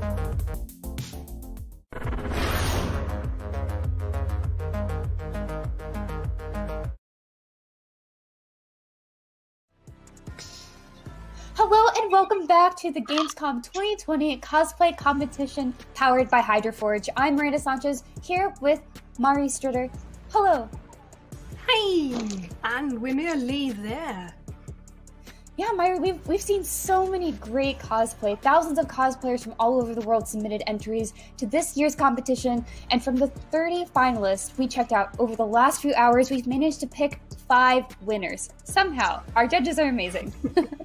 We're joined once again by our panel of judges, Baka Cosplay, Kadar Cosplay, and Andres Bauer of AJ Designs. Hello, everybody. Thank you so much for sticking around. You had such a hard job. Yes. So it is helpful to choose just one. Or choose for anything. Yes. So the categories we had were Best Armor, Best Dress, and then first, second, and third place for the Best Overall Costume, which no, does not mean cosplay that involves wearing overalls. Otherwise, we probably have a lot more Mario, Wreck-It Ralph, and Minions costumes, which could be exciting too in their own right, but not necessarily what we saw today. Each winner will be getting an awesome prize pack that includes cash prizes, gift certificates to cosplayshop.be, and Gamescom hoodie from Gamescom Wear, and of course, a ticket to Gamescom 2021. So judges, was it hard to narrow down your picks? Oh, yes. Oh, yeah. Definitely. We had a wide variety of different expertises, which all came into the costume works we saw. They were all very diverse in the type and in the style. And it's really hard to compare anything to each other, to be honest. But yeah, somehow we had to get through that one. Yeah, But we have it. Yeah, you guys did it. Did it. So let's jump into it, right? So our first category is Best Dress. Mari, can you explain the category, what this is, what the judges were looking for when picking a winner?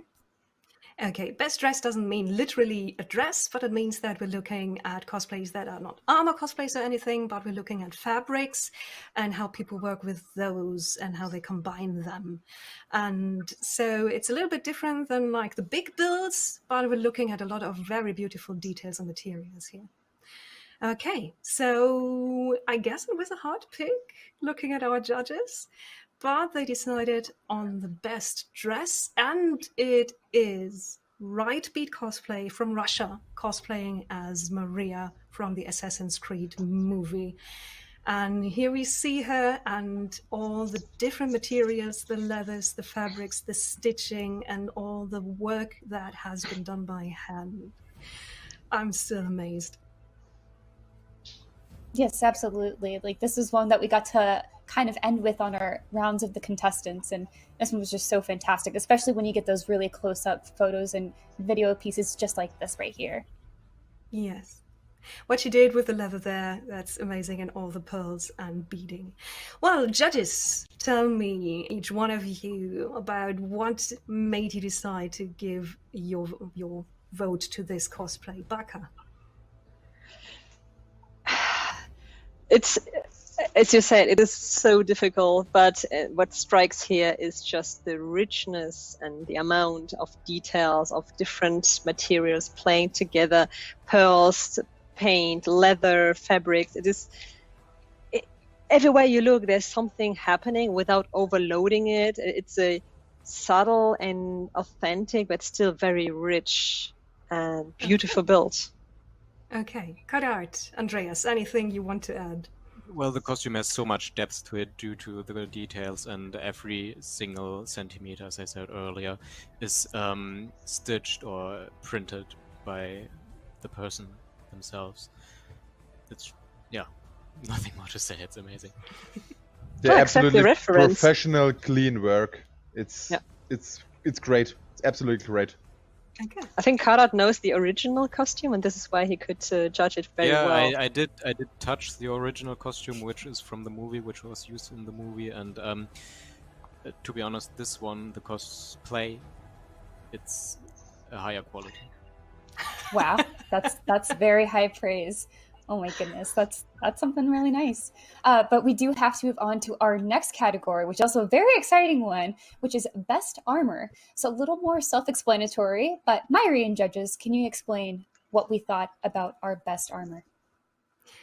Well, we're looking at builds, and armor can mean a lot of different things, and we've seen a lot of different materials used: plastics, 3D printed parts, foam armor, and well, I think the cosplay community has come up with so many different stuff to use for this over the years that it's hard to tell them all apart and know each one of them.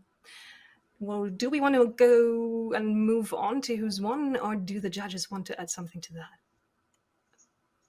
Okay. Yeah, well, judges are smiling at me. Let's just move on to the person who has won Best Armor, and I'm very happy about this one. This is Margaret Cosplay from Poland, and she's cosplaying as Darth Malady from the Star Wars Legacy comics, a character I like a lot, and this is a beautiful take. A beautiful artwork that she chose and that she worked into this piece of art made of foam and LEDs. So judges, tell me what made you choose this one. Baka. So you can see here the spine. It's a good example for my love about this armor, that she's repeating the shapes, but a tiny bit differently, and it's still perfectly in repetition, but still different enough to make it live.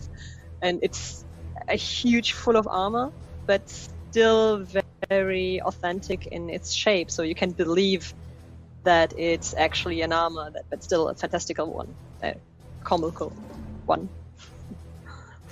Karat, what made you choose this one?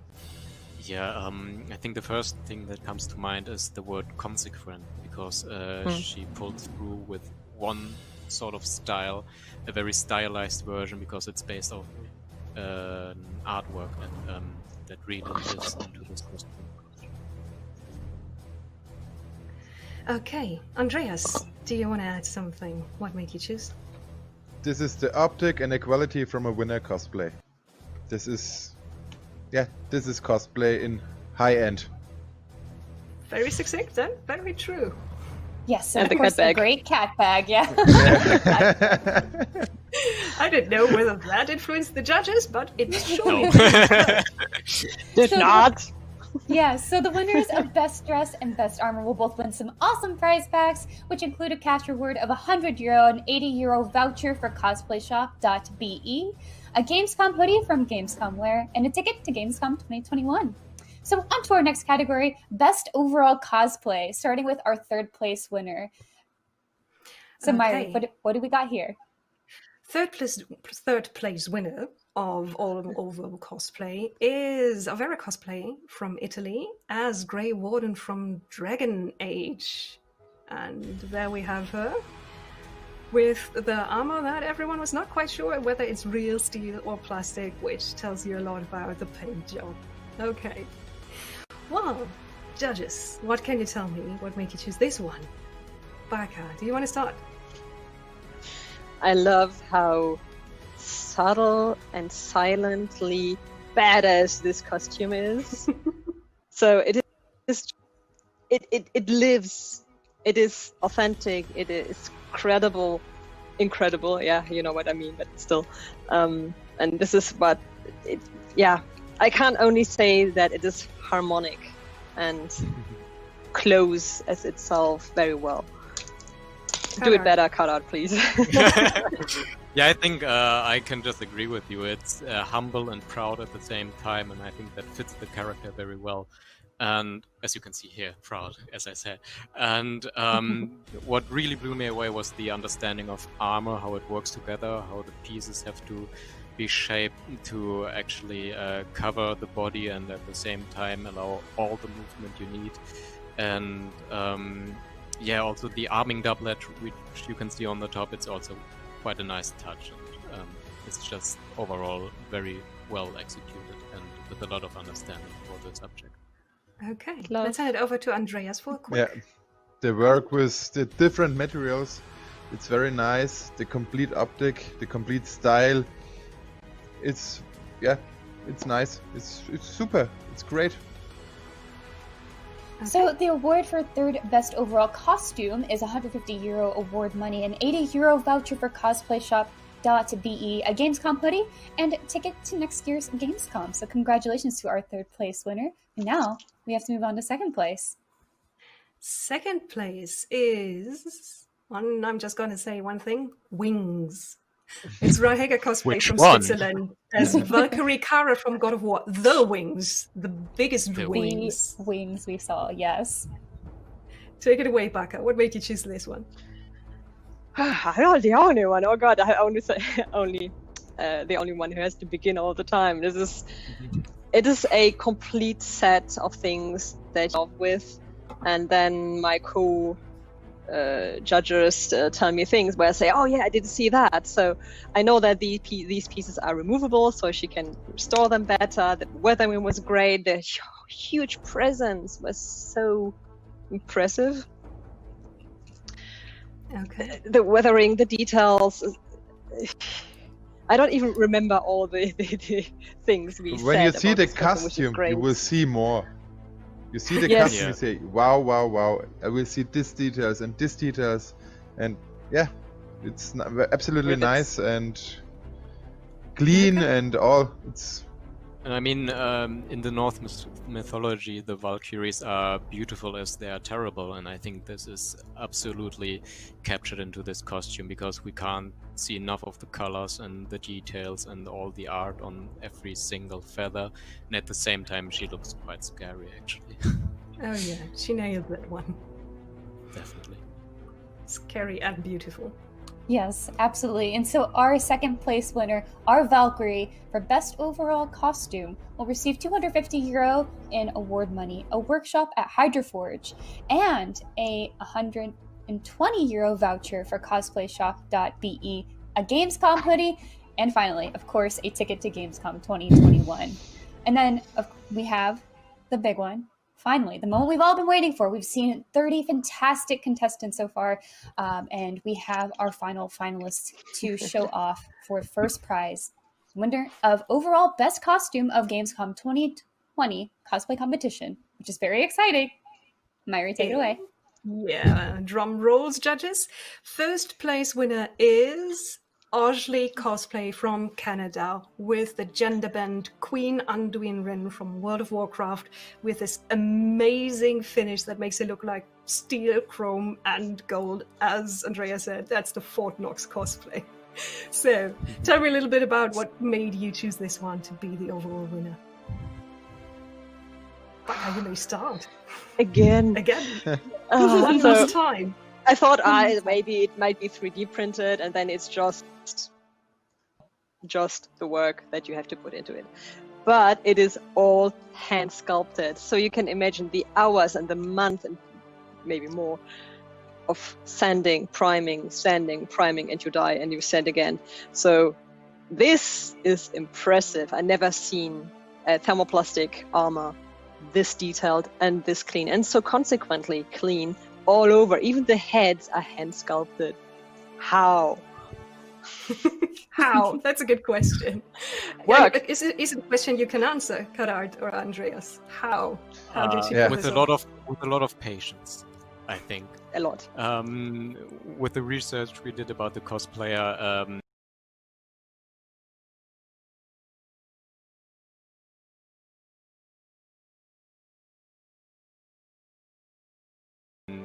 it's just patience and skill, obviously. And I think it's very inspiring, as are all the participants, and they're all very worthy. And I think we found a really good finish and solution for them all. Yeah, I'm just really glad. She is a worthy champion of this contest. I hope 2021 I have a meeting with this costume and with this builder. It's absolutely amazing.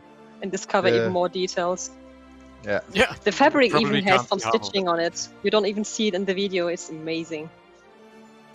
Yes, absolutely. And so our grand prize winner wins €750 award money, a €300 voucher for MediaMax, a €150 voucher for cosplayshop.be, a Gamescom hoodie from the Gamescom Wear store, and then of course a ticket to Gamescom 2021 so they can enter the competition all over again, and hopefully we get to see this grand piece in person.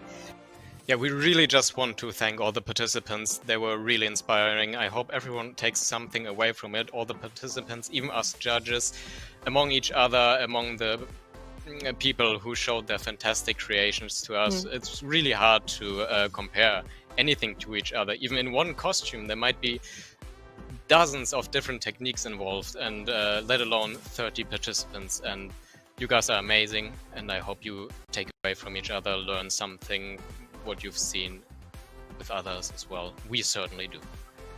Yes. Thank you. You're amazing. As always, I think I've got the best job at these shows. I can just gawk at all the beautiful costumes, and I don't have the hard job to decide who is going to win. And there were some of my absolute favorite characters in there. Someone from Avatar: Last Airbender, a Darth Maladi. It was a beautiful show, and you can see me, I'm all smile. I'm just happy to have been here and to have seen what these people brought. That's all for cosplay, but stay tuned because the Best of Gamescom awards show is coming up right after this, and don't forget to visit gamescom.global.com to see the newest from Gamescom. Gamescom continues after this.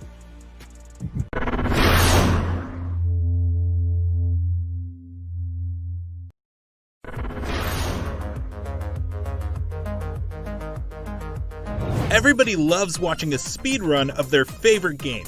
But what if you got the opportunity to peek into the minds of the developers while they watch their games getting completely wrecked? That's exactly what happens in every episode of Game Devs React to speedruns. Yeah, you can do that. Oh my god! We invite you to ride along with the developers as they react to, question, and enjoy some of the most skilled players exploiting and speeding through a game it took years of their life to create. Join us every Saturday for a new episode. Not only is IGN the world's biggest media brand for games and entertainment, but we also have a team of some of the world's biggest fans of your favorite franchises. From breaking news and exclusives, never-before-seen looks at movies and games, to reviews, let's plays, and live streams, IGN brings you all the coverage you need, no matter where you are. IGN, the #1 source for all games and entertainment fans worldwide. The next generation of video gaming is on the horizon, and IGN is here to bring you the latest PlayStation 5 and Xbox Series X news and analysis in our new weekly show, Next Gen Console Watch 2020. We'll bring on the experts to discuss and analyze all the latest developments around these new consoles. From frame rates, services, features, peripherals, and even all the new tech jargon, Next Gen Console Watch 2020 will keep you up to speed on everything leading up to the next generation of gaming. Join us every Friday for a new episode.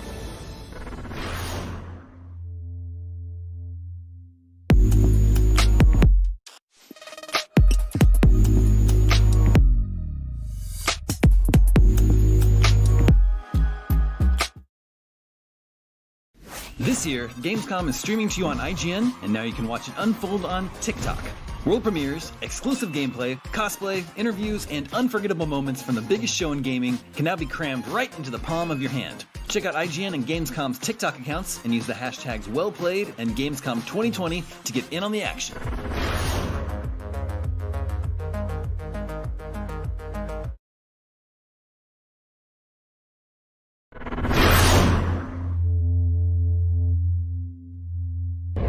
Gamescom always ends on a high note, with a celebration of the biggest and most impressive new developments the video game industry has to offer, as well as the upcoming games that you are most excited about. Get ready, because the 2020 Best of Gamescom Awards are starting right now.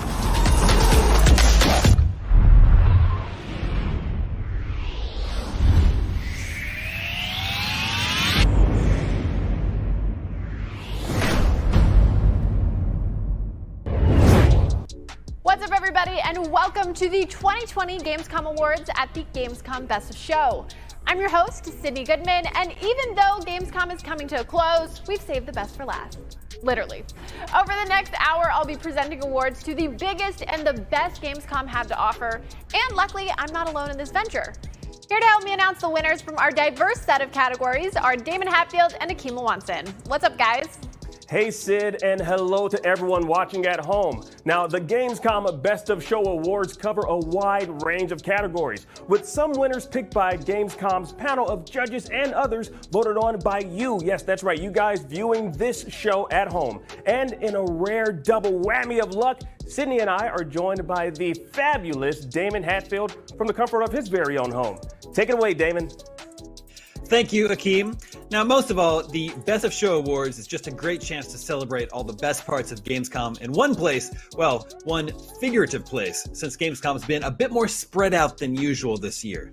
But that doesn't stop gaming from bringing everyone together, and Gamescom is the heart of gaming, after all. And quickly, before we hop right into the awards, I want to hear from my fellow co-hosts which awards you're looking forward to the most. Akeem, we'll start with you.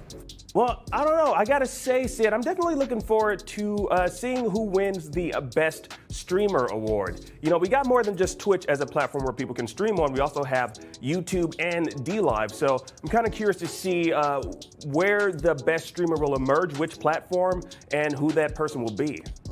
Damon, how about yourself? It's probably the action-adventure category for me. Those tend to be the types of games I enjoy. And two big games coming out this year that I'm very much looking forward to, Assassin's Creed Valhalla and Watch Dogs Legion, are both nominated this year, so I can't wait to see who wins. Definitely a stacked category. Personally, I'm looking forward to the most anticipated hardware and tech category because obviously there's a console launch upon us, but also Project xCloud is in there, so we've got some heavy hitters. But thank you so much, Akeem and Damon. We'll catch up with you both soon. Webster's Dictionary defines originality as the opposite of the way I'm introducing this category, but in all seriousness, where would we be without developers willing to take a chance, try something new, and reinvent what gaming makes possible? Here are your Gamescom Best of Show nominees for Most Original Game.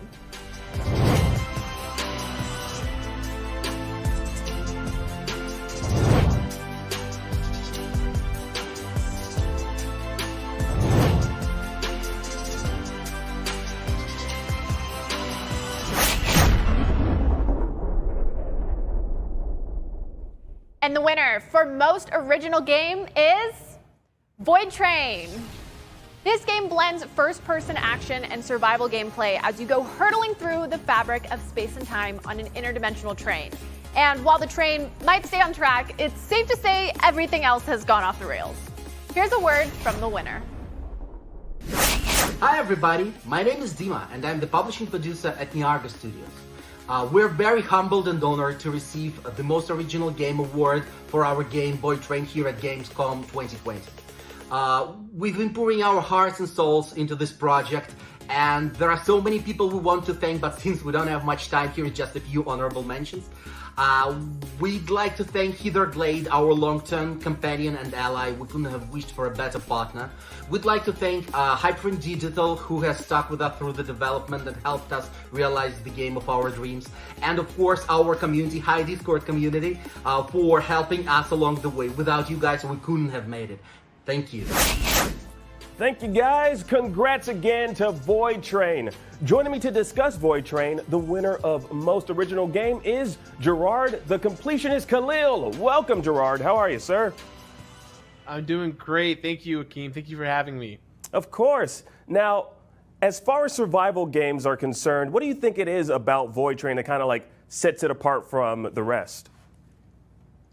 I think the biggest thing that sets apart Void Train from all the survival games out there is the fact that there's this gravity-less approach to how you go excavating and building out your trolley. I think the fact that you can kind of float in the air is really great. It's almost like a swimming type feature, and I think incorporated that with these gigantic creatures who are trying to either exist or harm you, I think just only elevates the uniqueness this game has to offer. Yeah, and you know, like that's one of the things that I kind of got from the game is it really gave me raft vibes. You know what I mean? Only instead of like building a raft or like trying to like kill a shark, you're like you're trying to build a train and you're going up against, I guess you could call them what, extraterrestrial space whales, maybe? I guess is what you could possibly call them. But what out of everything that we saw, what was one of the most unique aspects of Void Train that you saw? I think one of the most unique aspects about Void Train that I experienced was seeing these gigantic monsters come at you passively while you're on this adventure of trying to build up your trolley, and then having to defeat them and gather parts and build your trolley accordingly is so interesting. It could have easily just been like an on-rail shooter. It could have been just a straight, FPS approach to everything. But really what you have is this hybrid genre based in this early steampunk 1920s-ish kind of combat. You have a revolver that's very classic. It's not like a modernized pistol. So I think there's just so many combination of things that really make this stand out.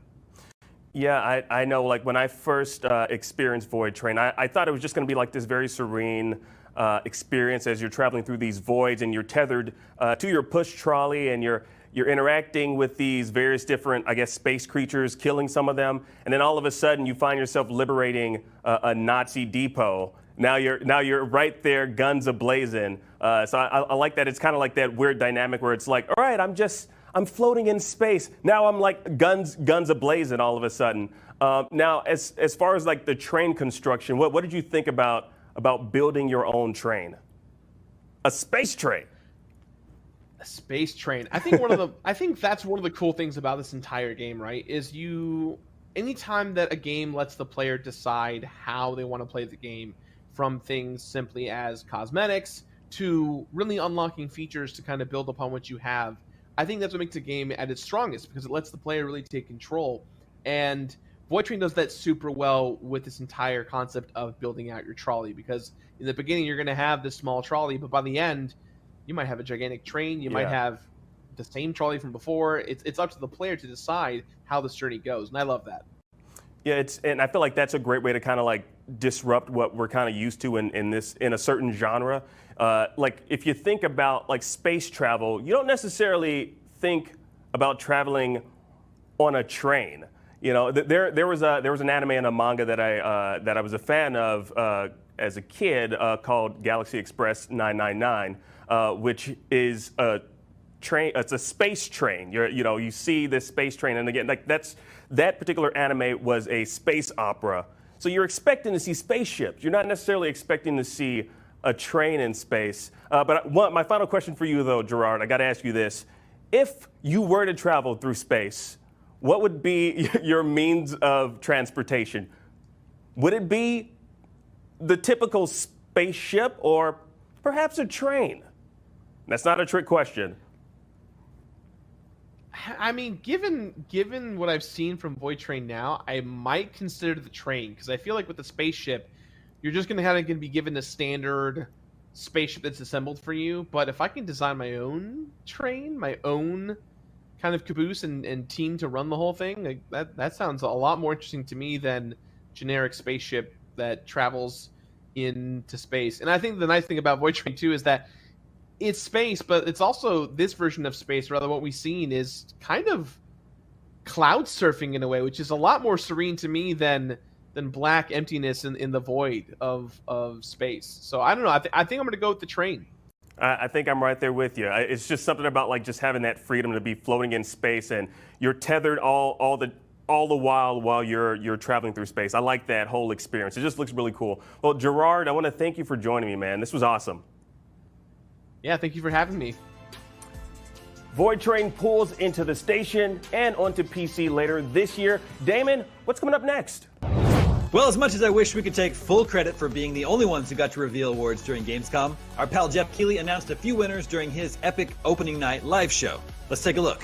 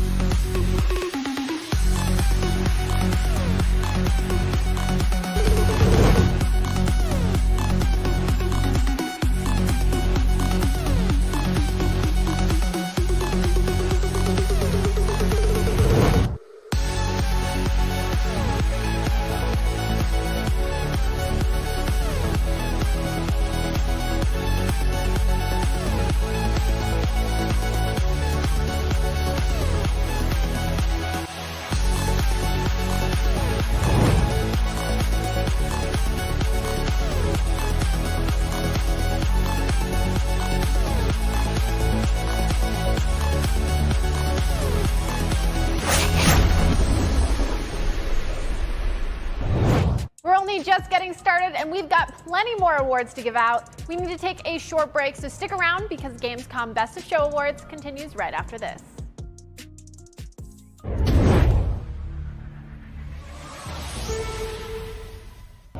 A very special crossover is coming to Summoner's War Sky Arena. Let's have a quick look at the teaser trailer to find out more.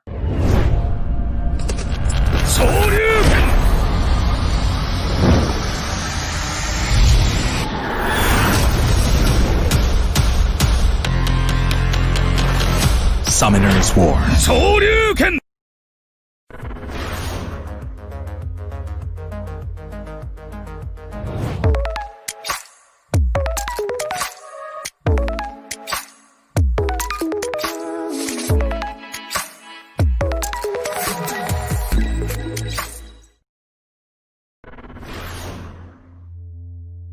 The next generation of video gaming is on the horizon, and IGN is here to bring you the latest PlayStation 5 and Xbox Series X news and analysis in our new weekly show, Next Gen Console Watch 2020. We'll bring on the experts to discuss and analyze all the latest developments around these new consoles. From frame rates, services, features, peripherals, and even all the new tech jargon, Next Gen Console Watch 2020 will keep you up to speed on everything leading up to the next generation of gaming. Join us every Friday for a new episode.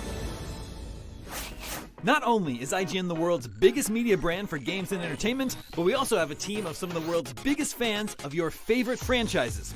From breaking news and exclusives, never-before-seen looks at movies and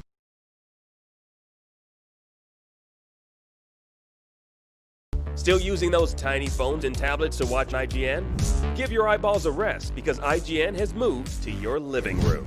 Get first looks and in-depth reviews of the most talked about titles. Thank you so much for chatting with me. It's a pleasure to be here. And take a front row seat to the biggest events of the year. Tune in on your Samsung TV Plus, Pluto, and Flex and take a load off. Tune in to IGN 1. Hey there! Do you have opinions on games, movies, TV, or other weird stuff on the internet? You can take part in our new show, Power Ranking, where you can vote on all your favorite things on the internet. Do it now! Do it! Just go! Vote! Go vote!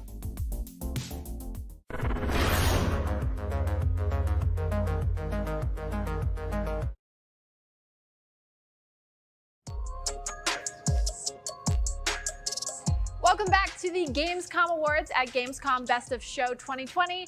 Our chance to celebrate all the best parts of this year's Gamescom and the best parts of what's going on in gaming in general. Now, role-playing games are generally epic, sprawling, and deep experiences packed with huge quests, dozens of hours of storytelling, and of course, characters to level up and stats to obsess over. The medium of video games will forever be connected to the RPG genre, and RPGs are only getting bigger and better as video games continue to evolve. Here are the Gamescom Best of Show nominees for Best RPG.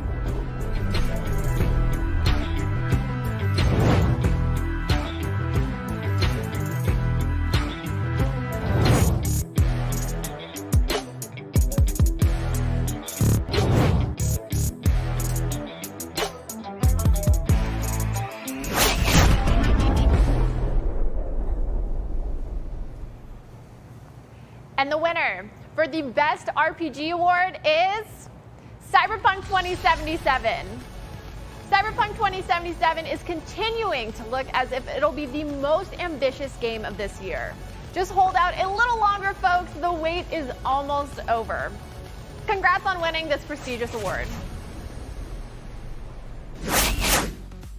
Hey, I'm Miles Toast, one of the level designers working on Cyberpunk 2077 at CD Projekt Red. And today, I have the very special honor of finally being able to announce the final prize for the Xbox Series X. Now this prize... Okay, apparently there's a bit of a change of plans.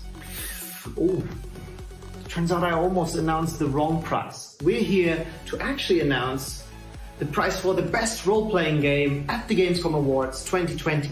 And that prize goes to... It's not Fall Guys? Why isn't it Fall Guys? Okay, apparently this prize goes to us. And so on behalf of everyone back home in Poland, I would like to tell you my greatest thanks for this special prize. It really means the world to us. Thank you, and see you in Night City. Joining me to discuss the Best RPG Award winner, Cyberpunk 2077, here's Akeem and Damon. What's up, guys? Hey, how are you? Hello. I'm doing well. Thanks for joining me. So I don't think it's any huge surprise to know that Cyberpunk 2077 won Best RPG. But Damon, let's start with you. I mean, CD Projekt Red has clearly packed so many details into this game. Is there a certain aspect that you're most excited about? I think it's probably the Netrunner class that I'm most looking forward to. It's the hacking class, and I like to play stealthy. I always say I play stealthy until I can't anymore and have to go in guns blazing, but that's definitely the class that's most appealing to me. I've been looking forward to this game for so long. Remember, this game was announced in 2012, 8 years ago, before the PS4 and Xbox One were even out. So it's cool that we're finally going to get to play it later this year, and it's both closing out this generation and launching the next generation of consoles. Yeah, I mean, I couldn't agree more in terms of how excited and how long it feels like we've been waiting to get our hands on this. Akeem, how about you? Is there a certain detail or aspect of Cyberpunk 2077 that's really catching your eye? Oh, absolutely. Yeah, I mean, so the thing is, I played all forms of RPGs, this is the first one, I believe, that I'm going to be playing from the first-person perspective. Never played an RPG from that perspective, and that's honestly one of the things that I kind of like envied about like shooter games, first-person shooters, is because like it puts you right there in the driver's seat of the character, and this is finally going to be my chance to kind of experience that in RPG form with everything that entails, and we get to explore like this massive city. I've never been to Night City, California, but I know it doesn't exist. But I've never been to such a massive city in a game like this, and just to be able to kind of like live out those Ghost in the Shell moments that that's an anime from the future. Get to, hack into people's brains just like in that anime, but this time translated into video game form. I'm really looking forward to experiencing all of that and all of its glory. Yeah, I mean, I couldn't agree with you more. I am definitely most looking forward to Night City and just exploring all the minutia. And I'm someone who tends to get very, very distracted in game worlds. So I can imagine a lot of my time will be soaked up just walking around looking at the signs and seeing what else I can find. But I mean, Cyberpunk 2077 didn't win Best RPG for no reason. Yeah. Is there anything in particular, Damon, that you think is really setting Cyberpunk 2077 apart from its competition? Well, we don't really get a lot of cyberpunk-themed RPGs in the first place, so it's definitely unique in that respect. It's something new for CD Projekt Red after spending so much time in a high fantasy setting, so I think everybody's really excited to see what they can do with sort of futuristic, high-tech body manipulation game mechanics. Yeah, that body manipulation.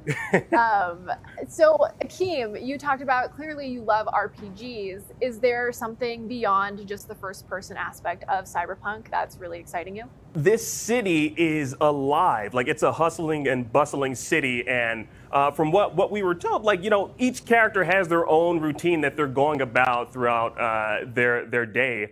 And I feel like one of the reasons why I kind of play these open world games is because it's not only a form of escapism for me, it's entertainment as well. And so I like to just dive into it and just drive around, see what type of trouble I can get into, and also follow other characters and kind of see what their routines are. So I know there's going to be the core aspect of Cyberpunk 2077, which is the main storyline. But much like you said, Sid, I just like to kind of just get lost in all the little details that the developers have put into this game that if you're just staying the course and following the storyline, you might miss. So I want to just get lost in this game outside of just playing the main storyline. And that's one of the aspects that I feel like we'll be able to do in this open world, this massive city that they've built. Yeah, well, thank you both so much for talking to me about Cyberpunk 2077. Can't wait for November. We need to take a super quick break, but the 2020 Gamescom Best of Show Awards will continue right after this.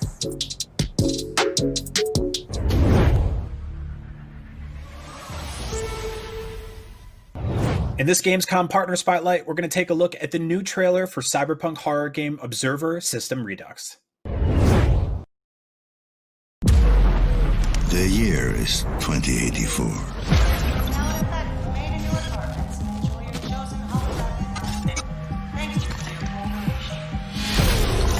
I am what they fear, a corporate tool of oppression. If you don't remember, that's when they call me to access you.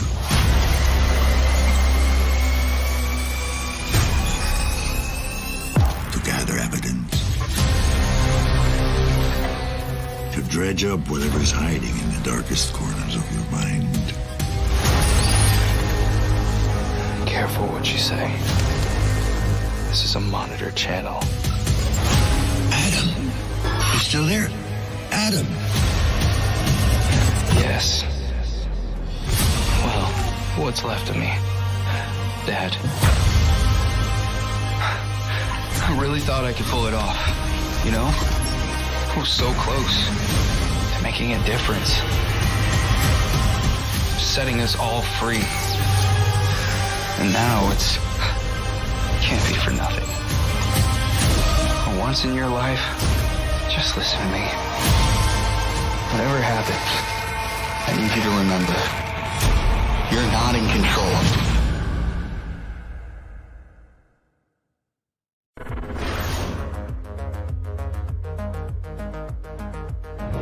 Still using those tiny phones and tablets to watch IGN? Give your eyeballs a rest because IGN has moved to your living room. Get first looks and in-depth reviews of the most talked about titles. Thank you so much for chatting with me. It's a pleasure to be here. And take a front row seat to the biggest events of the year. Tune in on your Samsung TV Plus, Pluto, and Flex and take a load off. Tune in to IGN 1. Not only is IGN the world's biggest media brand for games and entertainment, but we also have a team of some of the world's biggest fans of your favorite franchises. From breaking news and exclusives, never-before-seen looks at movies and games, to reviews, let's plays, and live streams, IGN brings you all the coverage you need, no matter where you are. Whether you're on IGN.com, the IGN app, YouTube, Facebook, or Snapchat, we've always got you covered. IGN, the #1 source for all games and entertainment fans worldwide. Everybody loves watching a speedrun of their favorite game. But what if you got the opportunity to peek into the minds of the developers while they watch their games getting completely wrecked? That's exactly what happens in every episode of Game Devs React to speedruns. You can do that. Oh my god! We invite you to ride along with the developers as they react to, question, and enjoy some of the most skilled players exploiting and speeding through a game it took years of their life to create. Join us every Saturday for a new episode. The next generation of video gaming is on the horizon, and IGN is here to bring you the latest PlayStation 5 and Xbox Series X news and analysis in our new weekly show, Next Gen Console Watch 2020. We'll bring on the experts to discuss and analyze all the latest developments around these new consoles. From frame rates, services, features, peripherals, and even all the new tech jargon, Next Gen Console Watch 2020 will keep you up to speed on everything leading up to the next generation of gaming. Join us every Friday for a new episode.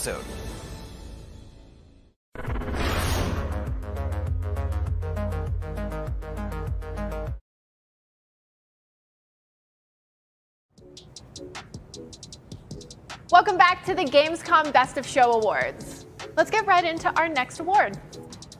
New gaming tech is always fun, but with a new generation of consoles launching later this year, excitement is at a fever pitch. But those two shiny new video game boxes aren't the only technology on the horizon, so we open voting up to you, the gamers, the early adopters, the prospective consumers, about your most anticipated tech or hardware coming this year. Here are the nominees.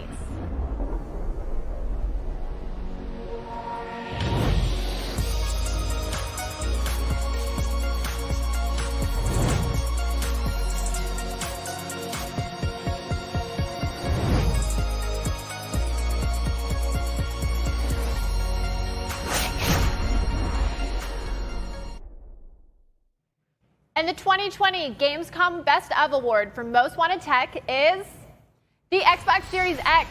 Congratulations! Coming later this year, the Xbox Series X is poised to be the most powerful console in history. Xbox fans around the world will soon be able to get their hands on this monstrosity of tech. Until then, let's hear what Microsoft had to say about the Xbox Series X winning this award. Thank you, Gamescom 2020, for this amazing award. Xbox Series X is designed to deliver a new level of power, speed, and compatibility never seen before in console gaming. We made this for you, the millions of gamers all across the world. From all of us at Team Xbox, we can't wait to share more with everyone soon, and for our fans to get their hands on Xbox Series X when it releases this holiday. Thank you again. So a lot of people are clearly excited about the Xbox Series X, which bodes well for its release this holiday. Here to discuss just what's so exciting about Microsoft's next console, here's IGN's executive editor of tech, Bo Moore, and content creator, Paris Lilly. Gentlemen, thank you so much for joining us today. Thank you for having me. Thanks, Damon. Paris, what excites you about the Xbox Series X? You know what really excites me about the Series X is just the technology that they've packed inside this box. The fact that we're now getting this 8-core, 3.8 gigahertz Zen 2 CPU. We're getting the 12 teraflops GPU, the 16 gigs of DDR6 RAM that they're having in it, and of course that SSD, which is 1 terabyte, I believe, but just the speed that we're going to get, you know, getting rid of load times, things like this. I'm normally a big PC guy, but seeing the tech that's under the hood inside the Series X, it's going to compete with any of the high-end PCs that you're going to see this holiday. So it's very exciting. Now, Microsoft calls it the most powerful console ever created. Bo, are you impressed by the Series X's specs? You know, I'm just like Paris. I've been a PC guy, but I really am impressed by the Series X specs. You know, you've got the 12 teraflops. That's pretty much on par with a high-end gaming PC at this point. And especially for, you know, we don't know the price of the Series X yet, but what we're expecting it to be, you know, somewhere in the at absolute most $600 and hopefully much, much lower than that. To build a gaming PC at that price point, you're not going to get anywhere near that level of performance. Now, the quick resume feature should let us switch between games super fast and instantly pick up where we left off. Paris, is that an exciting feature for you? Absolutely, because it's something that we've not been able to experience in console gaming yet. And the fact that I could be playing, I don't know, Forza Horizon 4, and then I'll quickly be able to switch over to Gears 5 and resume from wherever I was playing from. I mean, that's when we start talking about next-gen features of hardware, that's clearly one of the leaders. Now, what about ray tracing? Bo, is that an important new feature that's coming to Xbox Series X? You know, I think it'll be very important in the long run, but for right now, at this beginning of the console generation, ray tracing is, it's going to look nice, but we might not even see it that much in terms of the Xbox implementations. And ray tracing is a really, really big performance hit. So once we get further through the generation and developers have had some time to actually work with this technology and implement Microsoft's solution to ray tracing, then I think we're going to see some really, really nice looking visuals. Now, one of the very unique advantages the Xbox Series X has is that it's going to be compatible with 4 generations of games. It's a feature that other consoles just don't have. Paris, do you think that's difficult to pull off? Oh, absolutely. It's going to be difficult to pull off. Think about just all the different type of architectures throughout the years that we've seen on these consoles. I mean, I know the Series X is more or less basically an x86 architecture PC, but when you go all the way back to the original Xbox, it was doing something completely different. 360 was doing something completely different all the way down the list. So they're doing some big time emulation under the hood, which again goes back to the fact that the technical specs of this hardware are very impressive, that they're going to be able to pull something like this off. Now, Paris, what game are you most excited to play on Xbox Series X? I was really excited to play Halo Infinite this holiday. That's obviously getting delayed now, so we'll see that in 2021. Honestly, I'm a big Cyberpunk 2077 guy, so I'm really looking forward to seeing how the Series X is going to be able to take advantage of that. Bo, how about you? Game you're most excited to play on Xbox Series X? I think it's got to be Cyberpunk.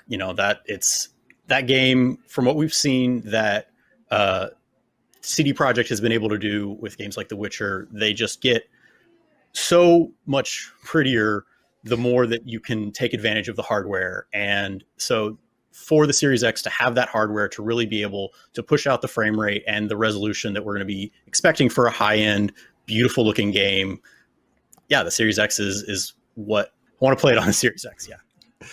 I agree. I cannot wait to play Cyberpunk as well. Gentlemen, thank you so much for joining us on the Gamescom Best of Awards show here. We're now going back to Akeem for the next award. Now, we've got tons of greatness to recognize during the Gamescom Best of Show Awards, but only a limited time to do it, so consider this an appetizer. But you can't eat it, guys. Now, it's not rushed, it's densely packed with awesome. Here are our genre winners.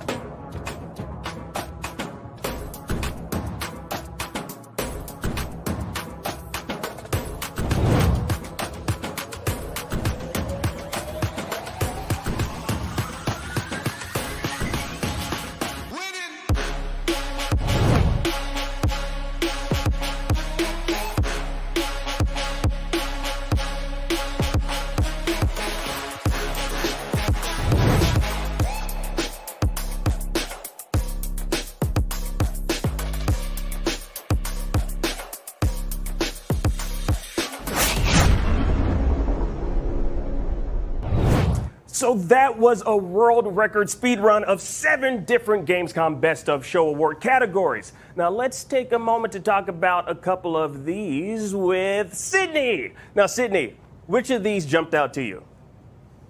Yeah, what's up, Akeem? Hey. So I am just so enamored by Kiwi, which won Best Family Game, and it is just so cute. So it's these little kiwis, like the bird, not like the fruit. That would be a really weird game and a very different game. But you're these little kiwis, and it's a puzzle game in the post office. So you are just these little things like bouncing around, solving problems. I am usually very attracted to like intensely stressful games. But I have been trying to play games that kind of just make me smile and are a little bit more relaxing and peaceful. And this definitely looks like it fits the bill. Oh, absolutely, and it's something you can play with your family. Like, so what other titles jumped out at you regarding this list? I know you've got to be looking forward to Cyberpunk 2077. Am I right?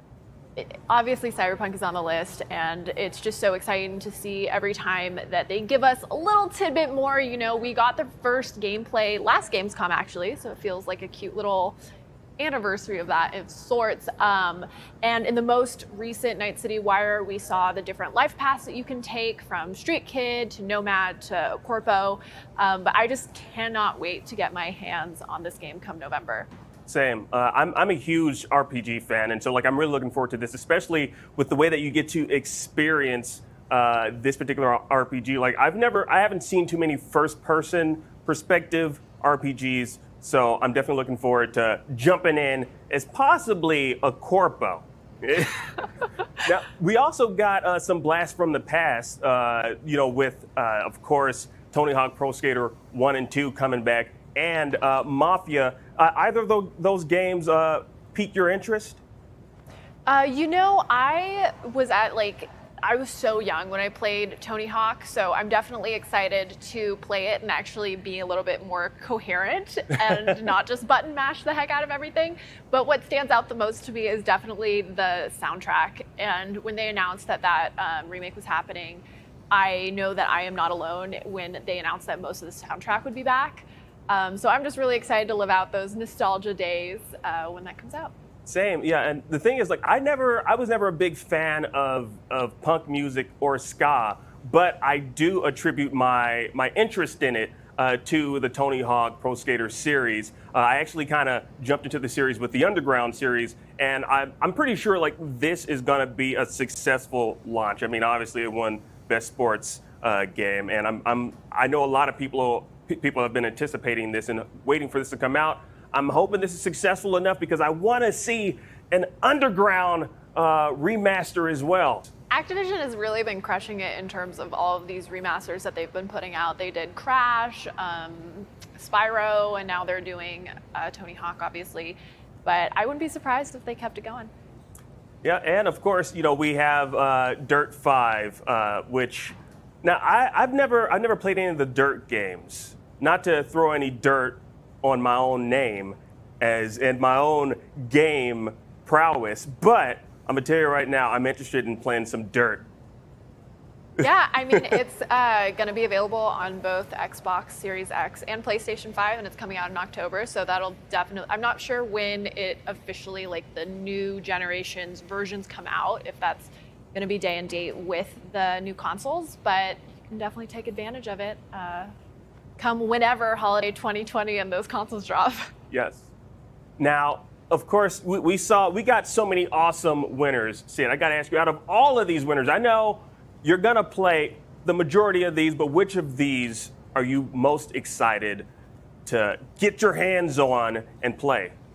I mean, I think the most obvious answer is Cyberpunk, but since we already talked about it, I'm really interested in Humankind. It, again, is not a typical game for me. It's a 4X game, similar to Civ, but Civ is another game that I've never really been able to sit down long enough to sink my teeth in fully. But Humankind, you lead your civilization across 6 different eras of human civilization, and within each era you select a civilization. I just said civilization like 12 times, based on an actual historical society. And I really like history, so I'm just super excited about that game. I mean, I think it was last year at O&L during Gamescom, they debuted a trailer with the caveman DJing, and that kind of just got me hooked.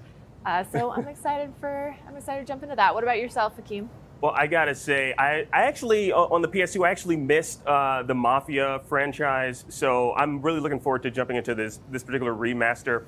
Honestly, because as someone who's been a fan and been playing the Grand Theft Auto series since 3, this is a nice kind of like deviation from that particular aesthetic that we're used to. So I'm looking forward to jumping into that one. And since it's a remaster, it's going to be even better than what it would have been or than what it was on the PS2. So I'm looking forward to that. Now, Sid, I got to thank you so much for talking games with me. Yeah, you're welcome, man. Now, we need to take a short break, but stick around because the Gamescom Best of Show Awards continues right after this, including the awards for Best Streamer, Best Announcement, and, of course, Best Overall Game. So stick around.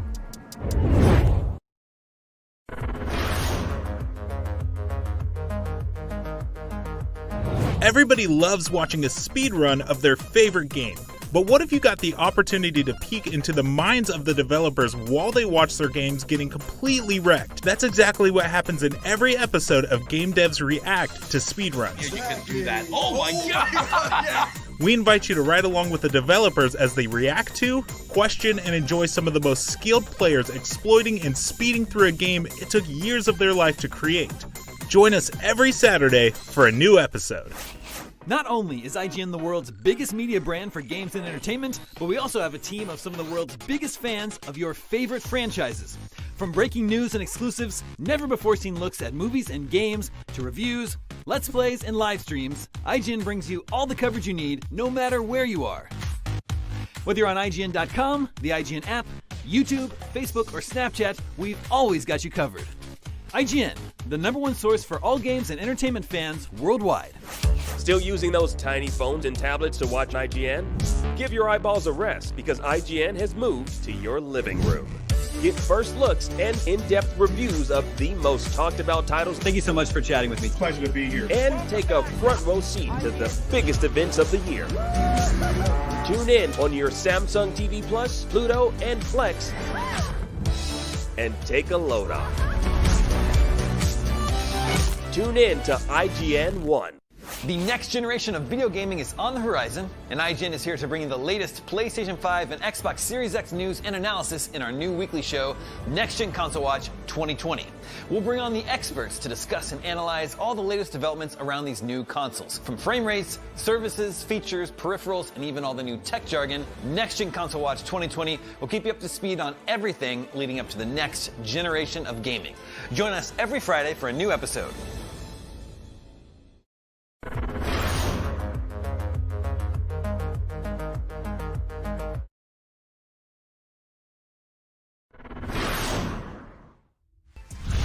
Welcome back to the 2020 Gamescom Best of Show Awards.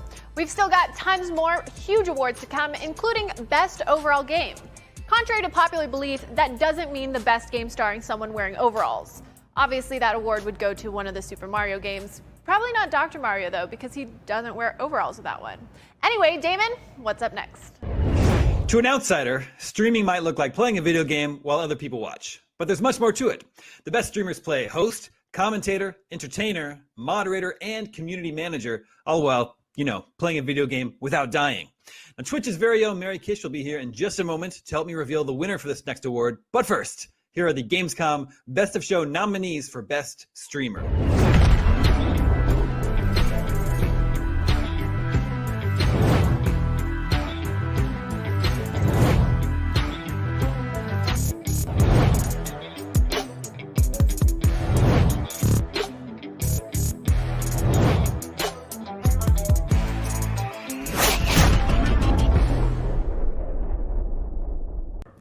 A huge congratulations to Gronk for winning Best Streamer, and joining me right now to discuss it is Seb. How you doing, buddy? Hey man, how are you? I'm doing fantastic. Now, I guess the first question I have is, what would you attribute Gronk's popularity to? Oh, well, man, there's a lot actually, but I think the biggest part is that he's so close to his fans, and he just loves everyone. He spends a massive amount of time greeting everyone, hugging everyone, and I mean this, I'm very serious about this, because he spends 8 hours per day every year greeting every single fan that stands in line, and that's just amazing. Yeah, that is pretty amazing. I don't know too many streamers that are that would even be that accommodating to their fans. And he's been streaming for quite some time. He's been in this game for quite a while. I guess how would you describe Gronk's influence in the streaming world? Because he's been doing this for quite some time. Well, let's say that he has some kind of a family and he's really well connected, and I mean, streaming is not the only thing he does. He also does some dubbing for video games and for movies and for basically everything. He's been around for ages, as you said. I don't want to say he's the oldest streamer we have. That would be not fair to him. He's still very, very fit, very young, and he's appealing to basically every single age group, I guess. Yeah, I noticed. I looked it up. He's one of 4 popular streamers in Germany. Is that true? Well, I would even say he's the most successful, best known streamer in all of Germany. Yeah, for sure. There's no doubt about that. I can tell you that. Now, Seb, it seems like you're a huge fan of Gronk, so I'm kind of curious, what. I'm curious, which one of his streams kind of brought you into the Gronk fold? Which one were you introduced to? Which one of his Let's Plays? Well, to be very honest, it wasn't even a Let's Play. It was basically the fact that when you go to Gamescom, and that's the one thing that everyone knows about Gamescom and Gronk, or as his real name is not Gronk, his real name is Eric. That when you go to Gamescom and you want to meet him, that's your chance. But you might have to queue for a very long time, and some people queue all day and they're in line all day, even in the heat. But he's there too. He's with them, and his whole crew is there. And that's basically a fact that I don't want to say I'm his biggest fan, but that's something that brought me closer to that idea of who streamers are and what they do for the community, because that's something that's very, very special, that he actually listens to their stories and why they love him. So that's basically the main reason for me liking him that much.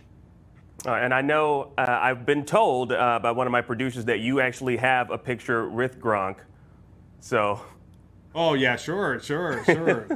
I mean, this is something that when we worked together last year at Gamescom and we did this segment, we basically interviewed him for that massive fan gathering. Of course, I had to show up and I had to ask him some questions because it was all day long. It was in the heat and everyone was sweating, and I wanted to know how is that possible that he basically is so available and accessible to everyone and shares his stories and basically has people sharing their stories with him and doesn't get fed up. He never, at least that's what it seems, he never gets fed up and just turns around and leaves and says, well, guys, I'm the biggest streamer, I'm fed up and I gotta leave. And that's never happened, actually. Thank you so much again, Sib. Really appreciate it. Sid, what have we got coming up next? The award I'm about to present is a little bit meta. This streaming show you're watching isn't the only one to take place during Gamescom. So our next award is to recognize some of the other live streamed presentations that have been bringing the Gamescom experience to viewers around the world. And it's you, those very viewers who have voted on the winner. Here are the 2020 nominees for Best Live Stream Show or Gamescom Special.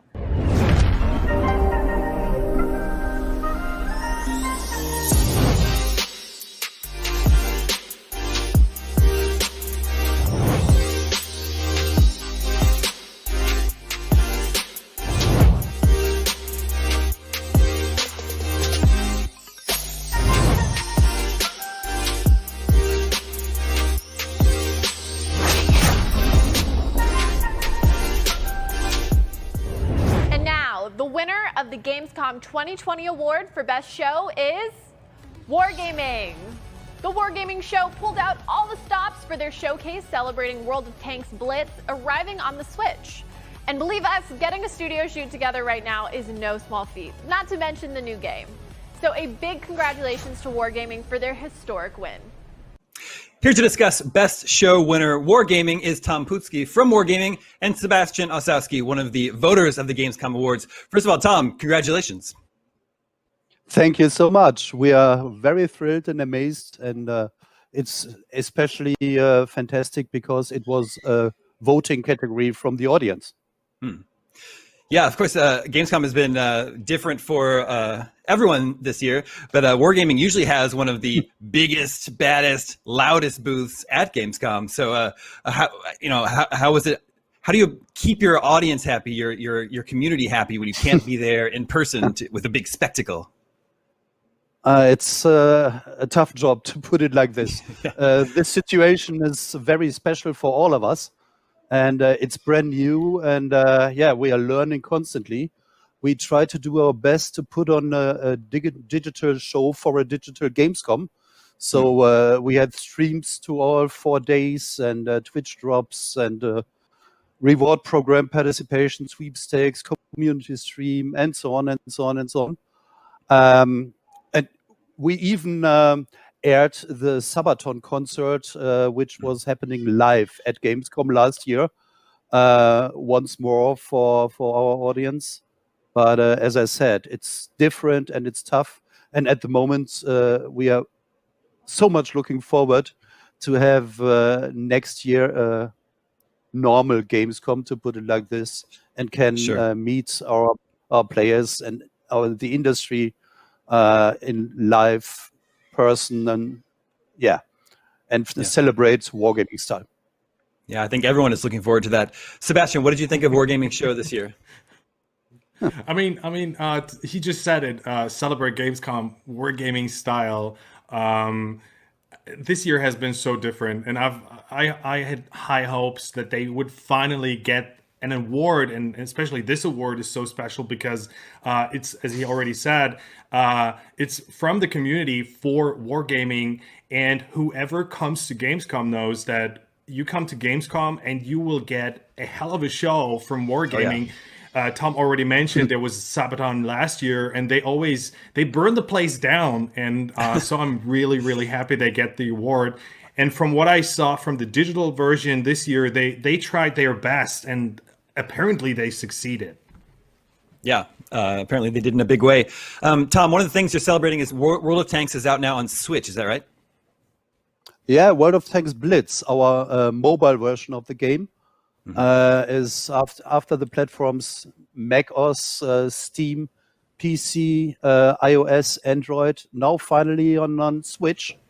And this makes us very proud and very happy. And a whole new community can play this game and drive some tanks and shoot at some enemies. Well, that sounds like a really good time. Tom, congratulations once again. Thank you for joining us, and hopefully we'll be back in person next year to see another gigantic, huge Wargaming booth. We're going to take a quick break, but right after that, we'll be back with more from the Gamescom Awards. Right after this.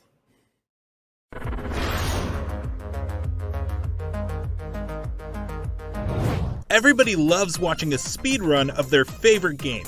But what if you got the opportunity to peek into the minds of the developers while they watch their games getting completely wrecked? That's exactly what happens in every episode of Game Devs React to speedruns. Yeah, you can do that. Oh my god!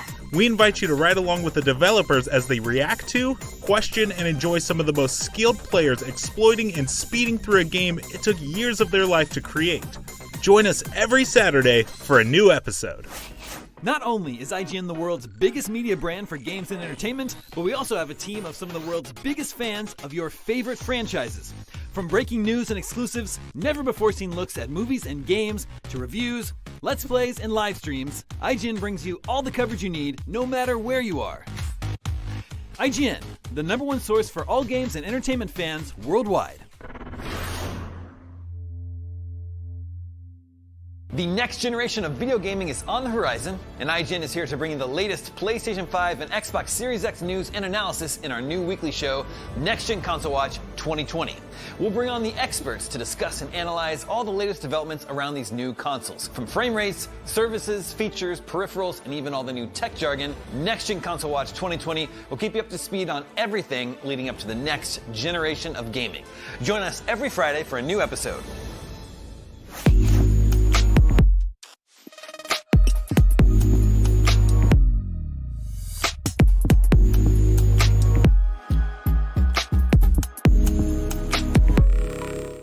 This year, Gamescom is streaming to you on IGN, and now you can watch it unfold on TikTok.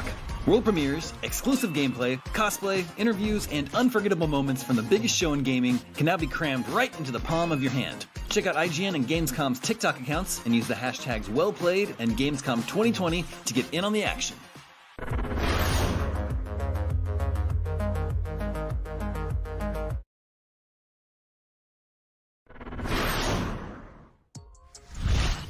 Welcome back to the Gamescom Best of Show Awards. Every year, thousands of new games get released worldwide across a variety of platforms and devices. And it's not slowing down anytime soon. This is great news for gamers, but bad news for our backlogs. For our next category, we turn the voting over to you, the gamers. And here are the nominees for your most wanted new game.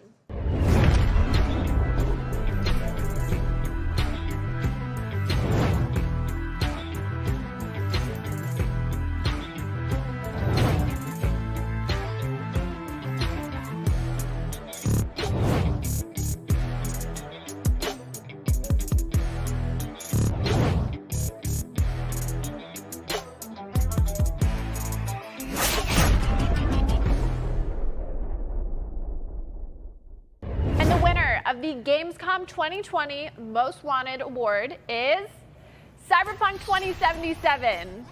And honestly, I couldn't agree more. CD Projekt Red have already set a high bar, and Cyberpunk looks like it just might be their best game yet. Congratulations to CD Projekt Red.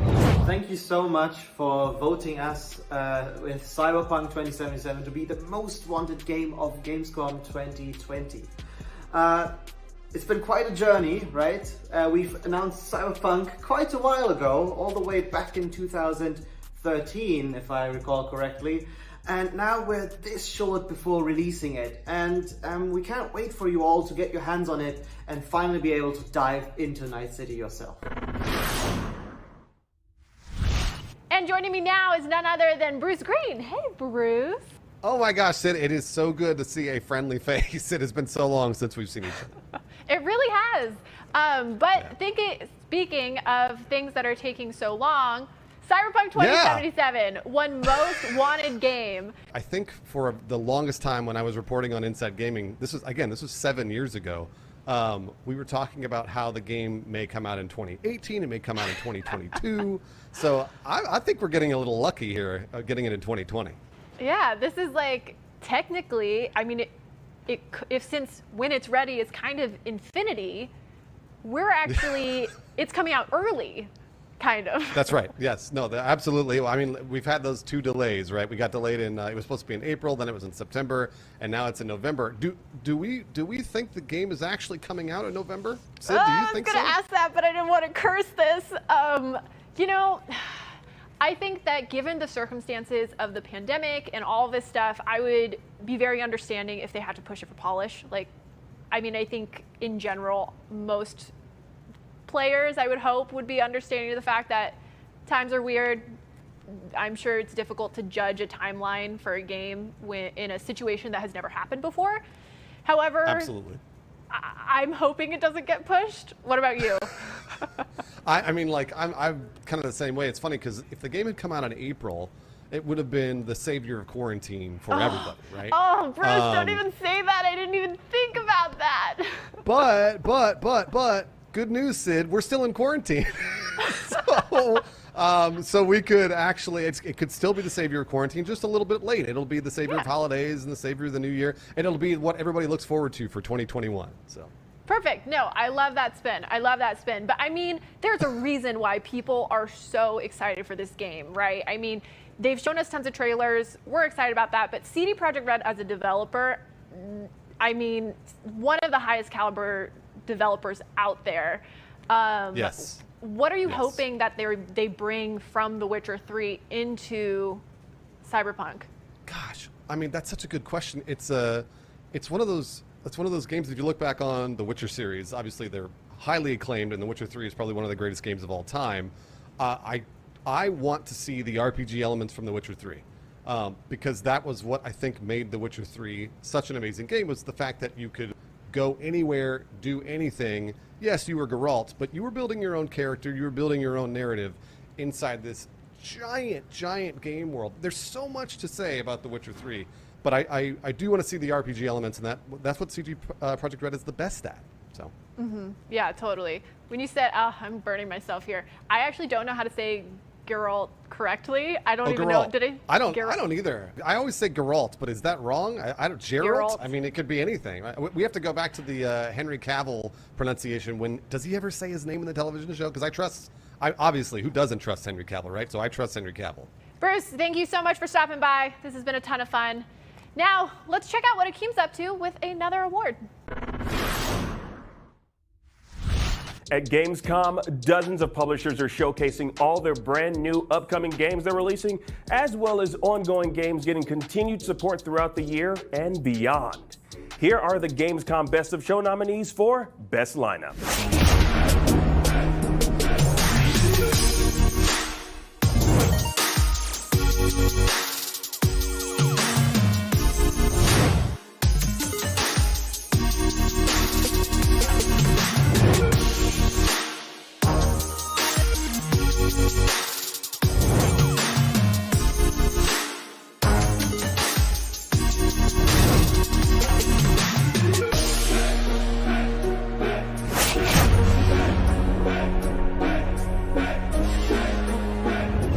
And the winner of Best Lineup here at Gamescom 2020 is Bandai Namco. Now, Bandai Namco came out swinging for 2020, showing off an impressive stable of great games like Project Cars 3, Little Hope, Scarlet Nexus, Captain Tsubasa, Jump Force, Little Nightmares 2, and so many more. Now, it's an incredibly diverse set of offerings, and it's why Bandai Namco are our 2020 winners. Now let's hear what they had to say about their win for Best Lineup. Hi everyone, I'm Arno Müller. I'm the COO of Bandai Namco Entertainment Europe. I want to address my thanks to all the fans of our games. We hope you're delighted with the content and the lineup that we present this year at Gamescom, both our games from Japan and the content that we develop here in Europe. I can promise to all the fans that there is a lot more exciting news to come, so please stay tuned. Thank you. Congrats to Bandai Namco for winning Best Lineup from the Gamescom Awards. Right now I'm joined by Wout van Voot from Bandai Namco to discuss this very lineup. And we are also joined again by Sebastian Osowski. First of all, Wout, congratulations. Thank you very much. We're very, very happy with the award. Thank you for everybody who voted and everybody involved. Yeah, Sebastian is actually one of those people that did vote and was involved. So that's very good to have him here. Excellent, thanks. Seems like you have a very diverse lineup. You've got racing covered, anime games, horror games, flight combat. Let's run down the lineup here. Let me know if I'm leaving anything out. You've got several games that I think just launched yesterday, at least here in North America. Project Cars 3, Jump Force Deluxe Edition for Switch, Captain Tsubasa. You also have Little Nightmares 2 coming out early next year, Dark Pictures Little Hope, which is coming out October 30th, just in time for Halloween, Scarlet Nexus, which is a 2021 game, and then DLC for Ace Combat 7 Skies Unknown. Anything I missed, Wout? No, I think you covered it quite well. It's very exciting times at Bandai Namco, as you can tell. Yeah. Sebastian, what do you think made the Bandai Namco lineup so strong this year? Well, I'm German, so it's definitely Captain Tsubasa because it's nostalgia for me. I watched the anime or the cartoon here every time when I came back from school, and it was basically like we had another anime which was Mila, but it was volleyball, and this one is basically the opposite to it. So everyone was talking about it back in elementary school. So this is like going back to elementary school and meeting all your friends. So this is my personal favorite of all times. Wow, that's Excellent. awesome. Yeah, that's it, man. And well, that's another game that came out yesterday. Well, also, Little Nightmares 2 won Best Trailer from Gamescom this year. And I have to agree that trailer is very cool, very creepy. It's very nice to finally hear a little bit more about Little Nightmares 2 since it was revealed at Gamescom last year. What, aside from the trailer, what can we expect in Little Nightmares 2 when it launches early next year? Well, like I think you covered most of it, right? Like it's a perfect kind of throwback to your childhood fears and right. and then how you deal with them. And like for people who played Little Nightmares 1, like this is more than just a sequel, right? Like the game is almost twice in size, and you play as Mono, a new protagonist with where you actually help Six, the protagonist of the first game, to overcome her fears and then work together to dive deeper in them all, which is. It's very, very creepy, and I think the team at Tarsier has really outdone themselves in what they delivered. Yeah, I agree. It definitely gives me the chills. Do you think adding the AI companion affects the horror in any way? Does it make it more or less scary? Like in a way, kind of. Like it depends on how you look at it, right? Like so, for me, it makes it a little bit scarier because it's not just your own character that you're trying to protect. But on the other hand, you have like a little bit of support in Six when you traverse the world. So. I think it works both ways. Gotcha. I'm super excited to check out more of Little Nightmares 2. What's the release date for that? Is it February 11th? Yes, 2021. Awesome. Yeah. Yeah, perfect. Well, wow, thank you so much for joining us today, and congratulations once again on winning Best Lineup. No worries, and thanks to all the fans who keep supporting Bandai Namco. We're extremely excited about our lineup, both the titles coming from Japan, as well as the titles being developed in Europe. And watch out because there's way more to come. We've got so much exciting stuff coming up. Very exciting. All right, stay tuned. More from Gamescom Awards coming up right after this.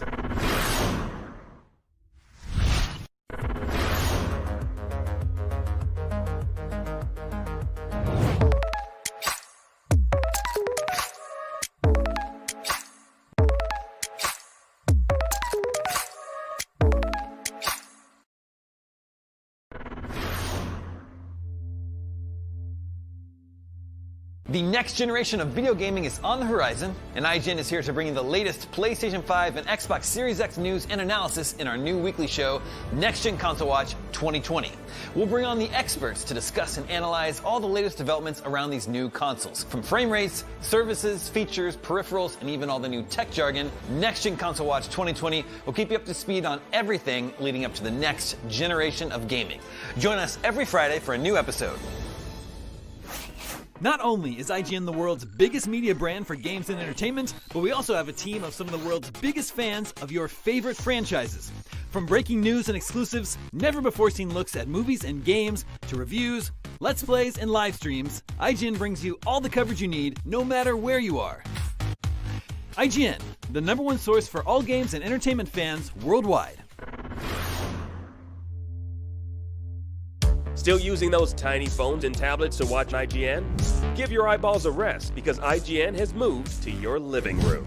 Get first looks and in-depth reviews of the most talked about titles. Thank you so much for chatting with me. Pleasure to be here. And take a front row seat to the biggest events of the year. Tune in on your Samsung TV Plus, Pluto, and Plex and take a load off. Tune in to IGN 1. Hey there! Do you have opinions on games, movies, TV, or other weird stuff on the internet? You can take part in our new show, Power Ranking, where you can vote on all your favorite things on the internet. Do it now! Do it! Just go! Vote! Go vote!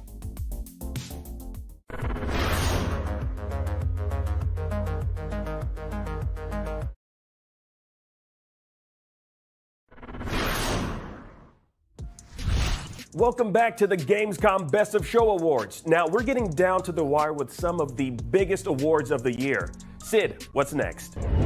Gaming thrives on hype, fresh ideas, and the next big thing. And with so many games constantly getting revealed, getting the community to focus its attention on one more new release can pose quite a challenge for developers.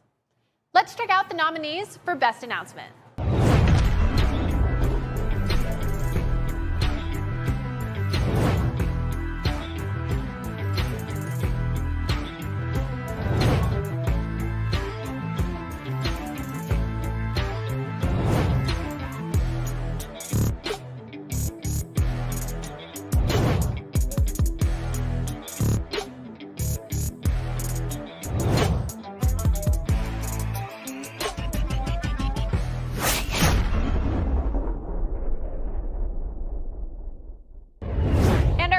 for Best Announcement of Gamescom 2020 is Unknown 9 Awakening from Reflector Entertainment. Awakening is just our entry point into the universe of Unknown 9, which the creators are touting as a story world. We can also expect associated novels, audio content, and much more. Huge congratulations to the Reflector team. Hey, I'm Lexi, the IP producer from Reflector, and we're so excited and humbled by this award for Best Announcement. Our small but dedicated team has been working endlessly to try and realize this passion project, and we can't wait to show you more about Haruna, our main protagonist, and the story world that she's a part of. Everyone at Reflector, be proud of this moment. Thank you for all your hard work. Thank you, everyone. Joining me now is Alexis Audier, an IP producer over at Reflector Entertainment, and we have Mary Kish both to talk with us about the Best Announcement Award going to Unknown 9 Awakening. Thank you so much. We couldn't be any more thrilled or humbled by all of this. And then Mary, so I know that you actually started kind of participating in what makes Unknown 9's announcement so great. Do you want to talk about that a little bit? Yeah, what's so fascinating about this is that you've created not just a trailer, but there's a whole underworld of lore that you're starting to sprinkle to interested audiences. And I think that's a part of why everybody's really engaging with this new game concept. Not only do you have a trailer, but you've created websites. If you stop the trailer at certain places, you can get little secrets that take you to certain places. And there's puzzles to be uncovered. This is really incredible. You probably don't want to tell me too much about it, but what can you tell me about all these puzzles and all these secrets? What I can tell you is that we have a 6-month campaign going on that is a narrative-driven or a community-driven narrative experience, interactive online on our microsite. And it's headed by Reflector and a local studio in Montreal called Allison Smith. And each week for the next 6 months, you can tune in and play puzzles and uncover rewards and things like that that will maybe help you later on in the game. I don't know. That's a little tip. Okay. Well, so what inspired you and your team to decide that this is the way you want to announce the game versus just, maybe putting a trailer out in a blog post? The whole background of Reflector is that we're really after creating a universe and a story world. So we have multiple products that we want people to dive in, and each product stands alone on its own, like it can be consumed on its own. But if people consume everything as a whole, they'll be able to experience sort of a broader, overarching meta-narrative that's woven throughout. So really, we're trying to give fans a customized journey, a customized of their own journey through our universe. Yeah, and actually, Mary, when we were talking, I was going to say stalking. We were not stalking. We were talking about how when you started diving into kind of the path that the trailer brought you down, it actually had you take a personality test. Yeah, it was really cool how many different aspects to the site there were. In addition to solving this puzzle, this secret, there's also a personality test that let me know what kind of puzzle solver I am, which I found pretty fascinating. And also there was different types of media you could enjoy to understand the lore of what this world Unknown 9 is, from books to actually a comic, which I read that has nothing to do with Haruna or the current world of the game, well, at least as far as I know. And the comic is pretty fascinating because it also has to do with the Fold, which I'm not entirely sure exactly what the Fold is, but we do know that it's definitely stops or at least allows us to change the current state of time and place. And so people can actually move around or stop time or move in ways that you and I wouldn't be able to process. So I found that really fascinating that I was able to delve into a comic in addition to being interested about this game. And it is connected because it's all being talked about in these secrets that are in the trailer itself. So that was really cool to see. It's really fascinating to me that we can even be able to read books and have all this lore, it seems like this world has actually been in existence for some time before the game actually took place. Is that correct? Yes and no. We've been around for the last couple of years, just developing stuff. But right now, we really wanted to kind of put the transmedia experience at the forefront for fans. So when they see the game, like you said, the comic book isn't about Haruna, who's in the game, but it's a totally different story. And like I said, we're building a completely rich, immersive story world that people can consume all of these products on their own, or once they consume everything, they'll start to see the interconnections of the different plots and characters that are woven throughout. So things that you will learn and see in the game, you could end up seeing in other products as well, but you just have to stick around long enough to find out. Mm-hmm. And then real quick, because we're almost out of time, but Alexis, why is video games as like the storytelling medium to introduce fans to the world of Unknown 9? Well, I mean, we're introducing the world to Unknown 9 through the video game because we're trying to enhance the gamer experience through this immersive story world that transcends the media that they're gonna play in the game.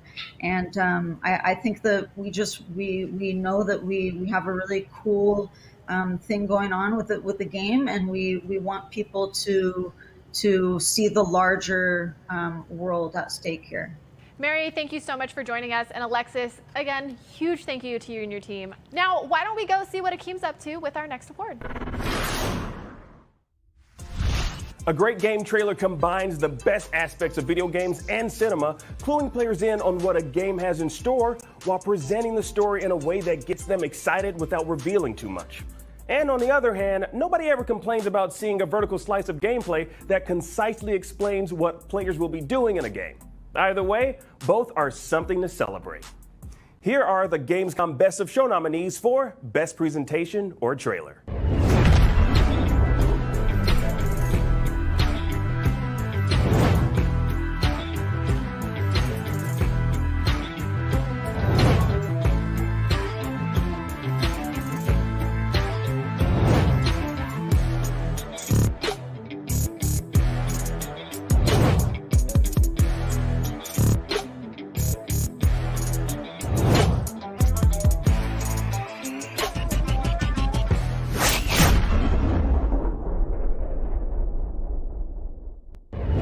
And our Gamescom 2020 winner for Best Presentation or Trailer is Little Nightmares 2. With the terrifying teacher character, the swarm of hands, and the addition of a new protagonist, Little Nightmares 2 looks to ramp up the complexity, and the trailer did a great job of setting the mood. Congratulations to Tarsier Studios. Hello Gamescom, I am Pierre from Bandai Namco Entertainment Europe. And on behalf of the whole Little Nightmares team, I really want to say that we are super humbled to receive this prize this year. I want to say thank you to Tarsier Studio and of course Maverick Media to help us realize the vision of Little Nightmares into a short 2-minute trailer. But we can't wait to see your reaction for the game itself when it comes out early next year. Thank you. Congratulations to Bandai Namco and the team behind Little Nightmares 2 for winning Best Trailer from Gamescom. I'm once again joined by Paris Lilly, and Sebastian Osowski is joining us to talk all about the trailer. And it's great. Sebastian is actually on the jury that votes on the Gamescom Awards, so it's great to have him here. I have to agree, this is a very cool trailer. It definitely gave me the spookies. Remember when the first Little Nightmares was revealed at Gamescom a few years back? I was immediately captivated by the sort of Tim Burton-esque world that it was presenting, and then it turned out the gameplay was good enough to match the visuals. I think IGN gave it an 8.8, that first one. Seb, I know you played the original Little Nightmares. What grabs you about this new trailer for Little Nightmares 2? I mean, my biggest fear always was that the second would be toned down in terms of like how scary it would be, because people usually, when they're scared, they try to make it appeal to a bigger audience with a sequel. But this one seems scary as I don't know what, but this one really freaked me out. It looks great. Yeah, I have to agree. There's several moments that give me almost gave me chills, I think, especially when there's like creepy little hand that crawls across the ground. Paris, what do you think about this trailer? I think you nailed it at the beginning, that Tim Burton feel. Just the atmosphere of this game, the art style that they're doing. I love that this is a side-scrolling platformer. You're seeing those puzzle elements in there as well. So I didn't play the first game, but when I saw this trailer, it instantly hit my radar. I have to play this. So I even probably will go back and play the first one now after seeing this. Yeah, Paris, have you played either Limbo or Inside? Yes, I played both of those, and I got that vibe from it as well. So absolutely. Yeah, I think those are pretty close comparisons, although those are made by a different developer. So for this one, they're adding an AI companion that's controlled by the computer. It's a little unclear to me whether or not this game is going to offer co-op play or not. Seb, do you know? No, I don't. But can I go back to that one scene that really freaked me out, which is please. The most terrifying scene ever, because it's a teacher turning around. And I didn't see it correctly, I think, but it looks like she's really angry with the students, and it reminds me of my school time. So this one really freaked me out. But regarding the co-op companion, I don't think this has been communicated so far. So this looks like my school teacher. Hello. Yeah. Yeah, we recently got to go hands-on with a preview of Little Nightmares 2, and our writer, Brendan Graber, was, I think he thoroughly enjoyed what he played so far. He also played the original game. Oh, this one. Oh, my God. Yeah, this one. We've also got a release date for Little Nightmares 2. It's coming February 11th, early next year. It's coming to PS4, Xbox One, Nintendo Switch, and PC, and it will also be coming to next-gen systems, but that release date will be coming a little bit further down the road. Seb, how do you think adding the sort of AI companion will sort of switch up the gameplay? Do you think that'll affect how scary it is or isn't? I mean, it depends. I mean, the puzzles will be harder, I guess. If you remember on Revel 2, you were dependent on this companion. This will be the same here, I guess. In terms of how scary it is, I think nothing will change depending on the companion. I don't think so. Paris, how do you tend to like your horror games? This it's not presenting a realistic world here. Like we're saying, it's very Tim Burton-esque, sort of fantastic. Do you appreciate that, or do you like a little bit more of a realistic horror setting? Oh, no, I appreciate this style, but I'm definitely the type that wants to play with one eye closed. You know what I mean? So, but this looks great. I mean, it really does. I can't say it enough. I love just the visual, artistic style that they're going for in this. It looks fantastic. So Seb, after you played the first game, is there anything that you sort of wish could be changed or could be addressed for the sequel? Well, to make it more accessible, sometimes the controls were a little difficult. I can't judge if this has changed much, but this was basically the only concern I had, aside from the potentially like toning it down a bit. But I'm very positive about this. It looks great. It feels great. So from what I've seen, there's only positive things to say. Yeah, I agree. Little Nightmares 2 is looking very cool. Once again, it's coming February 11th, 2021, so we don't have to wait all that long to play for it. It's going to be on PS4, Xbox One, Nintendo Switch, and PC. Paris and Seb, thank you so much for joining me. We have to take a quick break, but we will be right back very soon with more Gamescom awards.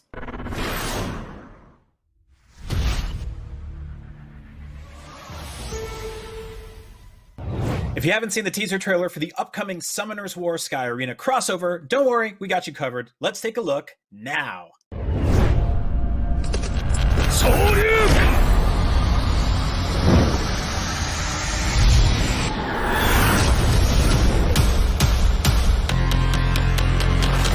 Summoners War.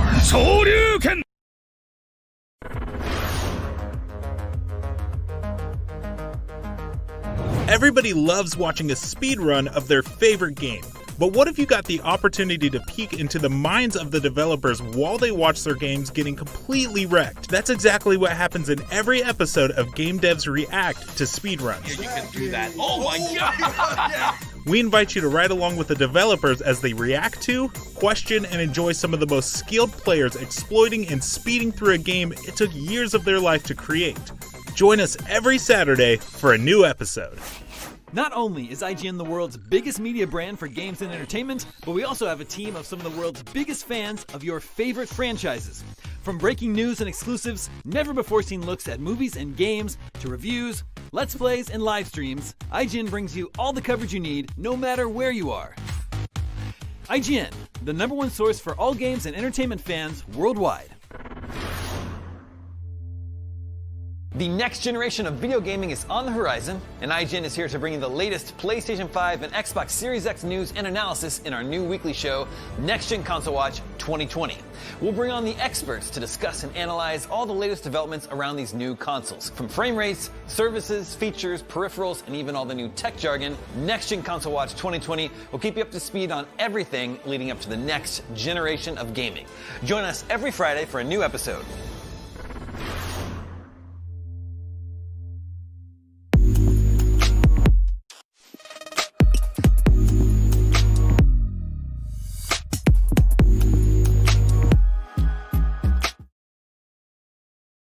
This year, Gamescom is streaming to you on IGN, and now you can watch it unfold on TikTok. World premieres, exclusive gameplay, cosplay, interviews, and unforgettable moments from the biggest show in gaming can now be crammed right into the palm of your hand. Check out IGN and Gamescom's TikTok accounts and use the hashtags WellPlayed and Gamescom 2020 to get in on the action.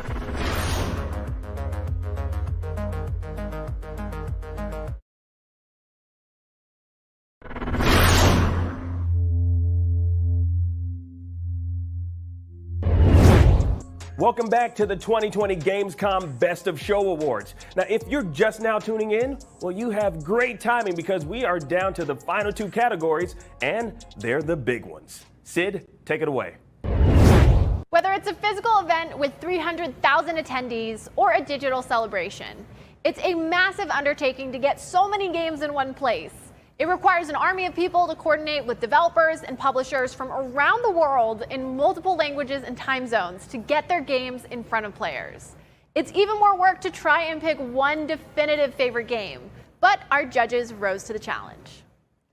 Here are the nominees for overall Best of Gamescom.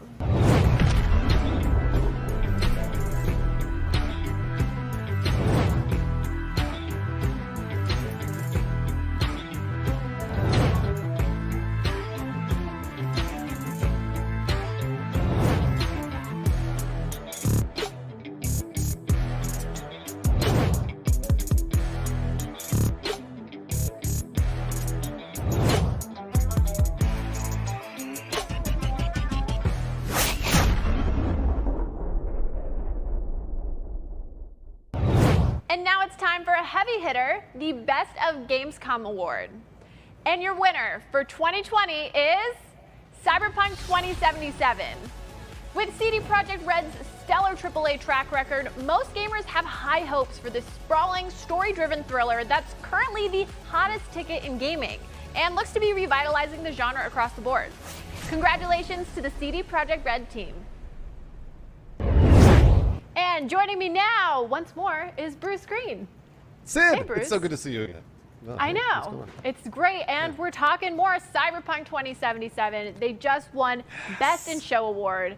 I mean, I can't Is anybody say surprised I'm here? surprised. Yeah, I can't say it's a huge surprise. But we were just talking about how, you know, it also won the Most Wanted Award. People are clearly hungry for this game. What is the detail for you that you are just so stoked to get your hands on? Yeah, so it was like a year ago, year and a half ago, maybe even a couple of years ago, whenever they showed that first gameplay reveal, the 48-minute gameplay reveal, the first thing that I noticed was obviously, and I'd heard a lot about it, but when I saw it in gameplay, I was convinced was the first-person perspective. That's something that CD Projekt Red normally does third person, so I wasn't totally sold on it until I saw the gameplay, saw the first person, and I was absolutely in. That's the kind of game that I'm totally into, and that's why Cyberpunk, I think, has me more excited than even The Witcher 3. Ooh, I like it. We're getting some hot takes. No, I completely agree, and because I am an FPS gal, if you will. I love FPS, and knowing that I'm going to get to explore Night City in first person is so exciting to me. But also Night City, I mean, man, the amount of detail that they are packing into your playground is just it's unbelievable. It is insane. I don't know how they could make a larger game than The Witcher 3. but I think they're going to do it with Cyberpunk, and obviously not bigger isn't always better, but with CD Projekt Red, I trust them. I think they know what they're doing at this point, right? This developer's at the very, very top of their game, maybe even the best developer working right now. So I like it. I know it's a bold claim, but it's one of those things that I firmly believe, especially when seeing more and more about this game. Well, and to go back to the first-person thing, I mean, like you said, previously CD Projekt Red has done third-person games, but it's not lost on them the amount of detail that has to go into a first-person game. And I mean, we were talking briefly about the Melee and how they were perfecting it. Is that what you're saying? Yeah, they were just. I just read an article just the other day about how they were kind of working on their Melee because they were trying to figure out how, like, when the player melees another player in first person, it's like, how do they make sure that they indicate it correctly to the player that's playing? And this is the kind of thing that CD Projekt Red, I mean, they've been developing this game for what, 7 years, 8 years, at least, and they're at least, and they're still perfecting it. And that's how you know that this game is absolutely going to be the best of 2020, if not the best of 2021, if it gets delayed or whatever. It's going to be the best of whatever year it comes out in, right? It's going to. No, definitely. And I mean, with the Melee, I hope the Mantis blades are perfect. Oh, I can't wait. I'm so excited. What was it? I think it was the year that they had the gameplay reveal that they showed the statue with the Mantis blades, if I remember correctly. Yeah. And I think you're right. Yeah. I am so excited to see that arsenal that they have out there. I mean, because if they're packing that level of detail into, you know, that sandbox and to Night City, like, show me the guns. I am so excited for that. So, Bruce, one last thing before we jump out of here, which is, what is the first thing you're going to do when you jump into Night City? All right, Sydney, the first thing I'm going to customize, don't lie, you're going to do it too, customize those genitals. That's what we're doing. We're going straight to the genitals. You got to do it. And then, I mean, you got it. Everybody's going to do it. And then also I'm going to customize the car when I get that car, because those are my two favorite things in all the world, cars and genitals. So I can't wait. There's so much there. There's so much in this game that you get to change and customize. Oh, man, I'm so excited. Bruce, thank you so much for stopping by. Always a pleasure. Of course, Sydney. It's always a pleasure. And now let's pop on over to Akeem, who's going to present the Heart of Gaming Award. Now, while a lot of the Gamescom Best of Show awards are pretty specific, the Heart of Gaming Award is really about celebrating and recognizing something really special that's making the world of gaming a better place as a whole. And while games and studios are eligible to win, so are individual people, institutions, concepts, or even words. So choosing a winner is probably a daunting task for the judges because it can be virtually anything. Here are the nominees for the 2020 Gamescom Heart of Gaming Award.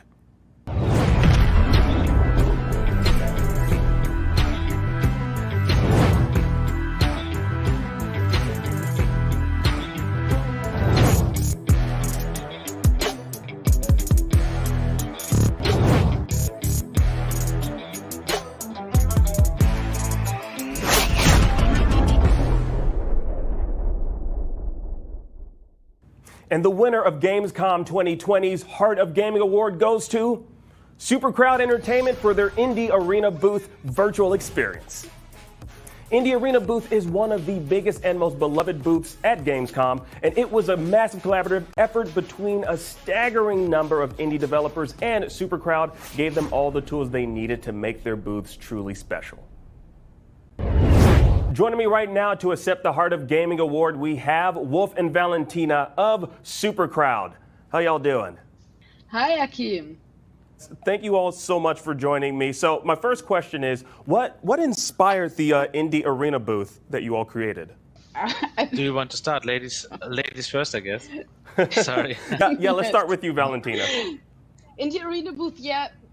I mean, we're doing this since 2013, and we grew from 40 square meters to 1,500 square meters last year at Gamescom. And this year, we thought we had to do something to represent indie developers.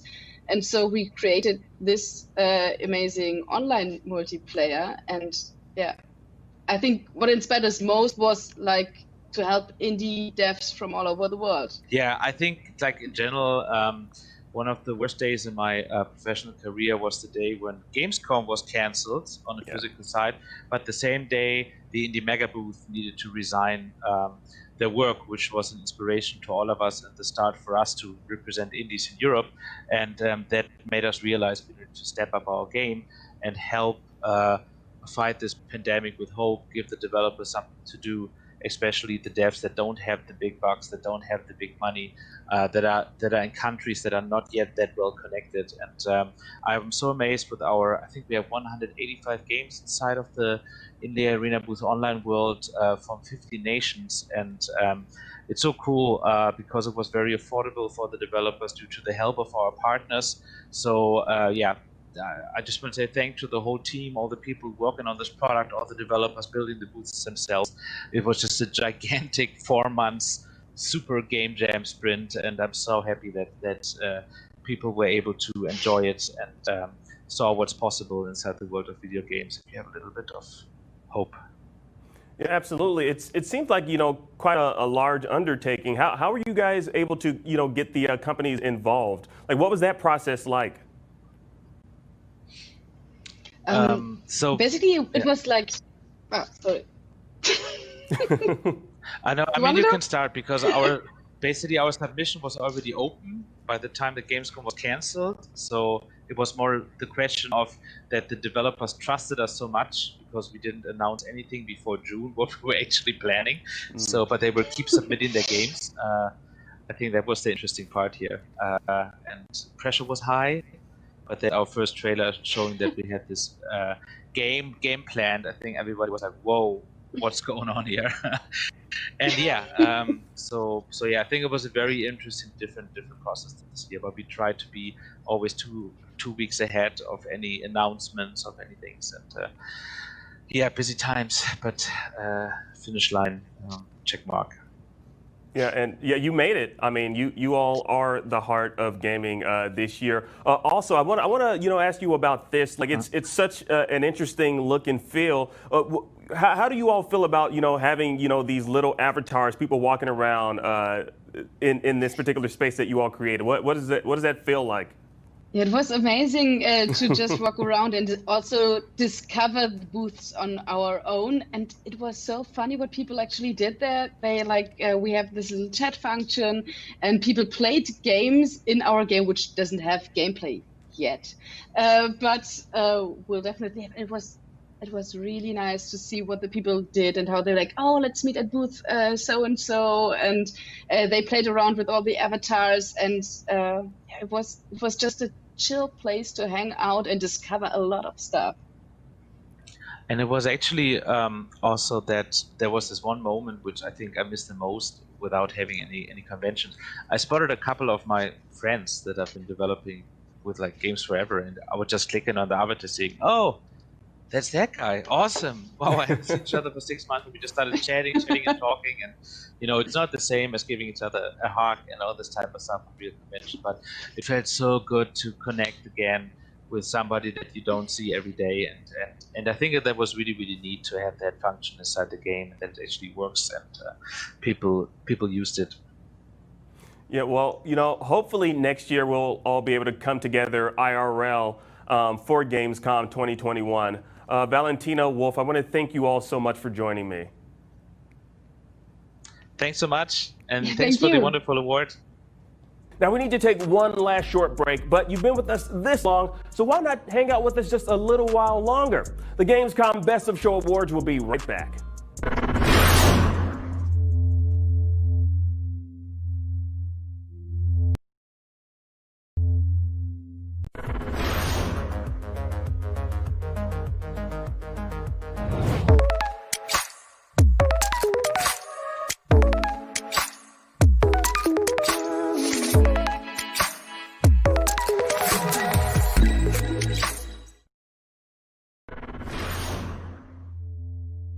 The next generation of video gaming is on the horizon, and IGN is here to bring you the latest PlayStation 5 and Xbox Series X news and analysis in our new weekly show, Next Gen Console Watch 2020. We'll bring on the experts to discuss and analyze all the latest developments around these new consoles. From frame rates, services, features, peripherals, and even all the new tech jargon, Next Gen Console Watch 2020 will keep you up to speed on everything leading up to the next generation of gaming. Join us every Friday for a new episode. Not only is IGN the world's biggest media brand for games and entertainment, but we also have a team of some of the world's biggest fans of your favorite franchises. From breaking news and exclusives, never-before-seen looks at movies and games, to reviews, let's plays, and live streams, IGN brings you all the coverage you need, no matter where you are. IGN, the #1 source for all games and entertainment fans worldwide. Still using those tiny phones and tablets to watch IGN? Give your eyeballs a rest because IGN has moved to your living room. Get first looks and in-depth reviews of the most talked about titles. Thank you so much for chatting with me. Pleasure to be here. And take a front row seat to the biggest events of the year. Tune in on your Samsung TV Plus, Pluto, and Flex and take a load off. Tune in to IGN 1. Hey there! Do you have opinions on games, movies, TV, or other weird stuff on the internet? You can take part in our new show, Power Ranking, where you can vote on all your favorite things on the internet. Do it now! Do it! Just go! Vote! Go vote!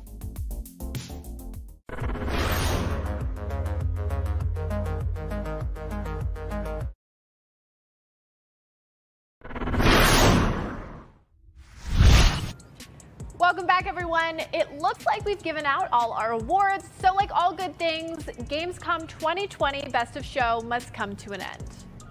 Now let's give a huge congratulations to all the winners and participants in this year's Gamescom Best of Show and Cosplay competition, and a great big thank you to the hundreds of people who helped Gamescom come together this year. From the crew working on this live show as we're talking to you, to everybody who problem solved all the moving parts of an event of this scale across thousands of miles, several time zones, and a mind-boggling amount of emails. Doing a production of this size during times of COVID has been a challenge, to put it mildly.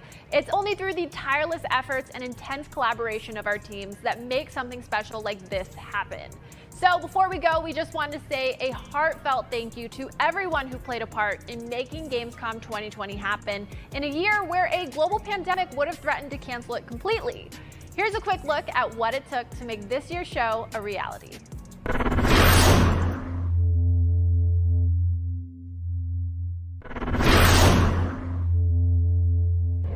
Each year, Gamescom presents the biggest and best video game conference on Earth, bringing thousands of video game fans, developers, and publishers together in one place to celebrate, play new games, and get a glimpse of what the future of gaming holds for everyone. 2020, however, had different plans. Ever since we were hit with this pandemic, it kind of seemed like a lot of entertainment elements that we typically depend on just kind of stopped. There were no more movie theaters, there were no more bars, there were no more sporting events. There's a drought in entertainment as we speak. The one industry that really hasn't been hit, that continues to thrive, is gaming. Especially with everything going on, gaming has become an increasingly more important part of people's lives. So I'm glad that, we can take a couple of days to celebrate that with everybody around the world. What the? To make this year's show special, IGN worked with Gamescom to develop 5 different shows: Gamescom Studio, Awesome Indies, Gamescom Daily Show, Cosplay Contest, and Gamescom Best of Show, each bringing with it a unique focus with the help of hosts, writers, and producers all over the world. For our remote productions, something as seemingly simple as shooting from home takes a team of over 30 people for just a single day of programming. Our hosts and panelists were provided with state-of-the-art cameras and lighting equipment, and their home offices were converted into colorful sets to fit their personalities. Behind the scenes, our video editors, producers, and technical directors conduct the shoots from a virtual control room, making jumps between people's home setups and shows feel seamless. But to really accentuate the show's spectacle feel, we knew we needed to integrate one more layer of production, an actual studio set run by a small group of hosts and production crew members. It's a skeleton crew. It's about 10, 11 people, and yet we're putting on such a high-end production, which I'm really proud of just everyone coming together and putting on this amazing experience that I'm hoping that the viewers are going to really enjoy. Our initial plan was to shoot out of our fully equipped San Francisco studios, but a rise in COVID-19 cases deemed it necessary for us to pivot and move production to our smaller Los Angeles office with only 2 weeks to go before live kickoff. We have one studio, it's really kind of small, but we wanted to do something big. So we completely terraformed our offices here in Los Angeles into like these mini sets and mini stages, and that became the foundation or the base for our Gamescom coverage. With a rapidly approaching deadline, IGN teams had to redesign our studios, rebuild our shows, swap out our hosts, and get creative with how our talent and producers would interact without being in the same rooms. It took round-the-clock problem-solving and strict COVID production protocol to bring it all together. So it feels good to know that in addition to taking all of those like social distancing, wearing masks, constantly washing hands and the hand sanitizer stuff, I know everyone here has been tested. We have COVID safety technicians here all the time to be able to actually be in studio, and I am really thrilled to be able to bring you some material from in studio, but of course you're going to see a lot of people on monitors. You're going to see a lot of people I wish I was hugging and shaking hands with in person. The result was a unique synergy of home productions and studio productions that created one Gamescom experience unlike anything the world has ever seen. Like just being here, like looking at the studio space, how we kind of just like transformed it into something really special and something that I think the viewers are really gonna get a kick out of. So why go through the efforts to keep the show going in such a difficult year? Because in a time when the global pandemic is keeping us apart, our community is relying on games to bring us together. Video games let us escape to new worlds, foster friendships, and take on epic adventures in a time where travel isn't possible. We can lose ourselves in worlds that take us outside the confines of our homes. We can congregate with friends, we can go on adventures, we could attend concerts, we could just cut loose in the gaming world in a way that we can no longer do together in a single space. It's been such a huge blessing to have something like video games to focus my attention on, whether it's I want to get better at like Call of Duty or mouse and keyboard, or just playing with my friends and having a place to get online and socialize and just feel a little bit more normal. It means a lot to these people. It means a lot to everybody working on this thing to provide some kind of entertainment for everybody during this hard time. Video games bring us joy, and joy is something everyone in the world can use right now. That's why it is our passion and we feel our duty to shine a light on the gaming industry. And what better place than Gamescom, where gamers and the people who make games can come together to celebrate this art form. In a time of so much uncertainty, it's good to have a place to connect and a little something to look forward to, no matter how far apart we are.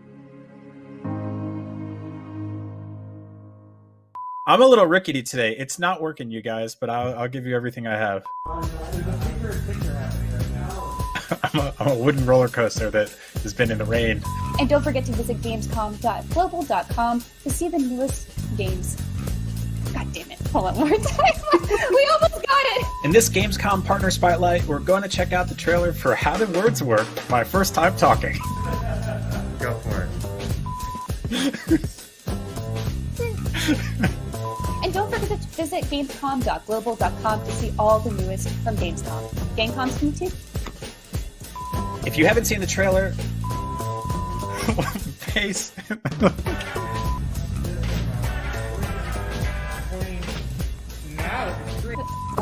Okay.